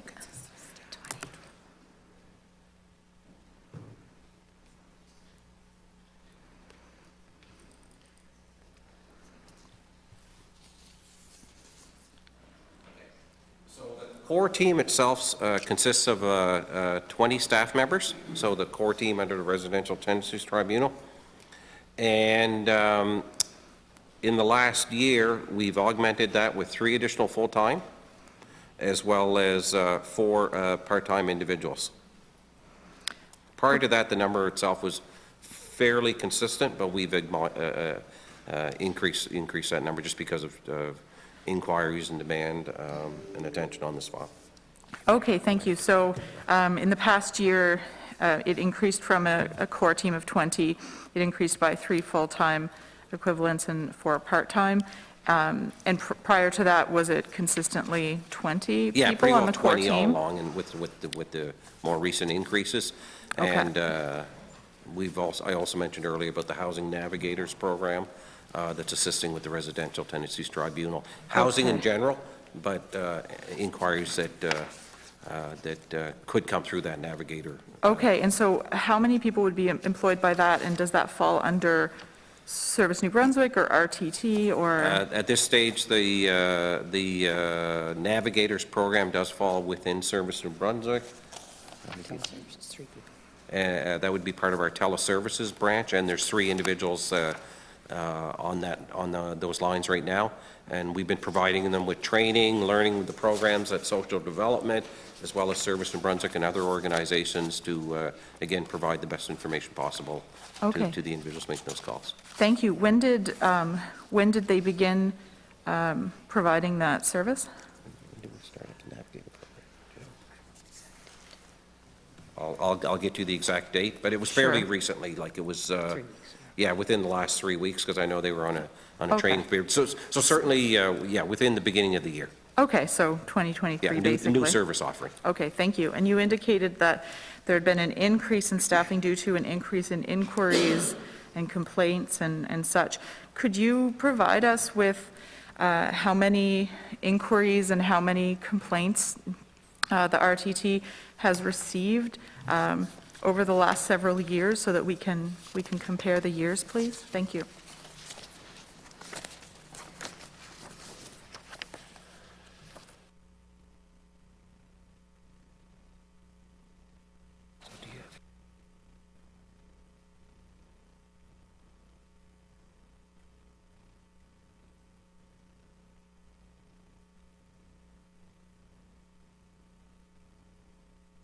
you'll have to bear with me here for a second.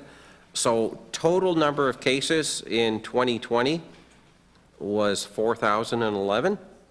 In 2021, it was 4,552. And in 2022, it was 5,320. And that would be broken down into like a lot of inquiries that we would have received. If, do we have actual just complaints coming in, or is these just? So revisions, for example. Revisions of landlord's notice of rent increase. In 2020, it would have been 58. In 2021, it would have been 137.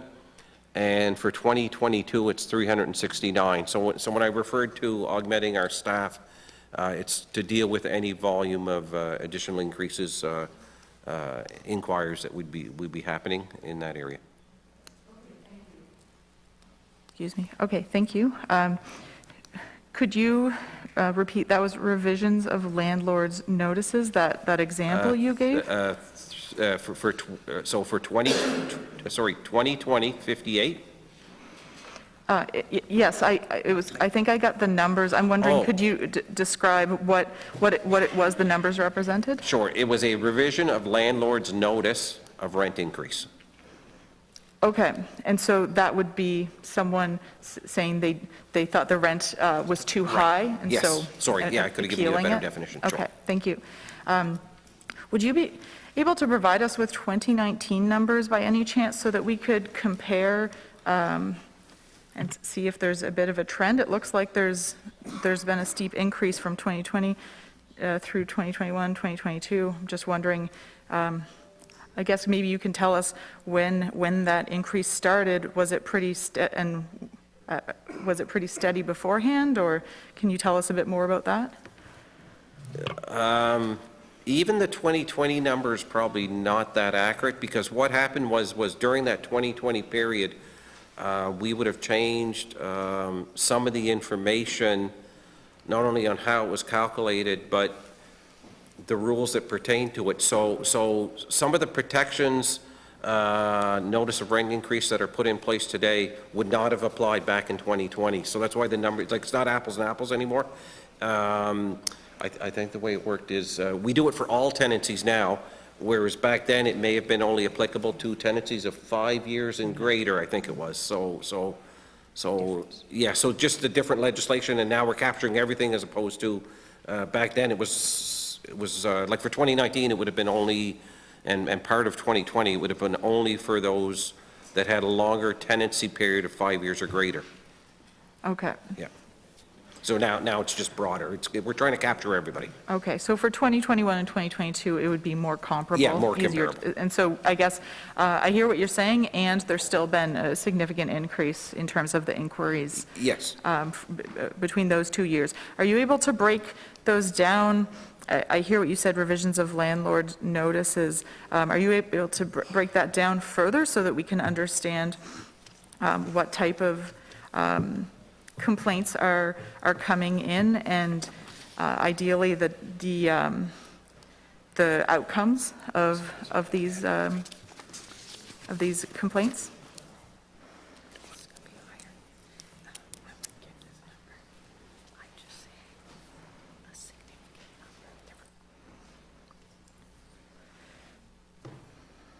Out of the number that I had mentioned earlier, 35 examples of that, we were able to mediate a lower increase.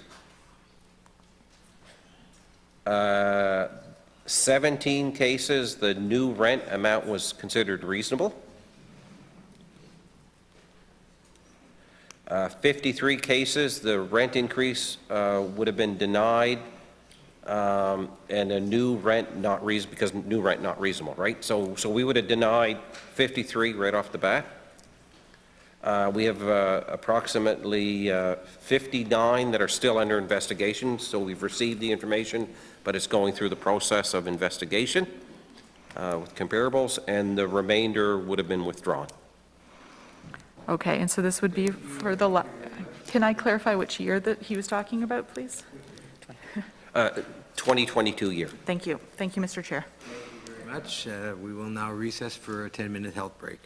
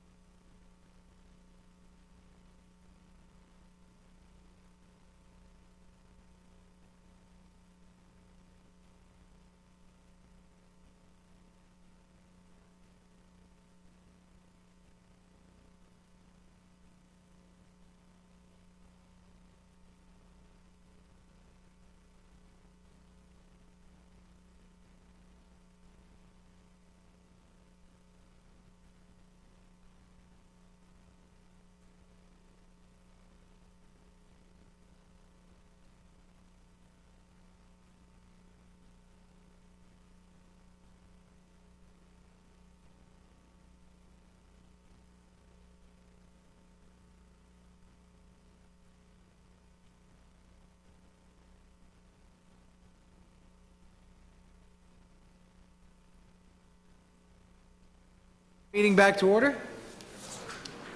I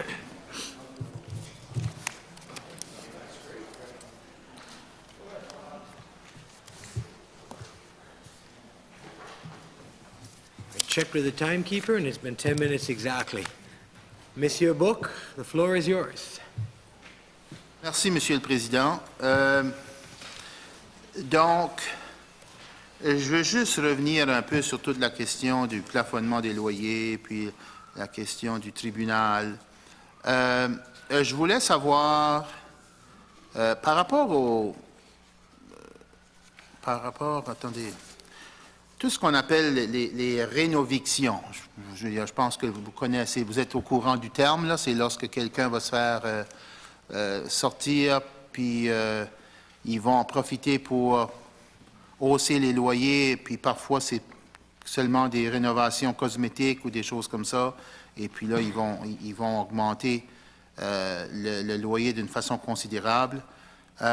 J'ai pas vu, puis là, depuis que je suis responsable du dossier là, du logement, comme critique de l'opposition, j'ai pas eu l'impression d'avoir vu grand-chose, du moins dans les projets de loi ou dans la révision qui a eu lieu il y a une couple d'années. Toute la question des rénovictions. Mais c'est pour ça que je vous pose la question. J'apprécierais si vous pouviez me faire, si vous avez abordé, si vous avez questionné ça, s'il y a des choses que vous avez fait, vous pourriez nous le rappeler, ou s'il y a des choses que vous voyez à l'avenir qui pourraient être faites, ou en tout cas, j'apprécierais vos commentaires là-dessus. Merci.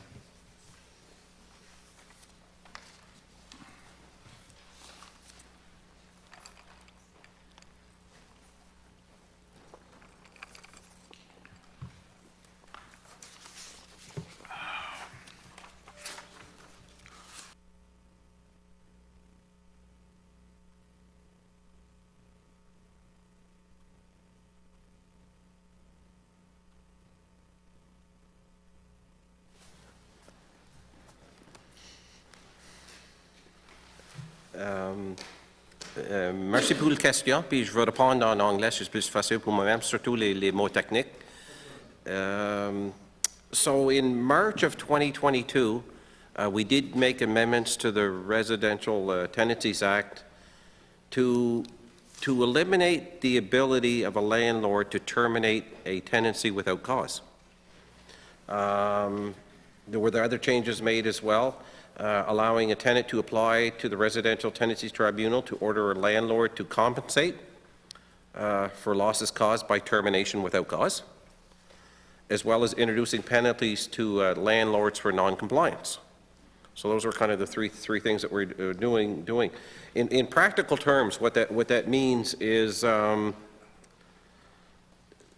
in order for it to be considered a termination or the renoviction term that you were using, certain conditions had to apply, and there's really only one of four that would be considered.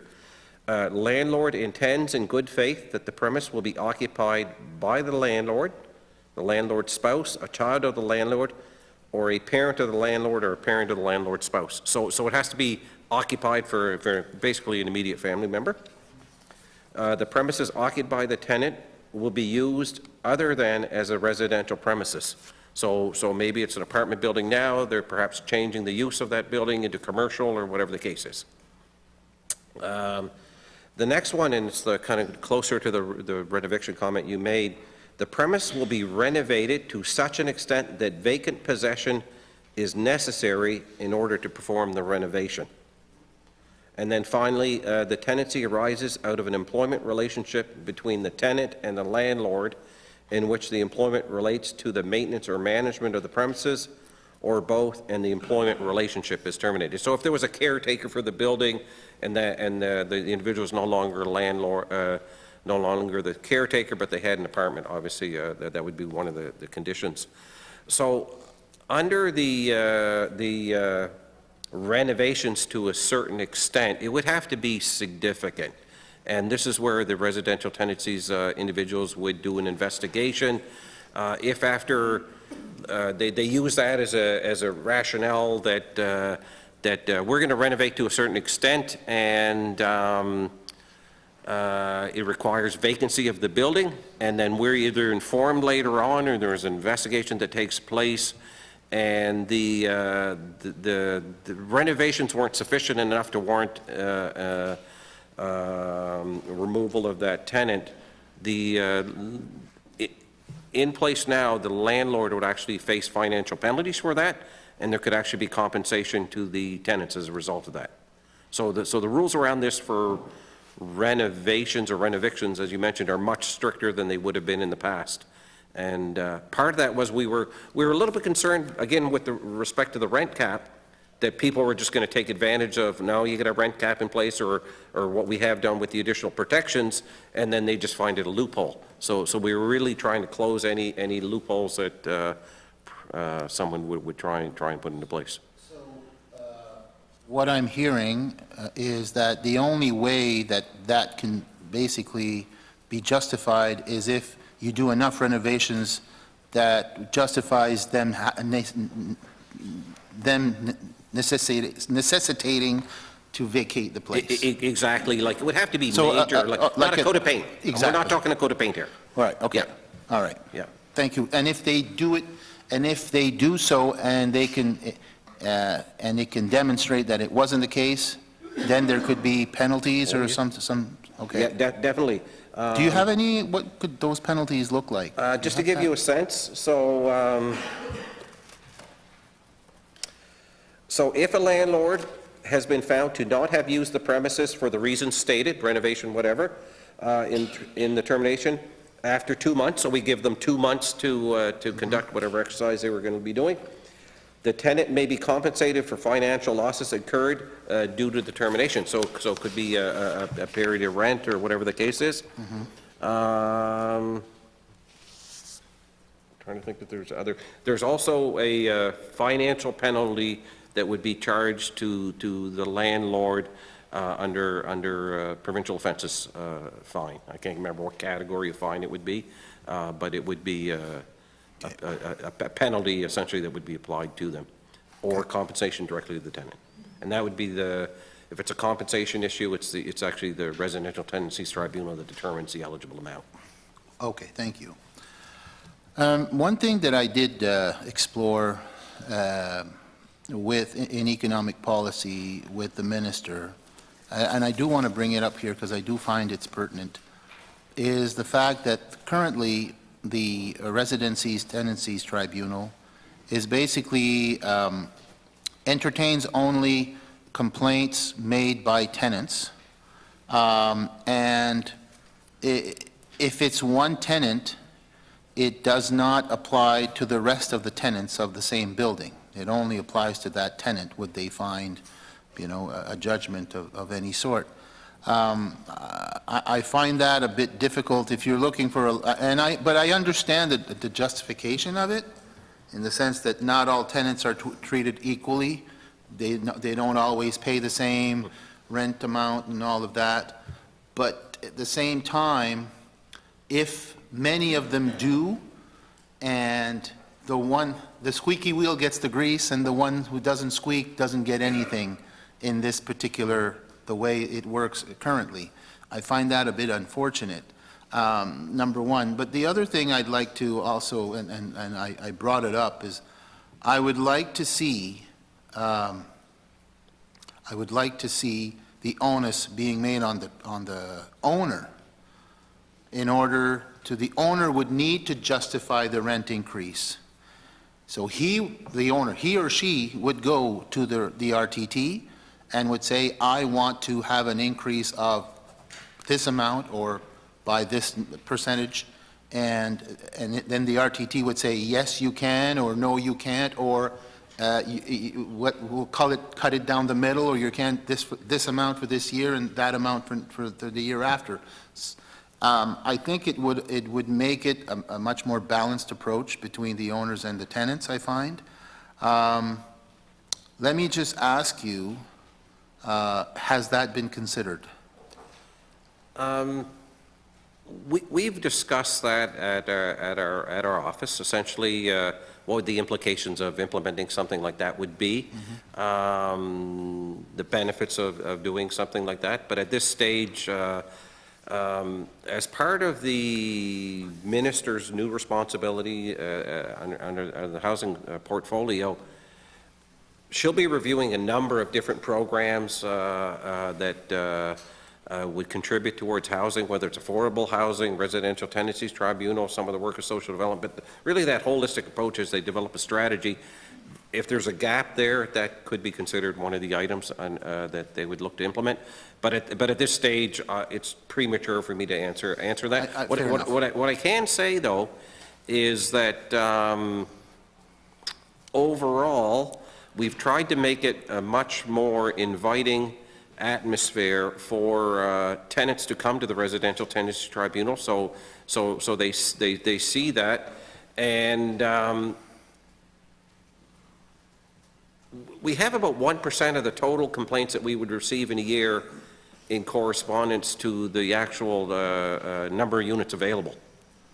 So do we punish the 90% people that are holding their tenancies within less than the CPI, for example, or a relatively reasonable amount to force them to go to the tribunal when they're doing that versus and I know the word probably bad actor was used a few times, to really get to the individuals that are maybe having those unreasonable rent increases. So it's that fine line on level of burden and where do you place the burden to be forward, but could be under consideration along with a number of other things if there's still gaps identified as this continues to evolve. I want to thank you for that answer. No, you bring a good point about that. You don't want to, you're right. Most do follow the guidelines and the law and the way it should be, and nobody should be punished for that, neither the tenants or the owners. It's the other smaller percentage that don't, which is unfortunately happens a bit too much. One of the things that I have encountered in the past weeks is the following, and I think I need to flag this because it ties into the idea of maybe having the owners go to the RTT. I've had people who've had increases of 15, 20%. That started early this year. They had been notified. The owner followed everything that they didn't go. They followed every guideline they needed to follow, but they're talking 15, 20% increase in one shot. And I told those people, listen, you have a case here. Chances are you can probably have that split into 2 years, or they can do a market, And the answer I got from these tenants is that, oh, well, we know the owner knows us, we don't want to cause a ruckus, we want to be, because, I am in a rural setting, everybody knows everybody, including the owners. We don't want to cause a stir. We're not comfortable, so we're just going to swallow that pill because we don't want any trouble, basically. That to me is very concerning. It is concerning because the tribunal, because of that, is not doing its job, i.e., the government is not doing its job, because the government should protect those people, and they're not because the people are afraid. Because of that specific context. So that's why I'm coming back to the idea that if the owner did it, now maybe there's a threshold, if it's 10% or more, then you go to the tribunal. If it's under 10%, you don't have to, because I'm just throwing arbitrary numbers here, but I'm sure there's a way that we could make it that not everybody would need to go to the RTT for any,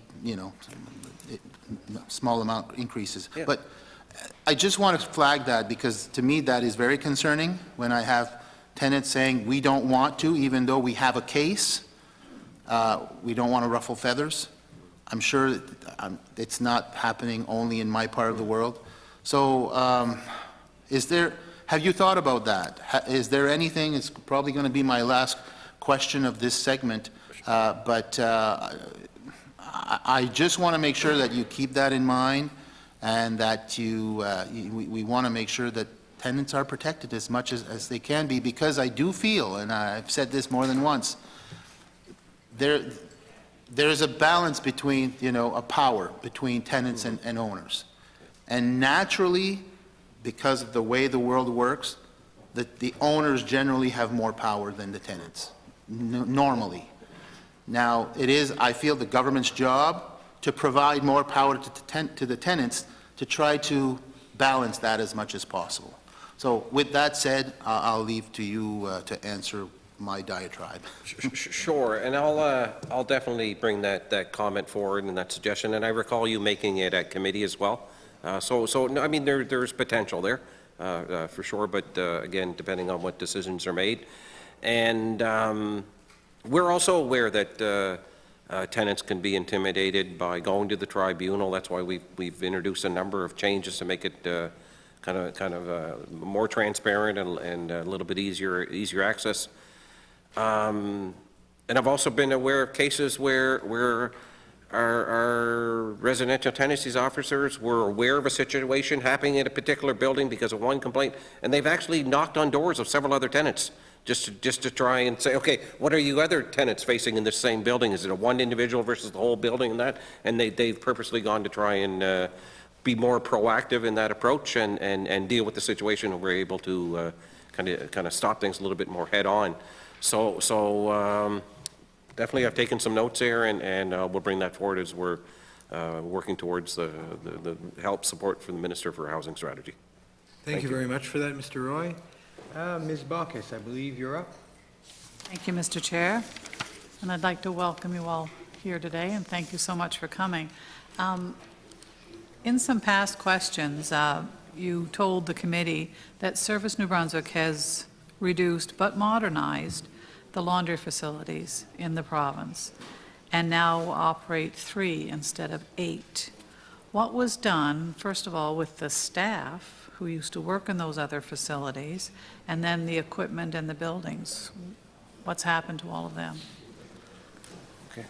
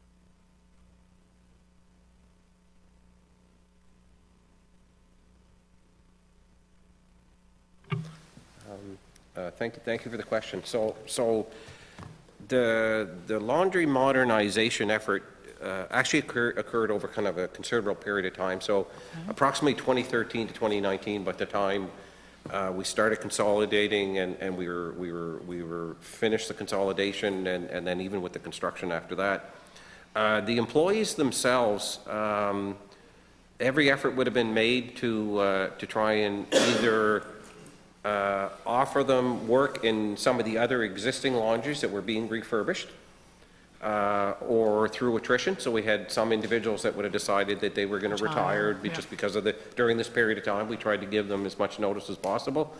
We also worked with, as the period of closure became closer, rather than fill like a permanent position, we were filling it with a casual, so a temporary type worker as opposed to a permanent type worker during that time.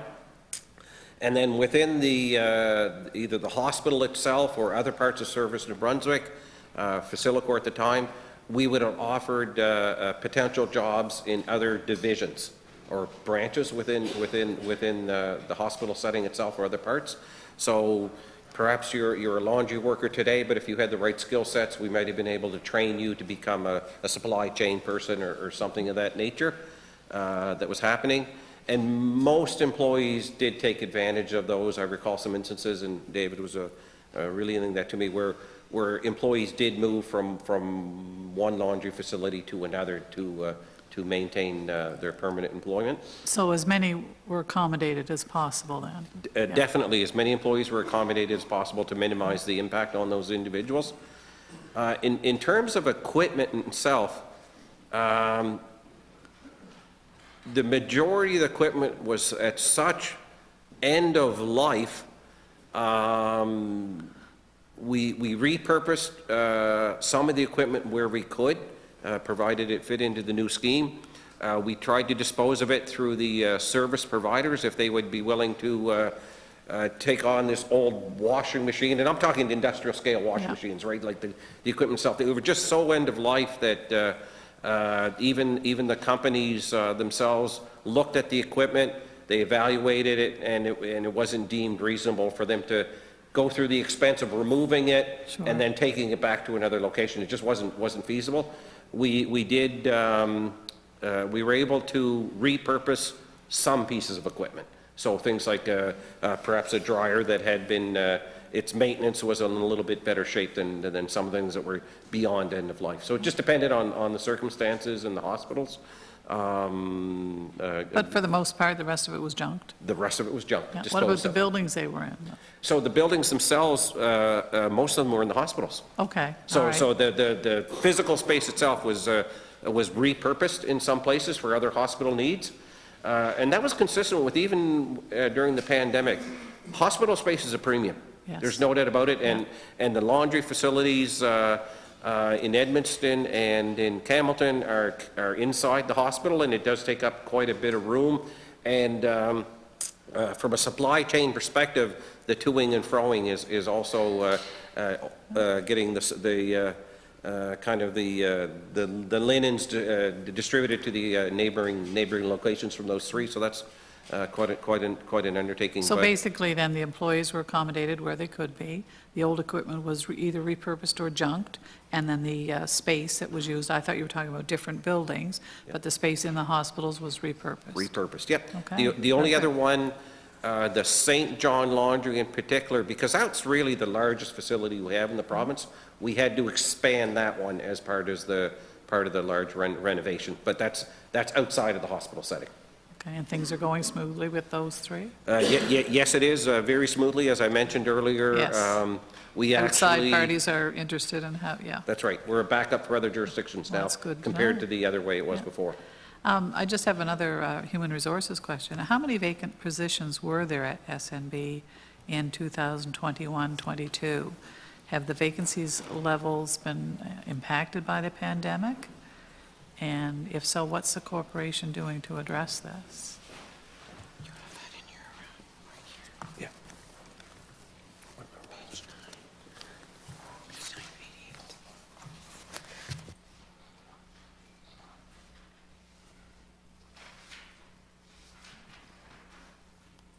And I know you have a very large workforce. Could you give us an idea of how many people work in the different, not by department and department, but just overall? Sure. So at Service in Brunswick, there's about 2,400 employees.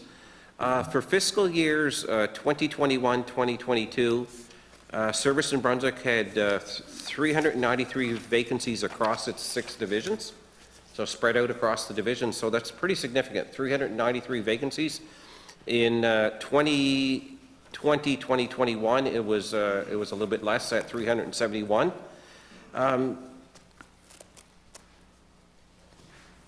This compares to kind of the pre-COVID levels, which averaged approximately about 420 per year. So it's cyclical in nature. As individuals are leaving permanent positions, these vacancies occur. We try and recruit. Quite often we'll have a temporary workforce arrangement in place where either casuals or terms or personal service contracts would be backfilling for these individuals, but it is cyclical in nature as people either retire or find employment elsewhere. But it's definitely a challenge. I mean, there's no doubt about it. At one time, when I started in government, there was probably 100 or 300 people applying for a job. Now we have a lot of jobs, but hardly anybody applying for them at the same rate that they used to, and it does create some challenges. So what we've done is we've actually instituted a talent acquisition strategy. And what we try and do there is where we're experiencing kind of recruiting challenges in certain areas, things like information technology, demand for highly qualified employees has exceeded. We try and be a little bit more creative in how we connect with these individuals and attracting and acquired professionals, qualified professionals. So we'll do things like participating in job fairs throughout Canada, information on LinkedIn, and trying to connect with individuals there. So how is this all working? Well? Could be better. We're holding steady, but Okay. there's no doubt about it. It is a challenge. We also do employee engagement action surveys, just to get a sense of from our employees what are the things that they're most concerned about if they're leaving our organization, or part of the reasons why they stay, and we track that information and we try and adjust accordingly. Flexible work arrangements has been very popular. So that started during the COVID period, yeah. where individuals are able to either work from home or a hybrid option work. They work so many days at the office versus so many days at home. And that's been really attractive for our employees. That begs the next question, what about productivity? And because of the type of work they do, we're able to track performance fairly easily.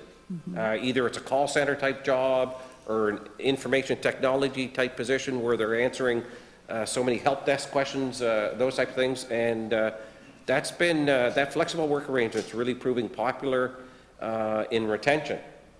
And what we used to do is prior to the COVID, we were only competing really with within the New Brunswick opportunity. If people wanted to stay in New Brunswick, well, we were competing with other New Brunswick organizations. But now what's happening is some of our IT workers, they can work and they can reside in New Brunswick, but they can work in Silicon Valley in the States. So it's just opened up so many more possibilities for employment for those other individuals, as well at the same time, we have to be a little bit more creative, and are we willing to hire people outside of the province as well to meet our workforce demands? Well, that brings me to my next question about IT, and I just wondered how much Service New Brunswick has spent on enhancing IT security at GNB, and are we positioned to protect ourselves from breaches that we've seen in other jurisdictions? We don't want them all working in Silicon Valley, we want some No, of we them don't. here. No, we need the talent here for sure, and we're doing everything we can to keep them. So the way that the cybersecurity program works is Service New Brunswick, alongside with the Office of the Chief Information Officer, is really responsible for Service New Brunswick. So it's a joint responsibility between Finance and Treasury Board and Service New Brunswick. To give you a sense, we spend more than $13 million a year on security controls in technology to protect government assets and information. In the 2022-2023 fiscal year, so And this budget this is cycle. all government departments, right? Yeah, that would be protection of all Part 1 government departments and some other parts of government as well, including the RHAs. So $13 million. Based on the additional pressures and penetration attempts from some of those bad actors, we invested an additional $2 million in cybersecurity. So we increased our budget as a result of that. We also provide cybersecurity training to civil service, Employees, yeah. GMB employees, to ensure that the government information is kept safe. The operations center itself operates on a 24/7, 24 hours a day, 7 days a week basis, and we continually monitor for securities and alerts. The staff are trained continually to monitor this type of activity as well, and we work with other jurisdictions on best practices at the federal, provincial, territorial level. So you may recall not that long ago, the city of St. John experienced some ransomware attacks, as well as a government of Newfoundland. So we're in tune with what's happening in other jurisdictions and putting steps in place to minimize the potential for like a ransomware attack in our locations. But it's, the bad actors are getting better at it, and we have to get better at it as well to protect government assets. Yeah, and I would imagine with more people working from home, you know, with the flexible work schedules, you've got to increase that cybersecurity. Definitely, it could happen on a number of fronts. Now, when individuals do work from home, we're able to put additional securities in place using tokens that only allow them access like to certain pieces to provide those extra protections, encrypted technologies and those type of things. But it's a growing concern I imagine it for our is. organization, in particular where we're protecting all of government in this space. Okay, thank you very much. Those are my questions, Mr. Chair. Thank you very much, Ms. Baucus, Mr. Roy. Ms. Mitten, over to you. Thank you, Mr. Chair. So I'd like to pick up where we left off, looking at the types of complaints that are coming in to the Residential Tenancies Tribunal.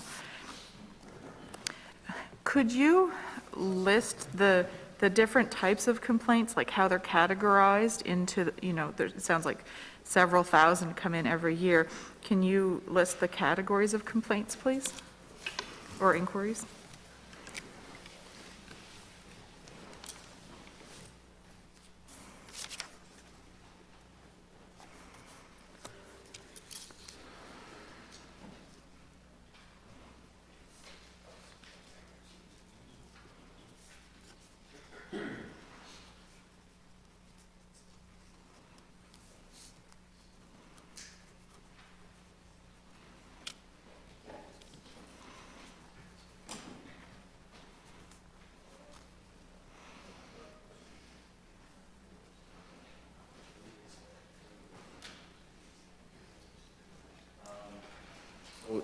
So just to give you a sense, I had mentioned revisions of landlord's notice of a rent increase earlier, revision of a tenant's notice of termination,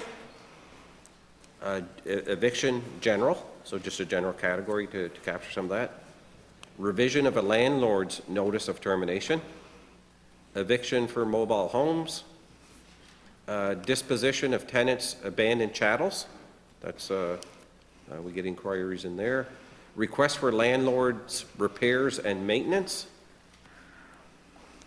disposition of tenants' abandoned chattels for mobile, landlords' non-respect of health and safety norms or housing and building standards, so if there would be a complaint because of building standards or health and safety infractions, request for tenants' repairs and cleaning, revision of a landlord's notice of alteration, tenants' misconduct causing nuisances and disturbances, landlord's offenses under the resident RTT, tenants' offenses under the RTT, any other landlord's failed obligation, so kind of a catch-all, tenants' non-respect of health and safety norms or housing and building standards, any other tenant's failed obligations, application for termination due to hardship, and finally, disputed claims. So we do track a fair bit, and as I mentioned earlier, as we make changes to legislation, it has an impact, just trying to compare year over year and a few things like that. Okay, thank you.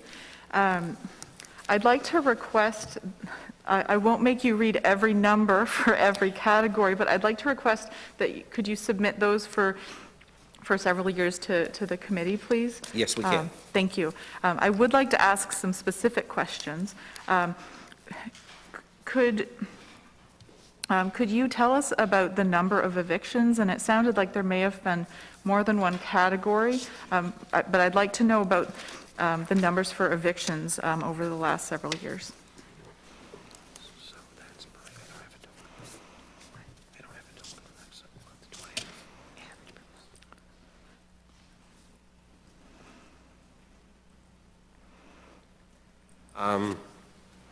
What I can provide you is an average per month for a variety of years. So under eviction orders, in 2022, we averaged about 51 per month. In 2021, we averaged 46. In 2020, we averaged 35. In 2019, we averaged 50, and in 2018, we averaged 49 per month. So it's hovering around that number historically over the last several years on a per month basis. Thank you. And would you be able to provide us with the number of, and I might not have the right terminology that you're using, but basically when someone's being given notice that they need to vacate, I understand that the terms of that have changed a bit, so I wonder if you can provide us with some data on that?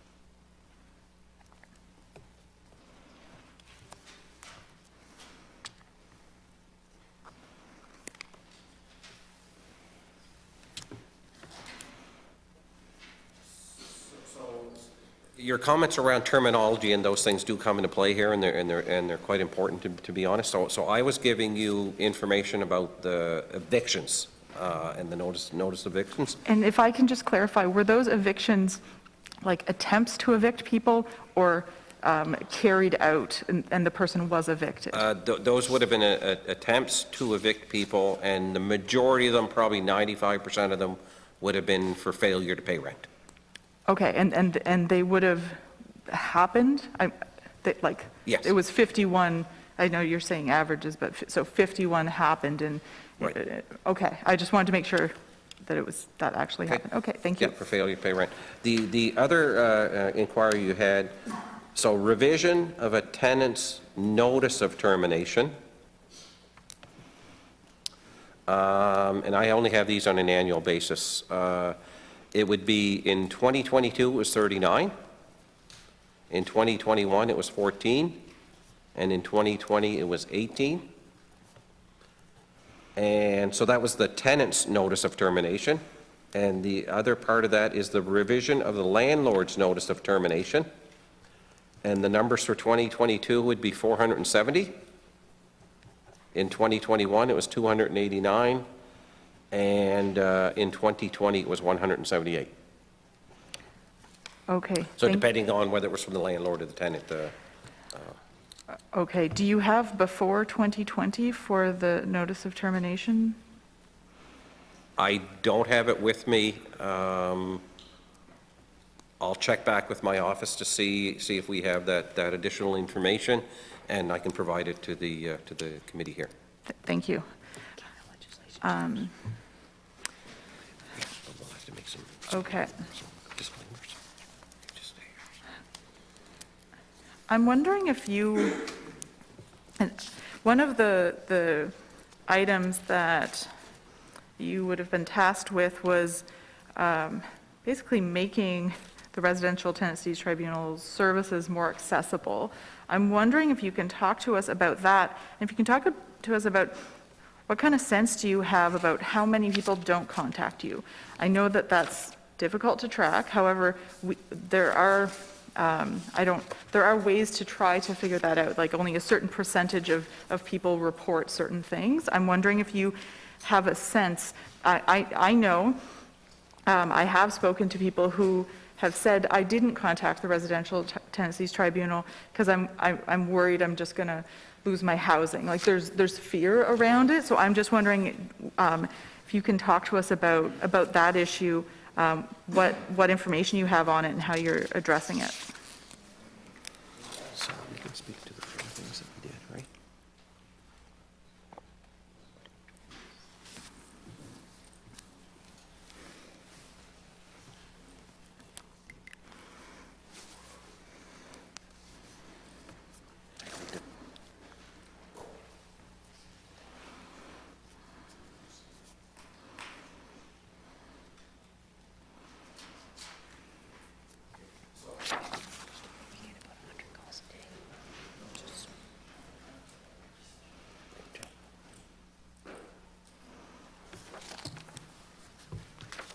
So earlier I was talking a little bit about the 4 items that we did after the 90-day review of the action items. So improving access through a revamped phone system, that was implemented in May of '27. And teleservices receives residential tenancy tribunal calls. If necessary, they'll deal directly with the residential tenancies tribunal depending on the case itself. 79% of those calls back in 2020, we were able to resolve first time around. With the improvements we made, we actually increased first call resolution in September of 2021 to 94%. So we know that had a pretty significant impact on the ability for the calls that were coming in to resolve that inquiry on the first go around. The next item was around the redesign of the website to improve ease of use and access to information and support. That was launched in, the first phase, was launched in July of 2021, with a second phase launched in December of 21. The site was updated in partnership with the Office of the Chief Information Officer, really to provide expertise in client-based design, so almost like a citizen-based approach, making it much easier for citizens to navigate. And it was written pretty well at a grade 8 level, just to give you a sense of, again, trying to make it so it's easily understandable and pertinent to most people. We worked as well with advocacy groups to provide them the tools required to assist their clients. So the website was updated to provide contact information for any group wishing to request information. We did a social media campaign, which is ongoing. Annual work plans were updated to include contacting all stakeholder groups to provide and offer information sessions. So we did outreach with our stakeholder groups and offered them information about the tribunal itself and the remedies that individuals would have and information. If I can just interrupt you there, can you talk to us about who the stakeholder groups are? Sure. So at that time, panelists from the New Brunswick Tenants Coalition, Know Your Rights webinar in June of 2021, panelists on Human Rights Commission webinar around the same time frame. We also made presentations to various St. John area nonprofit organizations, the Royal Canadian Legion, John Howard Society, and Student Union at Mount Allison. So there was a number of groups, and we continue to do that, to be honest. Certainly if anybody, either we reach out to them, we make the offer, or if they seek us, we'll provide those type of information and presentations. And then finally, the last one was the modernization of the Residential Tenancies Act that I talked about earlier. So right now, we know we're receiving about 100 calls per day in this space. And you're right, at the end of the day, we know we're receiving some calls. Hard to say if we're receiving them all. We do know that when we've done specific communication strategies, it does seem to increase the number of calls that we're receiving or information requests going through the system. Also because of the changes that we made and the more recent changes, just trying to see the full effect that those changes will have on how successful we are, either with reduction of rent increases and those type of things. So it's really multiple fold, because the changes are so recent, it's going to take a period of time before the data and the information catches up with it, that we truly know how effective those programs are. And are you finding ways to track the data so that you can compare year over year? Because I am a little concerned if you aren't able to compare year over year, how are you going to know if different things are being successful, or what is needed if you aren't able to do those comparisons? So we are able to track the information year over year to a certain extent, and we know when we've implemented either certain legislative changes or certain outreach type programs, improvements to our website and those type of things. So we have it to a certain extent. Ideally, I would want a lot more business intelligence oversight on the Residential Tenancies Tribunal, and as part of the housing strategy, we're actually looking at seeing what other tools are available out there for better data gathering and analytical analysis. Okay, so at the moment, you'd say that there isn't the tools that you need, that there needs to be some improvements, some different tools for collecting and tracking this data? Yes. Okay, thank you. I think my time's up. That it is. Thank you very much. Monsieur Leblanc? Chair, and I also want to welcome you here, and thanks for being here. My questions will be targeted around property assessments. Probably, I don't think it was asked today, so I want to focus on that. There's been a lot of changes. Definitely, there's been an increase in market demand, or the property values have gone up, and there's a lot of concerns in that area with the citizens of the province. So my first question to you, Mr. Roy, is the New Brunswick property tax system is directly tied to the property assessments, as we know. So to your knowledge, do all provincial governments tie the increase of property taxation rates to assessment rates in the same manner that New Brunswick does?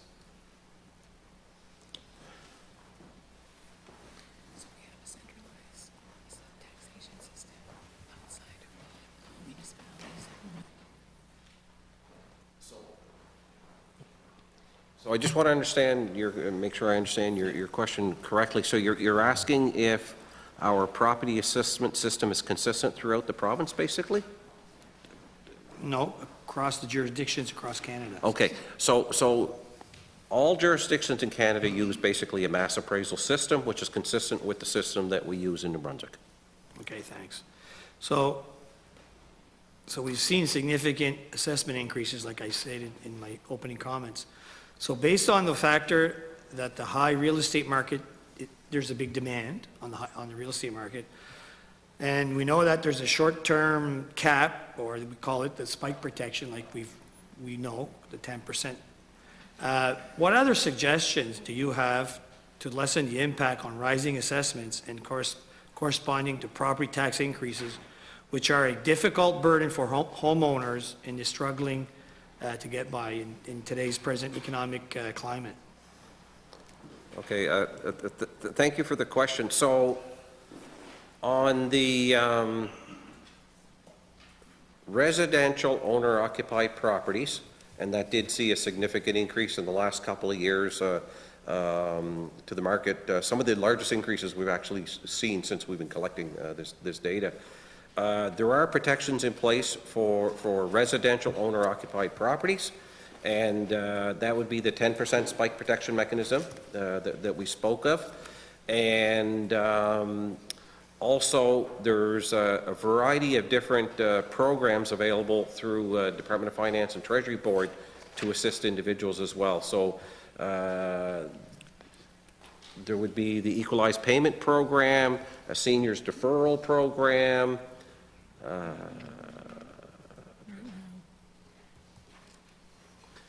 Those would be some of them. The other thing that we've done, because it is an equation formula, right? So, and we've noticed this with other jurisdictions as well that have much higher assessment values than we do.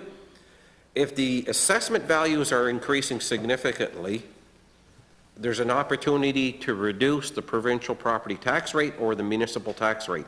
And we've noticed some municipalities have definitely done that. They've reduced their municipal property tax rate, and as you're aware, the province reduced the provincial property tax rate by 50% over 2 years. So there are other ways of getting at this, but traditionally what happens if your assessment values are increasing, it's definitely an opportunity to lower and still have the same amount of revenue to operate your municipality from a budget perspective. Okay, so talking about assessments, and I'd like to know in what regions in the province that have faced the highest level assessments increased in the past 2 years. So this is 2022.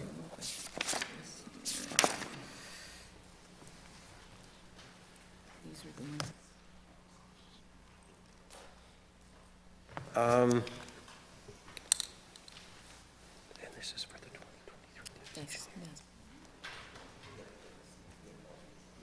So for the 2023 taxation year, the communities that would have seen the largest assessment base growth, and it could be a number of factors, it could be market conditions, it could be new construction and those type of things, but just to give you an example of the ones that would have seen more than 10% growth in their municipalities during this period, Shediac had growth of over, an increase in their base of over 18.5%. Five Rivers at 17%, Dieppe at 15.9%,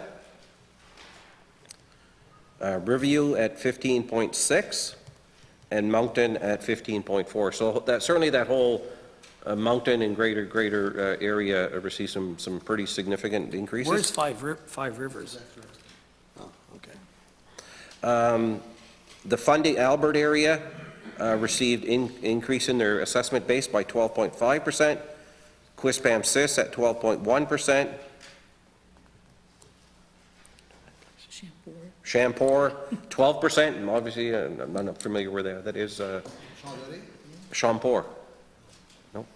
Graham Ann at 11.1%, and finally St. John at 10.9% as well. So pretty significant growth in these areas, and it could be a combination of, again, market conditions as well as new construction for 2023. And no municipalities would have seen a reduction in their base during this time. All municipalities would have had some form of increase. Yeah, well, I agree with that. So basically, we're saying mostly in the southeast and mostly in the south central southwest area. There's been significant increases. So I'd like to know, to this day, how many people have appealed their assessments for 2023, or maybe even 2022? Because the report... I didn't finish reading my list. Sorry about that. A lot of information here. Just to give you a sense, because there's other communities here, and I just didn't want to mislead you. Other communities that would have seen a range of increases from about 14.5% to 12%. Kapakadi, Memramcook, Fredericton, St. Andrews, Salisbury, and New Maryland.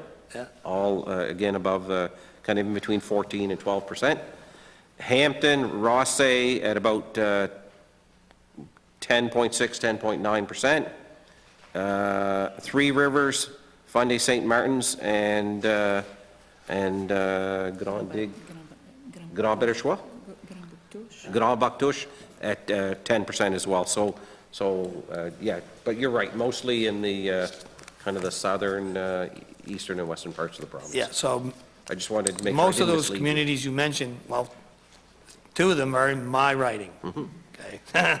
So my question that I've asked is, how many people in the province, or you must have the stats, how many people have appealed their assessments?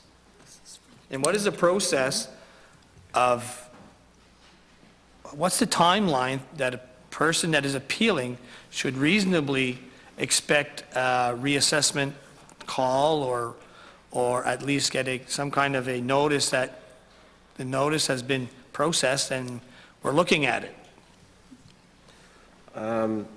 So in 2022, there was 8,983 requests for reviews. In the previous year, it was 5,368. And prior to that, in 2020, it was 5,941. So and these would have been delivered on October 1st of each of those given years. The the property owner has a 30-day window of opportunity to apply for a request for review. At that point in time, the request for review gets filed.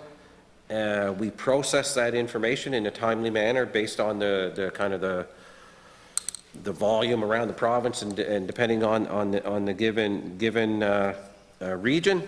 And to give you a sense for the 2021, so 2021 requests for reviews, 99% of them have been processed for 2021. We're in the process of working on the 2022 ones right now. So 2022, they would have received their notice on October. So is it for the 2023? Taxation year. Yeah. Yes. So a person who received his assessment in October 2022, you're saying right now, how many people have been?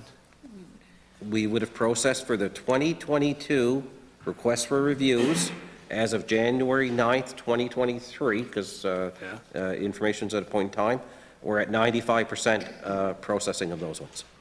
Now, if they go and they're not satisfied with the decision as part of our request for review process, then they take it to the next stage, which is the appeal process through the Assessment Planning and Appeal Board. After we render a decision, I believe they have 21 days, if they're not satisfied with the decision from the assessment office, to make an inquiry, to do an appeal through the Assessment Planning and Appeal Board. So I'm going to be a little bit more specific then, because I've got a lot of requests from my community in Shediac. How many people have made a request, and how many people have been, because I'm not hearing 95% that have been, that stat. So I'd like to know, because that community's been heavily impacted with huge assessments. I'm not hearing 95, my constituency office is getting a lot of calls about people not being, they appealed it and they haven't heard anything back. Can you give me some stats, please? I would have to get some stats for the Moncton office where we are with processing, but this is the provincial view. That's for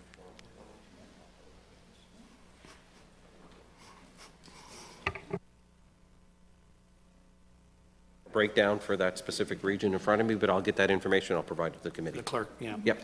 But I'm just telling you that I'm hearing a lot of concerns about people were assessed in our communities, and they haven't heard anything back. Okay. And they're not happy, but I'm just telling you that, and it's been heavily impacted because I get the 10% spike protection, but we've had the 10% spike protection in our communities for the last 3 fiscals. Oh, for residential owner-occupied properties, probably even goes further back than that, eh? 10% spike protection minimum? Yeah. Yeah. Okay. So I'll follow up on that. Thank you. Specific So if I to that. continue, are there any changes being proposed to, because there's definitely impacts. I mean, we've seen, let's probably agree here that the COVID situation has had an impact, that it brought the assessments up and the property values. So is there any changes proposed in the local governance that because they've impacted, are there any changes that you perceive that could be brought forward?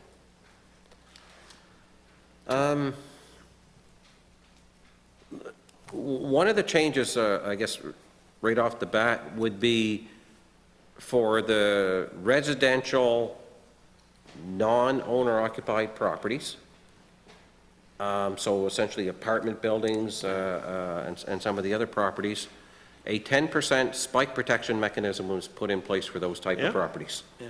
It was effective for the 2022 year, the 2023 year, and consideration is being given whether or not to make that a permanent program.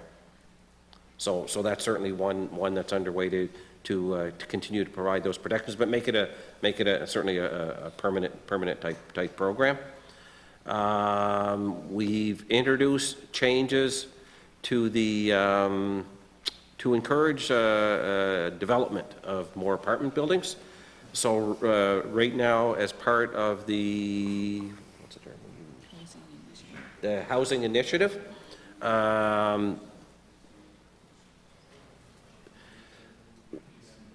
it's a phased-in approach for assessing those type of properties. So over a 3-year period, essentially what would happen is the first year, let's say the building permit was put into place, we evaluate what type of construction was completed based on our assessment cycle for January 1st. Rather than assessing it at full value as of January 1st, it's actually 33% of the assessed value for the first year for taxation purposes. The second year, it's at 66%, and it would only be the third year where they actually receive their full assessment value for taxation purposes. So we're trying to put in mechanisms in place to encourage development at the end of the day. That's what that was about. Okay, so I have a quick question. It's just in regards of the assessments, in the current economic climate we're in, I know where it's growing, the tax assessments are in the increase. Have you ever seen in the past where, or is there any forecasting that there could be a possible downswing? There's definitely the interest rates are going up. There could be a downswing in the economy, so the assessments would go down. What impact could that have on Service New Brunswick? In the assessments. So we reflect market conditions. So if market conditions as of January 1st of each given year, so if the market conditions are strong and favorable and property values and sales conditions determine an increase, that's what we try and reflect on our sales values. If the reverse was to occur, we would also decrease value. So when COVID first started, for example, we knew certain types of properties actually decreased in value. Airports, hotels, commercial type properties would have decreased in value because they were no longer able to generate the same amount of income they were doing it previously. We worked with the International Property Assessment Appraisal Institution to see, okay, what's trending across Canada in this space in terms of how significantly are those values decreasing? Is it 10%, 15%, 25%?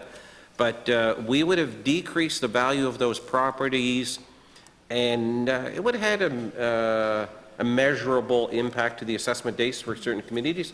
And if I'm not mistaken, I think it was around $346 million that would have been reduced off the provincial property tax base because of those conditions. So if something happens in the future, we'll still be reflective of any decreases, and we're watching the market obviously, and I mean, again, the CMHC reports are about to come out. We're quite interested to see what's happening.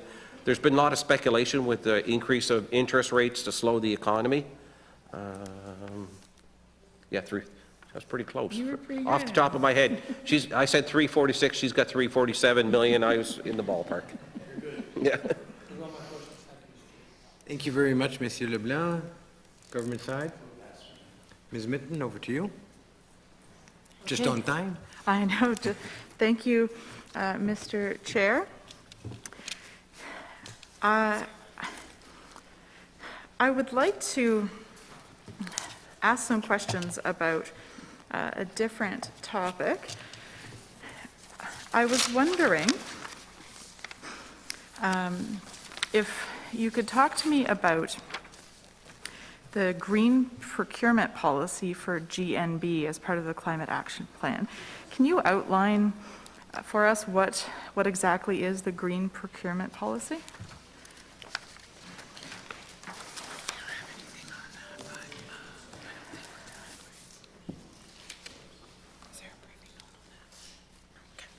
So it's basically.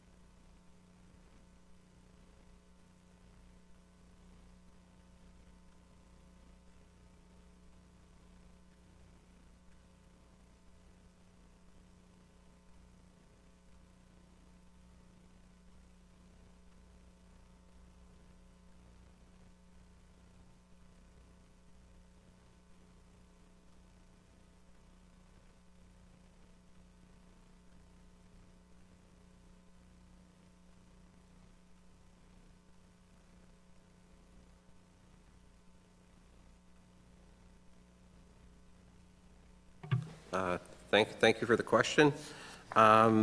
So part of the Climate Change Action Plan, there were a number of items that were directed towards Service New Brunswick responsibility, and the green procurement was action number 23, led by Service New Brunswick Strategic Procurement Group, and we developed a green policy for December of 2021 for the procurement of products with the lowest carbon footprint to minimize the impact on the environment. So we developed the policy, and really it's designed, I'll say at the first stages, to encourage our client departments that we provide a service on their behalf to consider to minimize the impact on the environment from a carbon footprint perspective. So it was an introduction to those departments to encourage them to do that. We're looking at taking this additional steps to put stronger language into that policy, but at this stage it's really, there's a green policy in perspective. It educates people on it, certainly encourages them to do that.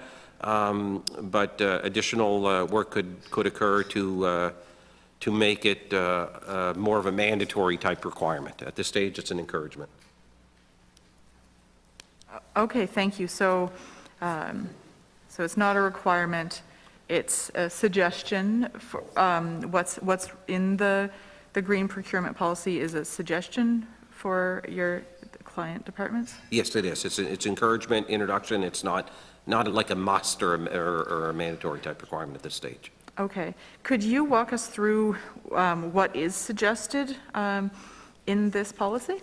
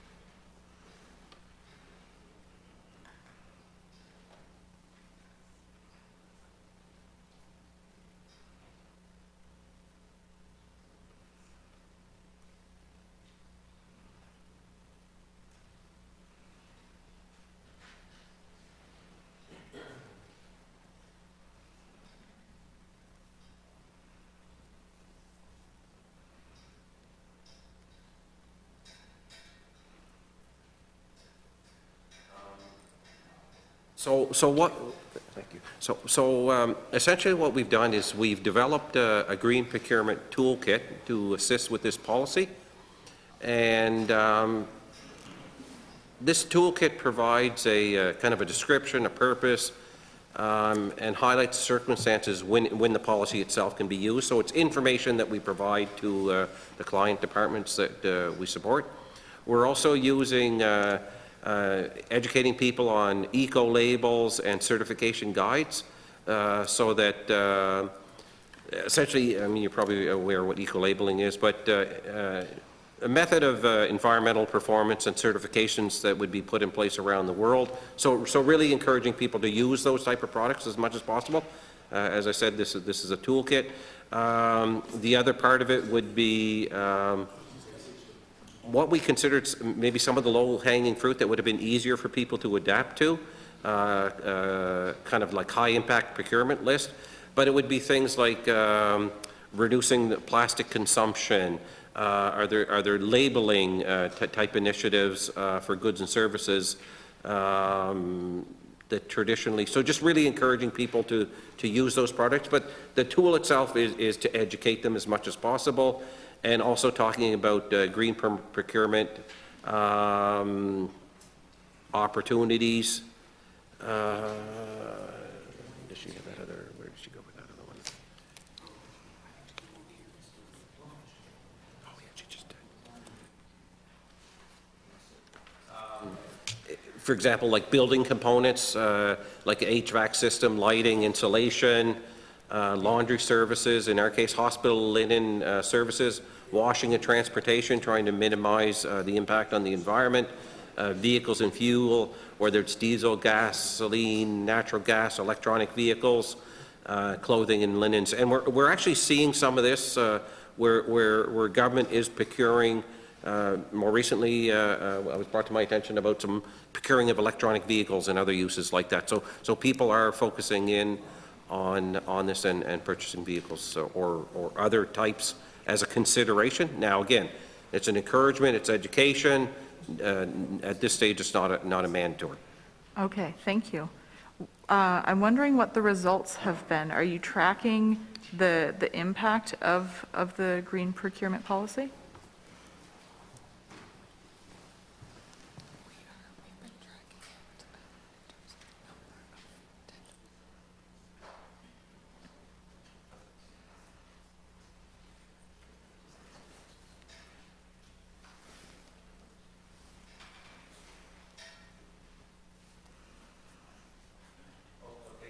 So yes, we are tracking that information.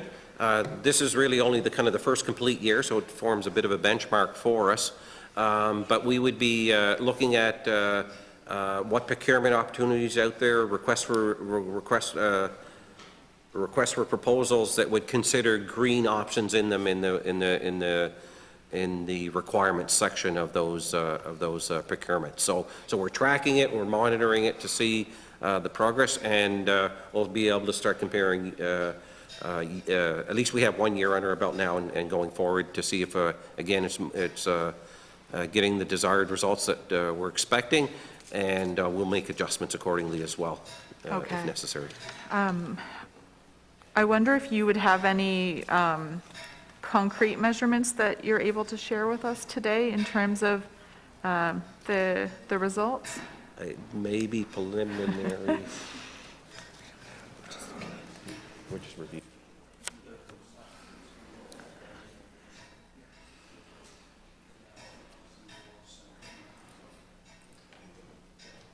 So we're still analyzing that information now that we have completed a year, just to see the impact it's had. So at this stage, it would be premature for me to provide you with that, but we're definitely analyzing that information to determine next steps. Okay, thank you. And so it sounds like one of the next steps is potentially to include certain criteria in RFPs? Well, that's what we're doing now. Oh, that's already We're already doing that now, and what we're doing is we're actually tracking how many RFPs include that type of language to show that our progress is working. So we obviously want green procurement requirements in the request for proposals to start with, trying to determine how much of that is actually happening as part of the analysis. Okay, so part of the toolkit was to teach people to include that in their RFPs, and so some of them are doing it. That's right. Okay, okay. Or, I'm wondering if you can talk to me a bit about, and I don't know if this is part of the green procurement policy or not, I'm wondering about some of the strategies. Is purchasing locally part of the green procurement strategy?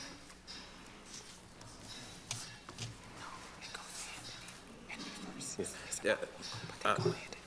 It goes hand in hand with our New Brunswick First procurement policy to encourage as much as possible to buy within New Brunswick, and so support the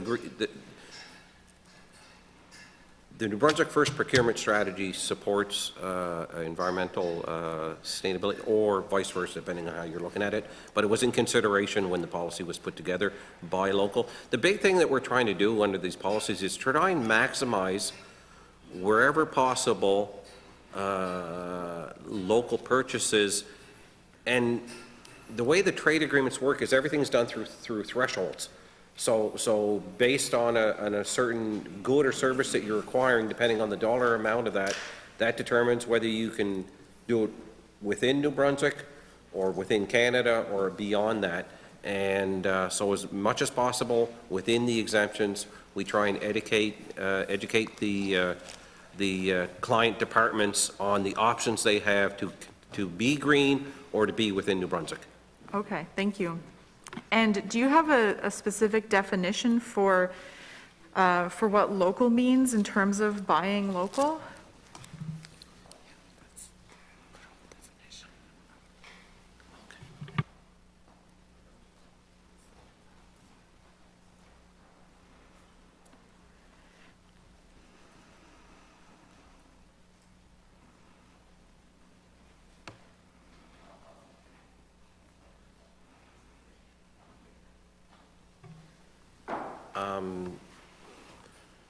So we use essentially the definition that's provided through the trade agreements for that, and in our case, it's within New Brunswick. So they would have to have a place of business within New Brunswick.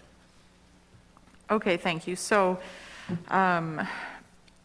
so like a multinational that has a location here would count as local, as well as just a small business with one location in New Brunswick, so or a farm, like they would be treated similarly within the trade agreements? Or I'm just wondering if that counts as local, like, yeah, if it's a multinational that's where the ownership is elsewhere? Not necessarily, because if the response to the request for proposal is maybe it's a multinational company, they have a presence in New Brunswick, but their place of business where they're advertising from, or they're responding to the RFP from, let's say it's in the States or it's in another province, that would not be considered local from our perspective. If the response to the request for proposal is a New Brunswick-based address, they have a place of business in New Brunswick, then we would be using that, whether it's small or large. Okay, and so they'd be treated Right. the same as long as they have an address here, basically? Yeah, when they have an address here, that's what we would be using. Okay, thank you. Thank you. Just a few more questions. I want to pivot to another aspect. So you've implemented an electronic queue management system in 18 service centers, to our knowledge. Would you please briefly describe how it works and where it is operational?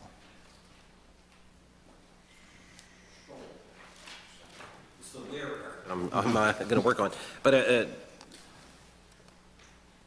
if you the system itself, essentially the way it works, it's in 18 of our larger locations around the province, and when a client comes to to one of our service centers, and it has to be one of the larger ones where we would have a receptionist.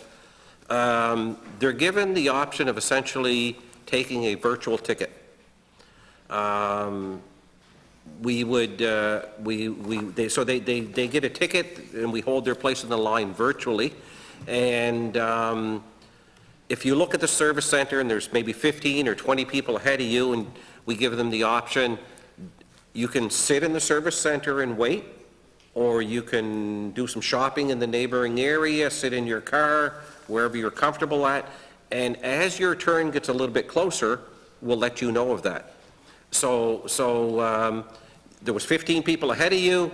Now there's, we'll give them a text message, actually is how it works. Now there's 10 people ahead of you. Now there's 5 people ahead of you. And now there's 2 people ahead of you. Make your way to the service center and you'll be, to be served. And part of the reason why we did that again was because of the pandemic and COVID-19. We didn't want more people necessary in the service center or waiting outside because we are only allowed so many people from a social distancing perspective. And that seems to be, some people are really appreciative of that type of a service. It's more like a VIP service if you think of that. You don't have to really wait. You can do some other business at the same time. And when we provide that service to the individual, we also confirm and we'll text them additional information, so the type of service they were there for. Oh, did you know you could do that online? Here are the documents that you'll need to make sure that you can get that service. So it's more of a kind of a single service delivery. The locations itself. It's okay. But the larger ones like Moncton would certainly have one.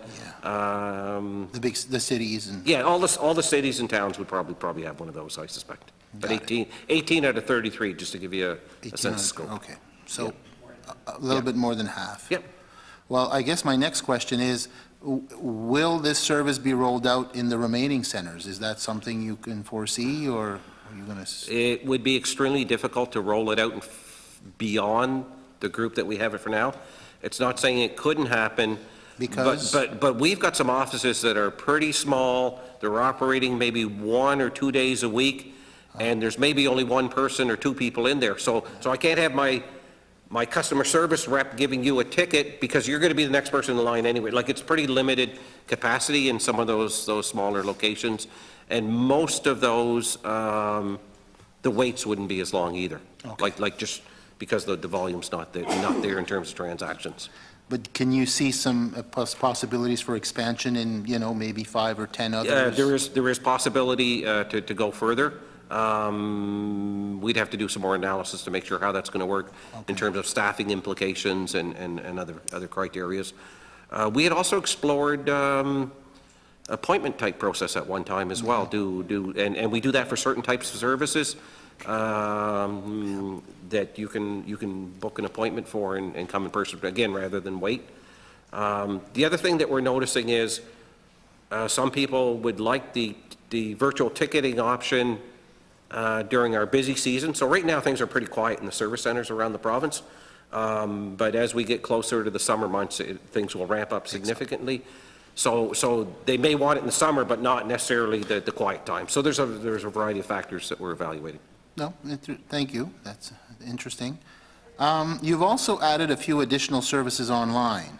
What are your plans to digitize additional services and make them available online? Do you have any plans to add some other services online, or? We're continually evaluating the type of services that we provide, how many of them are available online versus only in person, and if it's a high volume type transaction and with security type processes and things of that nature, expanding those service offerings. I mentioned earlier that we're looking to modernize our snb.ca web presence, and that should open up some additional possibilities for us. Being able to receive documents electronically from our customers, we're always, it's a bit of a balancing act because of privacy regulations and those type of things to make sure that whatever documents that we do receive, that they're treated from a privacy impact assessment perspective. So it's those trade-offs. Okay, thank you. Just out of curiosity, what are the highest demand services at SNB centers? The highest demand would definitely be motor vehicle services. I think it represents about 65% of our total transactions in a service center would be motor vehicle related. So motor vehicle renewals, registrations, driver's licenses, those type of things, definitely the top of the list. Thank you. I only have a couple of other general, these are all general questions, so they're not necessarily linked together. What are you doing to harmonize IT system throughout government? Have you been doing some work on that? We're doing that work each and every day. Okay. A big part of the creation of Service New Brunswick, so bringing Facilicore, New Brunswick Internal Services Agency, Service New Brunswick Government Services under one roof. We were already providing services to the health sector. We're doing more in the education sector, part one of government. And a big part of that original business case to consolidate all those activities, one, it was for cost savings.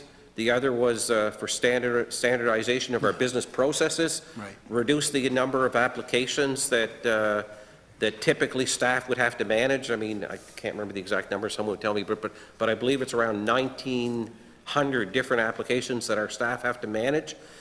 Some of that we've been able to go to a cloud-based type solution. So our new Fusion, our ERP system, operating multiple different payroll type systems, having that under one roof, cloud-based solution with a large service provider provides that standardization and processes. So rolling that out to as many different departments and players as possible. So that's been just one example, but a huge, huge initiative. Thank you. What are your plans to migrate more information to open data? Are there any major IT upgrades that are being pursued in the government at this time regarding open data or any other major? Yeah, so we have an open data portal now. Okay. If I recall off the top of my head, I think we add, I'm trying to think.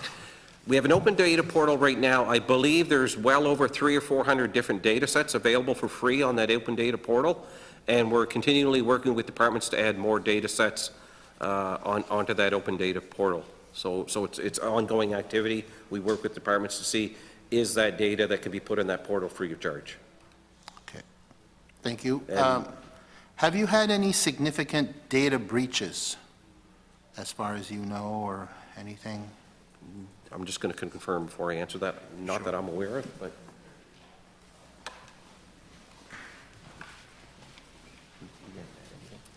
Not from a networking or technology services perspective. Yeah.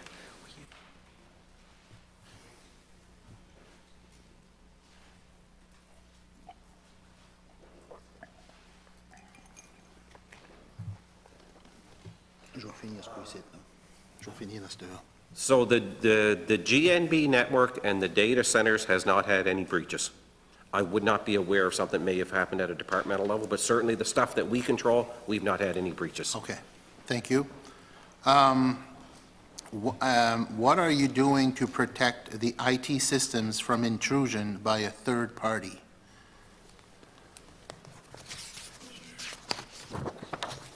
Just a second here. Yeah, I got my note here. I have it on the floor back.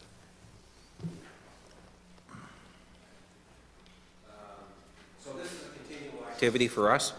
We currently spend about $13 million annually on cybersecurity. Last year, we had an increase on our budget of $2 million. We're looking to, again, this is a constant budget pressure that we're facing. So we're looking to see if we can get additional dollars put in for the next fiscal year.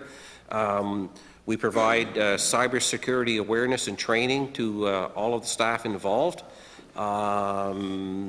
in this area in terms of best practices and what to be careful of, phishing type opportunities. Anything else major? Technology to prevent this. Yeah, and then technology itself, new firewalls and increased protection. Yeah, on personal devices, encryption and those type of things. So it's constant, but it is a concern. Okay. All right. I just want to get back to the Auditor General's report. I actually have one last question. Now, in terms of, you know, we were talking about the tangible capital assets and the overpayments and all of that. I just had one question that I had skipped it. What improvements have you made to internal controls? And I'm referring to the Auditor General's report. In terms of internal controls, any, I'd like for you to elaborate on improvements that you may have made. Thank you.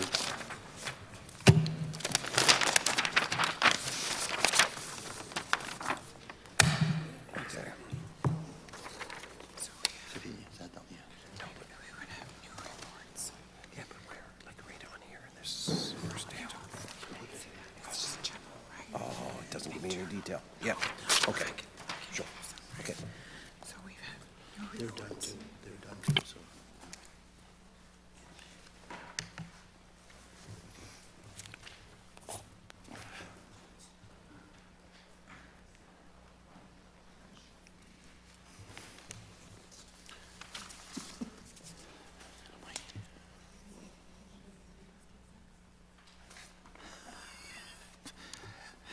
Fill your boots.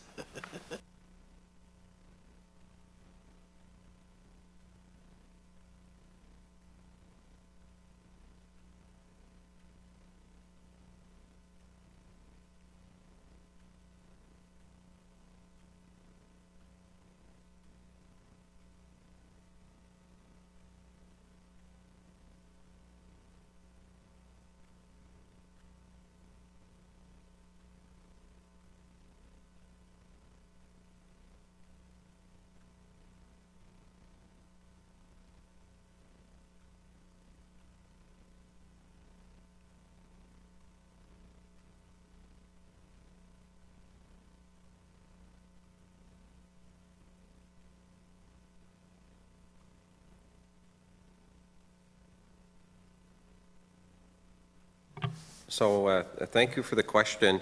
And I had mentioned earlier about the fact that we do meet with the Auditor General on a regular basis.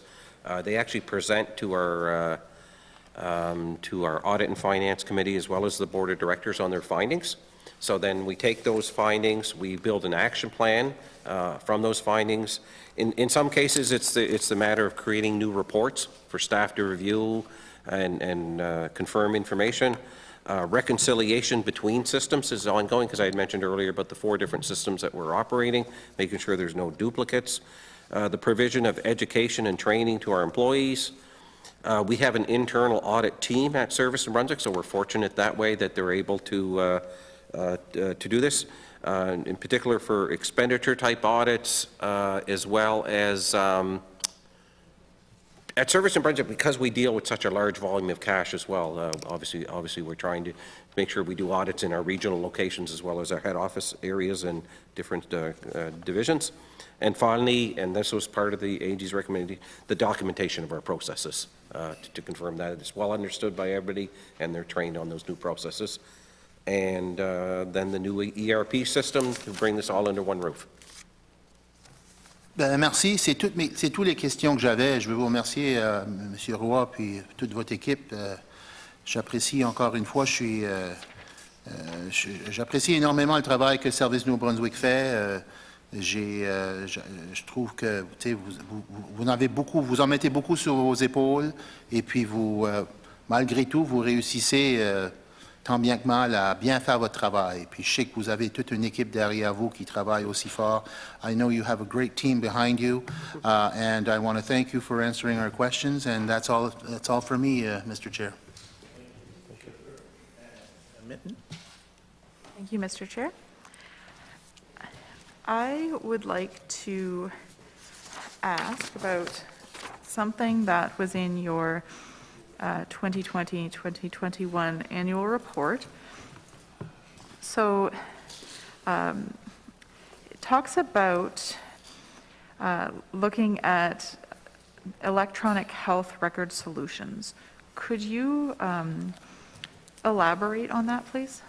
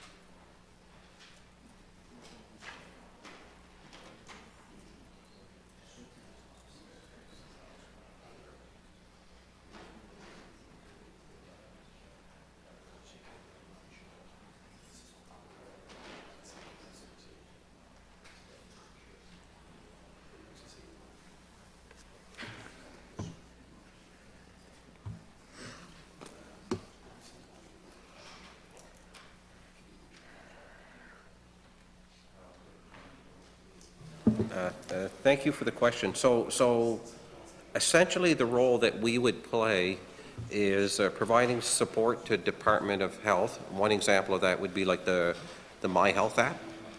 And we're mostly providing technical support, architecture, technology, central support. So if there's data, for example, that's residing at the regional health authorities, we would put the infrastructure in place and ensure that the right amount of data and what they're looking for gets from the RHA's Department of Health as well. So it's really on a number of fronts, but it's in terms of the personnel to do that work, to integrate between the technology and the demands of either the RHA or the Department of Health in the acquisition of this information for their purposes. So we really take our direction from them on these type of inquiries. Okay, thank you. I guess I'm just looking at the 2021-2022 report. I'm wondering, is the level of work on that pretty consistent over the years in question, or has it fallen off? I'm just sort of trying to figure out how much effort and resources have been put into it and when.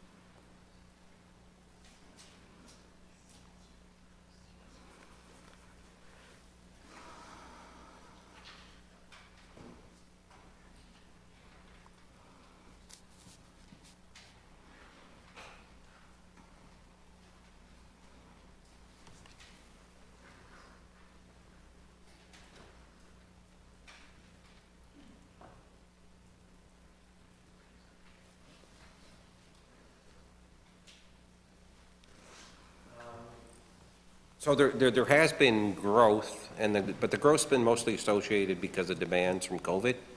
So in terms of vaccination clinics, information being put out, apps that were produced, and those type of things. But to put it in perspective, we've got an IT team of about 770 employees. Half of that would be dedicated to providing support to the health sector. So it's pretty significant. I mean, half of our entire IT support for government goes directly towards the health sector. As new initiatives or projects come into play, like on a project basis, we would access resources, either consultants or through the use of FlexTrack, to augment our ability to provide those services. And we would have agreements in place with those partner organizations for the costing and the expense of the particular initiative that they're doing. So we work quite closely with them, obviously, to determine their future needs and what can we do to support those needs ongoing. Okay, thank you. I wanted to ask as well about Service New Brunswick centers. First of all, I'm wondering how many people are employed to work at the Service New Brunswick centers in the province? Do we have that with us? Not Judy.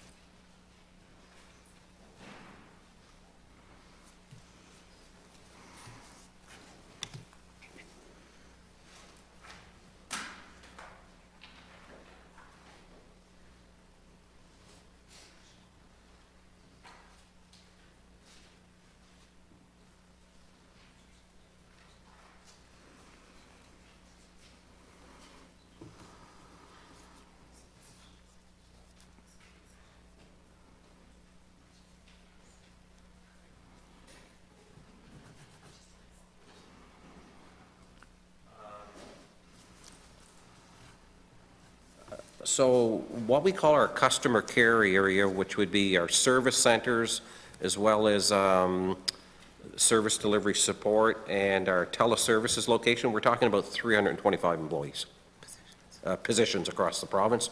That would be augmented by temporary individuals, casuals, those type of things as needed. Okay, thank you. And that's across, I think I heard you say 33 locations? Yes, 33 locations, but this also includes teleservices, which is our main call center, if you want to think of it that way, as Okay. well as service delivery support that provides training for those individuals and that type of direct training for those customer service representatives. Okay. How would you say that the service locations are divided between urban areas and rural areas? Could you break that down?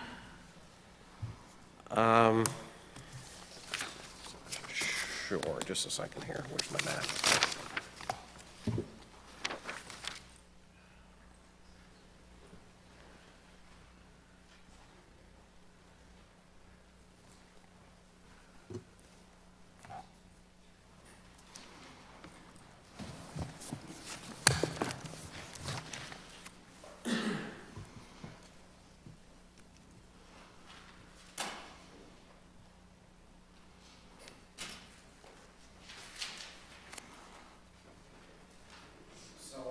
Across the province, we have a pretty significant distribution for our in-person services.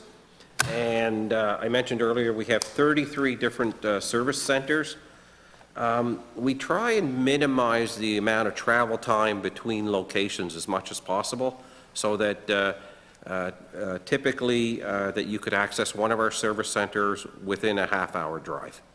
Now, some areas it's probably closer to 45 minutes, depending on if it's a more rural area of the province or a remote area of the province. But overall, and I think we achieved that goal, if I'm not mistaken, I think 95 or 98% of the time is within a short drive away to one of our service centers for the population. I'm using this on a population basis. But they're located, for example, in the Fredericton area. There's one in Fredericton, there's one in Oromocto, Woodstock would have one, St. Stephen, St. George, Campobello Island, Grand Manan Island. We are pretty widespread. Now, they would all not necessarily have the same hours of operation. So our largest service centers are typically open Monday to Friday as well as Saturday. One of the smaller locations could be open maybe once a week. Again, just depending on the demand from the public. And we do a fair bit of data analysis to try and determine wait times for customers, how many transactions we're doing, and staffing it appropriately to meet that demand. Staff utilization is probably the best way to describe it. Okay, thank you.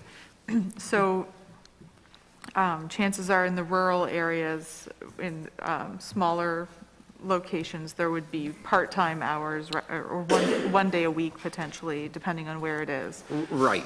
And we work in a bit of a team concept as well, so there could be a larger office and it has satellite offices nearby where we're pulling staff from, depending, there may be a permanent person assigned to an office, and if that person's on vacation or out sick that day, we may have to pull from a neighboring office to provide support, again, depending on our allocation of full-time employees for that particular area. Okay. I know that over time, there have been some service New Brunswick locations that have closed. I know in my riding that has happened. There is still one in Sackville, which is good, but it does mean less service, for example, other people in the Tantramar area, because there used to be one in Port Elgin. And I'm wondering, are the types of services administered through the Service New Brunswick locations similar, or are there some where you need to go to a city to access them?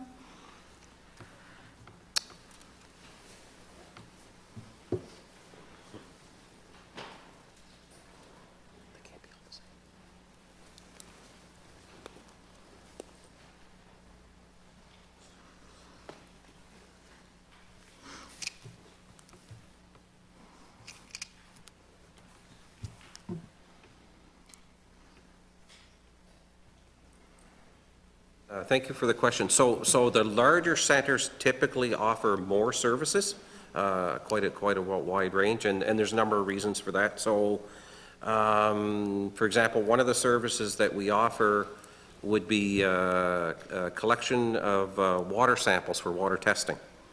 That would require a fridge because the product has to be cooled, remain cooled before it can get to the laboratory for test results and those type of things. So that'd be just one example. Probably have it in the larger centers, but not all the centers. I mentioned earlier about the Qmatic system and the virtual ticketing. That's 18 centers around the province as opposed to all 33. So it just varies, but the majority of the services would be available at all locations. Like earlier I mentioned, the majority of our services are motor vehicle type transactions. So registrations, transfers, driver license renewals, they're available throughout the province at all our locations as well as online. Okay. Yes, what you're saying about water samples, I've had constituents have challenges getting their water samples. I think we have to take them to DF from my riding. I'm wondering about driver's tests. So there's been discussion about online, the written test. In terms of being able to do the actual driving test on the road, I'm wondering if you can talk to us about how many people are employed to do that. And what I've heard is that it's less accessible in rural areas than it was. And I'm wondering if you can talk to us about any changes that have occurred in terms of the accessibility of the road tests.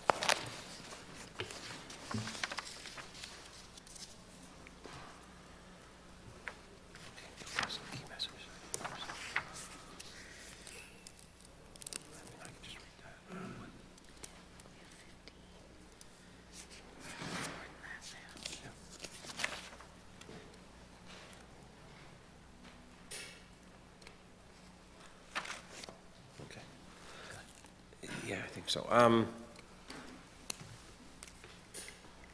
So the locations that I mentioned earlier, the 33 locations where we provide those services for, including driver examination, the demand for those services has actually increased significantly since the pandemic and the arrival of people from other provinces into New Brunswick, as well as newcomers. Right now, I think we have, I'll say 15 full-time equivalents of driver examiners across the province, and we've augmented that with an additional 10 cross-trained driver examiners. So these would be individuals that maybe they're a customer service rep, but they can do either a written test or they can do a road test, but they can't do the big commercial vehicles. So different levels of customer service reps and driver examiners to do that qualified work. The pandemic has certainly introduced a number of challenges during that period. There would have been times that we continued to do driver examination services at the early days for the large commercial vehicles only because we wanted to maintain the supply chain. We temporarily halted in-car testing for a short period of time, and we went to a chase car option. So the student driver would have been in the car, would have been and they would have had an individual with a full class driver's license to assist them like they normally would.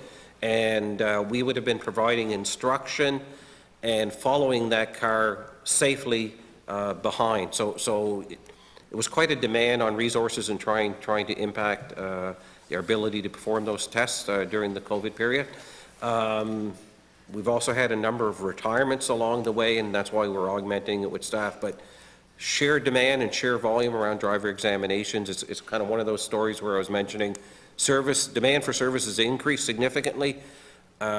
Training driver examiners is also a challenge. It's not something, you don't start testing for commercial vehicles overnight. It's probably a 2-year period, I would think. Yeah, probably a 2-year period by the time that we can get them qualified to be able to test for those large commercial vehicles. Part of the reason why we introduced the written test component online as well, to reduce the burden of things that could be done online for those individuals, and focusing our staff on being able to do the kind of the in-person tests as much as possible. Okay, thank you. Can you tell me where the 15 full-time equivalents are located in terms of where they offer the testing? Do you have a breakdown by location?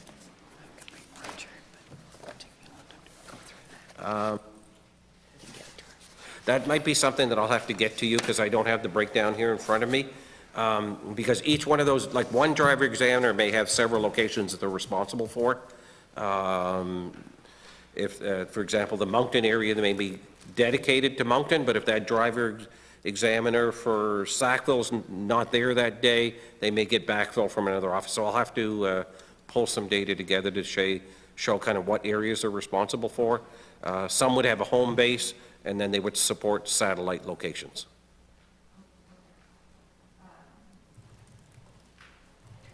Thank you. I'm wondering, I don't know, I guess I'm wondering whether there's as many opportunities to do driving tests in rural areas as there was, let's say, before the pandemic, or whether more people are having to travel to cities to do them.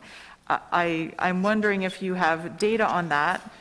Anecdotally, I've heard stories from people having trouble getting testing opportunities in our riding, for example, and having to travel. I've also heard them having trouble just getting a testing opportunity altogether. So I'm wondering whether what I'm hearing is accurate based on the data, whether if there's fewer opportunities in the rural areas than there used to be. I know that there are just generally, but I'm wondering if it's changed.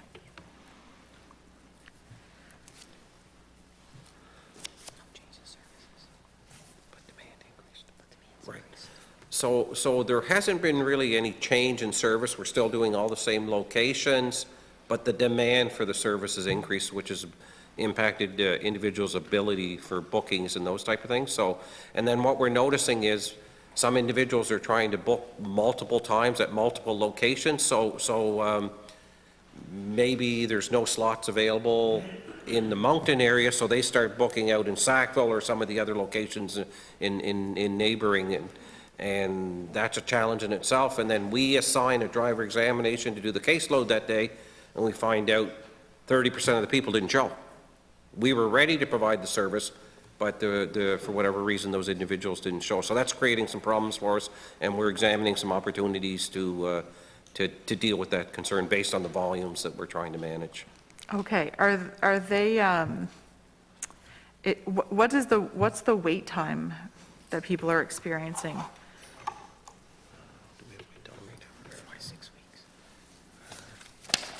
Part of that would depend on the type of test that they're getting. Again, whether it's a commercial test. Obviously, it's a written test. There's no wait time. They can do it online.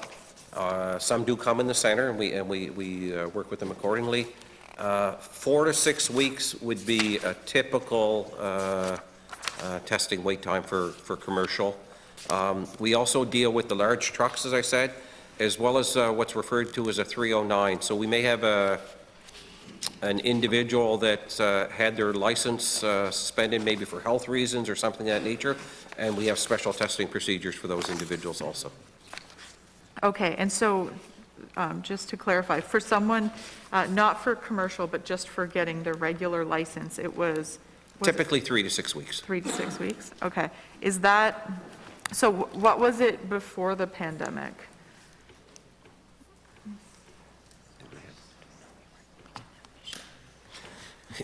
Before the pandemic, we were able to meet the demand, so it was certainly less of a concern pre-pandemic, but it was a combination of things again.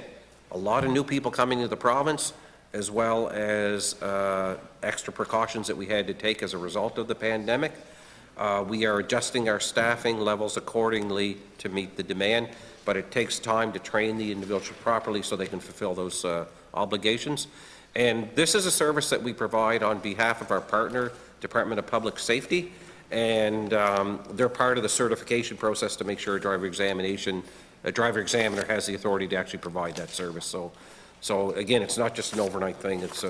It's quite a training procedure they would go to provide that service.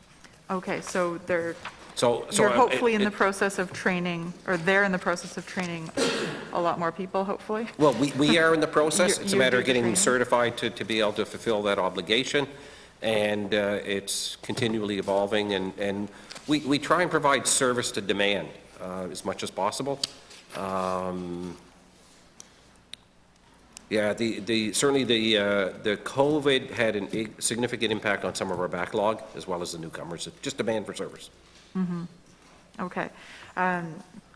Yeah, I started hearing about issues sort of earlier in COVID, but it sounds like the different factors you've mentioned have exacerbated the problems, made it take a while to sort out. They haven't resolved yet. Okay.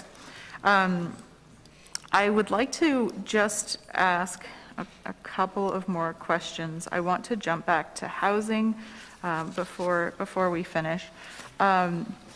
An issue that has come up quite a bit has to do with people facing discrimination when they're trying to rent. And so, for example, some apartments not allowing children, discriminating against families. I'm wondering if, and this comes up as well with people with disabilities and having trouble with accessibility, having more trouble finding somewhere to live. Can you speak to how the Residential Tenancies Tribunal deals with these issues of discrimination, for example, with families not being able to rent certain places?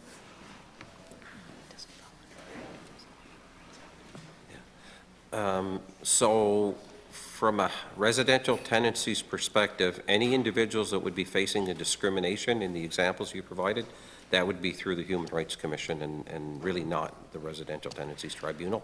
If we're made aware of it, we would provide education to those tenants to and make sure they get the proper support they need through the Human Rights Commission. Okay.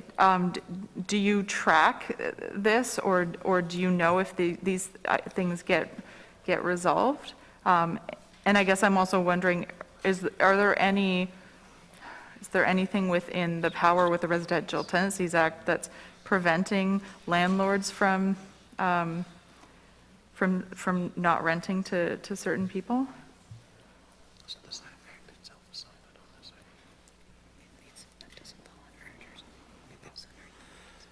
Again, it doesn't fall under the Residential Tenancies Act. It would be under the Human Rights Commission for some of the questions you're asking in terms of tracking and data and those type of things.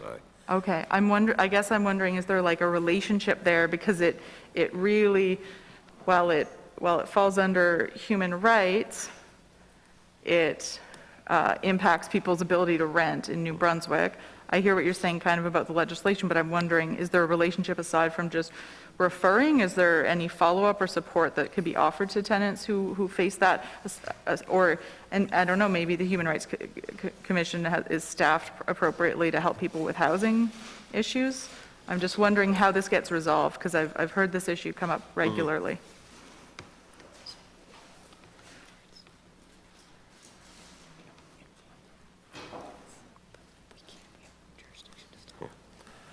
So if some of that information is brought to our attention, we'll have the conversations with the landlord, but our legislation doesn't give us the authority to deal with it to a certain extent. It still would have to be classified as a human rights complaint that the commission would investigate and do that level of due diligence and work.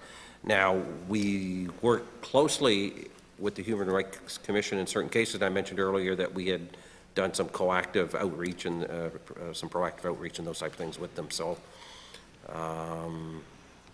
that's where we're at right now. Okay, so there's limits to the authority the of legislation, the ability to enforce, and authority when it comes to certain housing rights then under the Act. it would be covered under other pieces of legislation, not ours. Okay. Okay, well, I just wanted to clarify that a bit more. I don't think my time's expired. I could keep going, but I'll instead stop and thank you and your team for answering all of our questions today. It's very much appreciated, and I'll hand it back over to you, Mr. Chair. Thank you. Well, thank you very much, Ms. Mitten, and you could have soldiered on as long as you wanted. We have them scheduled till 6 o'clock, but I thank you for relinquishing. I don't see any more questions. Do we have any other questions? So with that, Mr. Roy, I'd like to thank you and your staff for your presence here today. It's very evident to everybody that you know your stuff. Several times you were paging through that binder, but you didn't even bother to read what was on the page. You knew the answer. So kudos to you for your passion and the way that you run Service New Brunswick. At this point, I would pass the floor back over to you if you have any closing comments you'd like to make. In terms of closing comments, certainly want to thank everyone from the committee for the questions that you did ask. I mentioned earlier I'd like to bring a full slate of senior and executive team with me because of the importance of the work that this committee does, and hopefully we were able to provide the best answers possible. There's a number of follow-up items that we will be getting you that information for, and thank you again for your time today. Thank you, and I ask that you send all of the information that's requested to the clerk. With that, this committee stands adjourned until 9 a.m. tomorrow morning, when we will have before us Work Safe New Brunswick.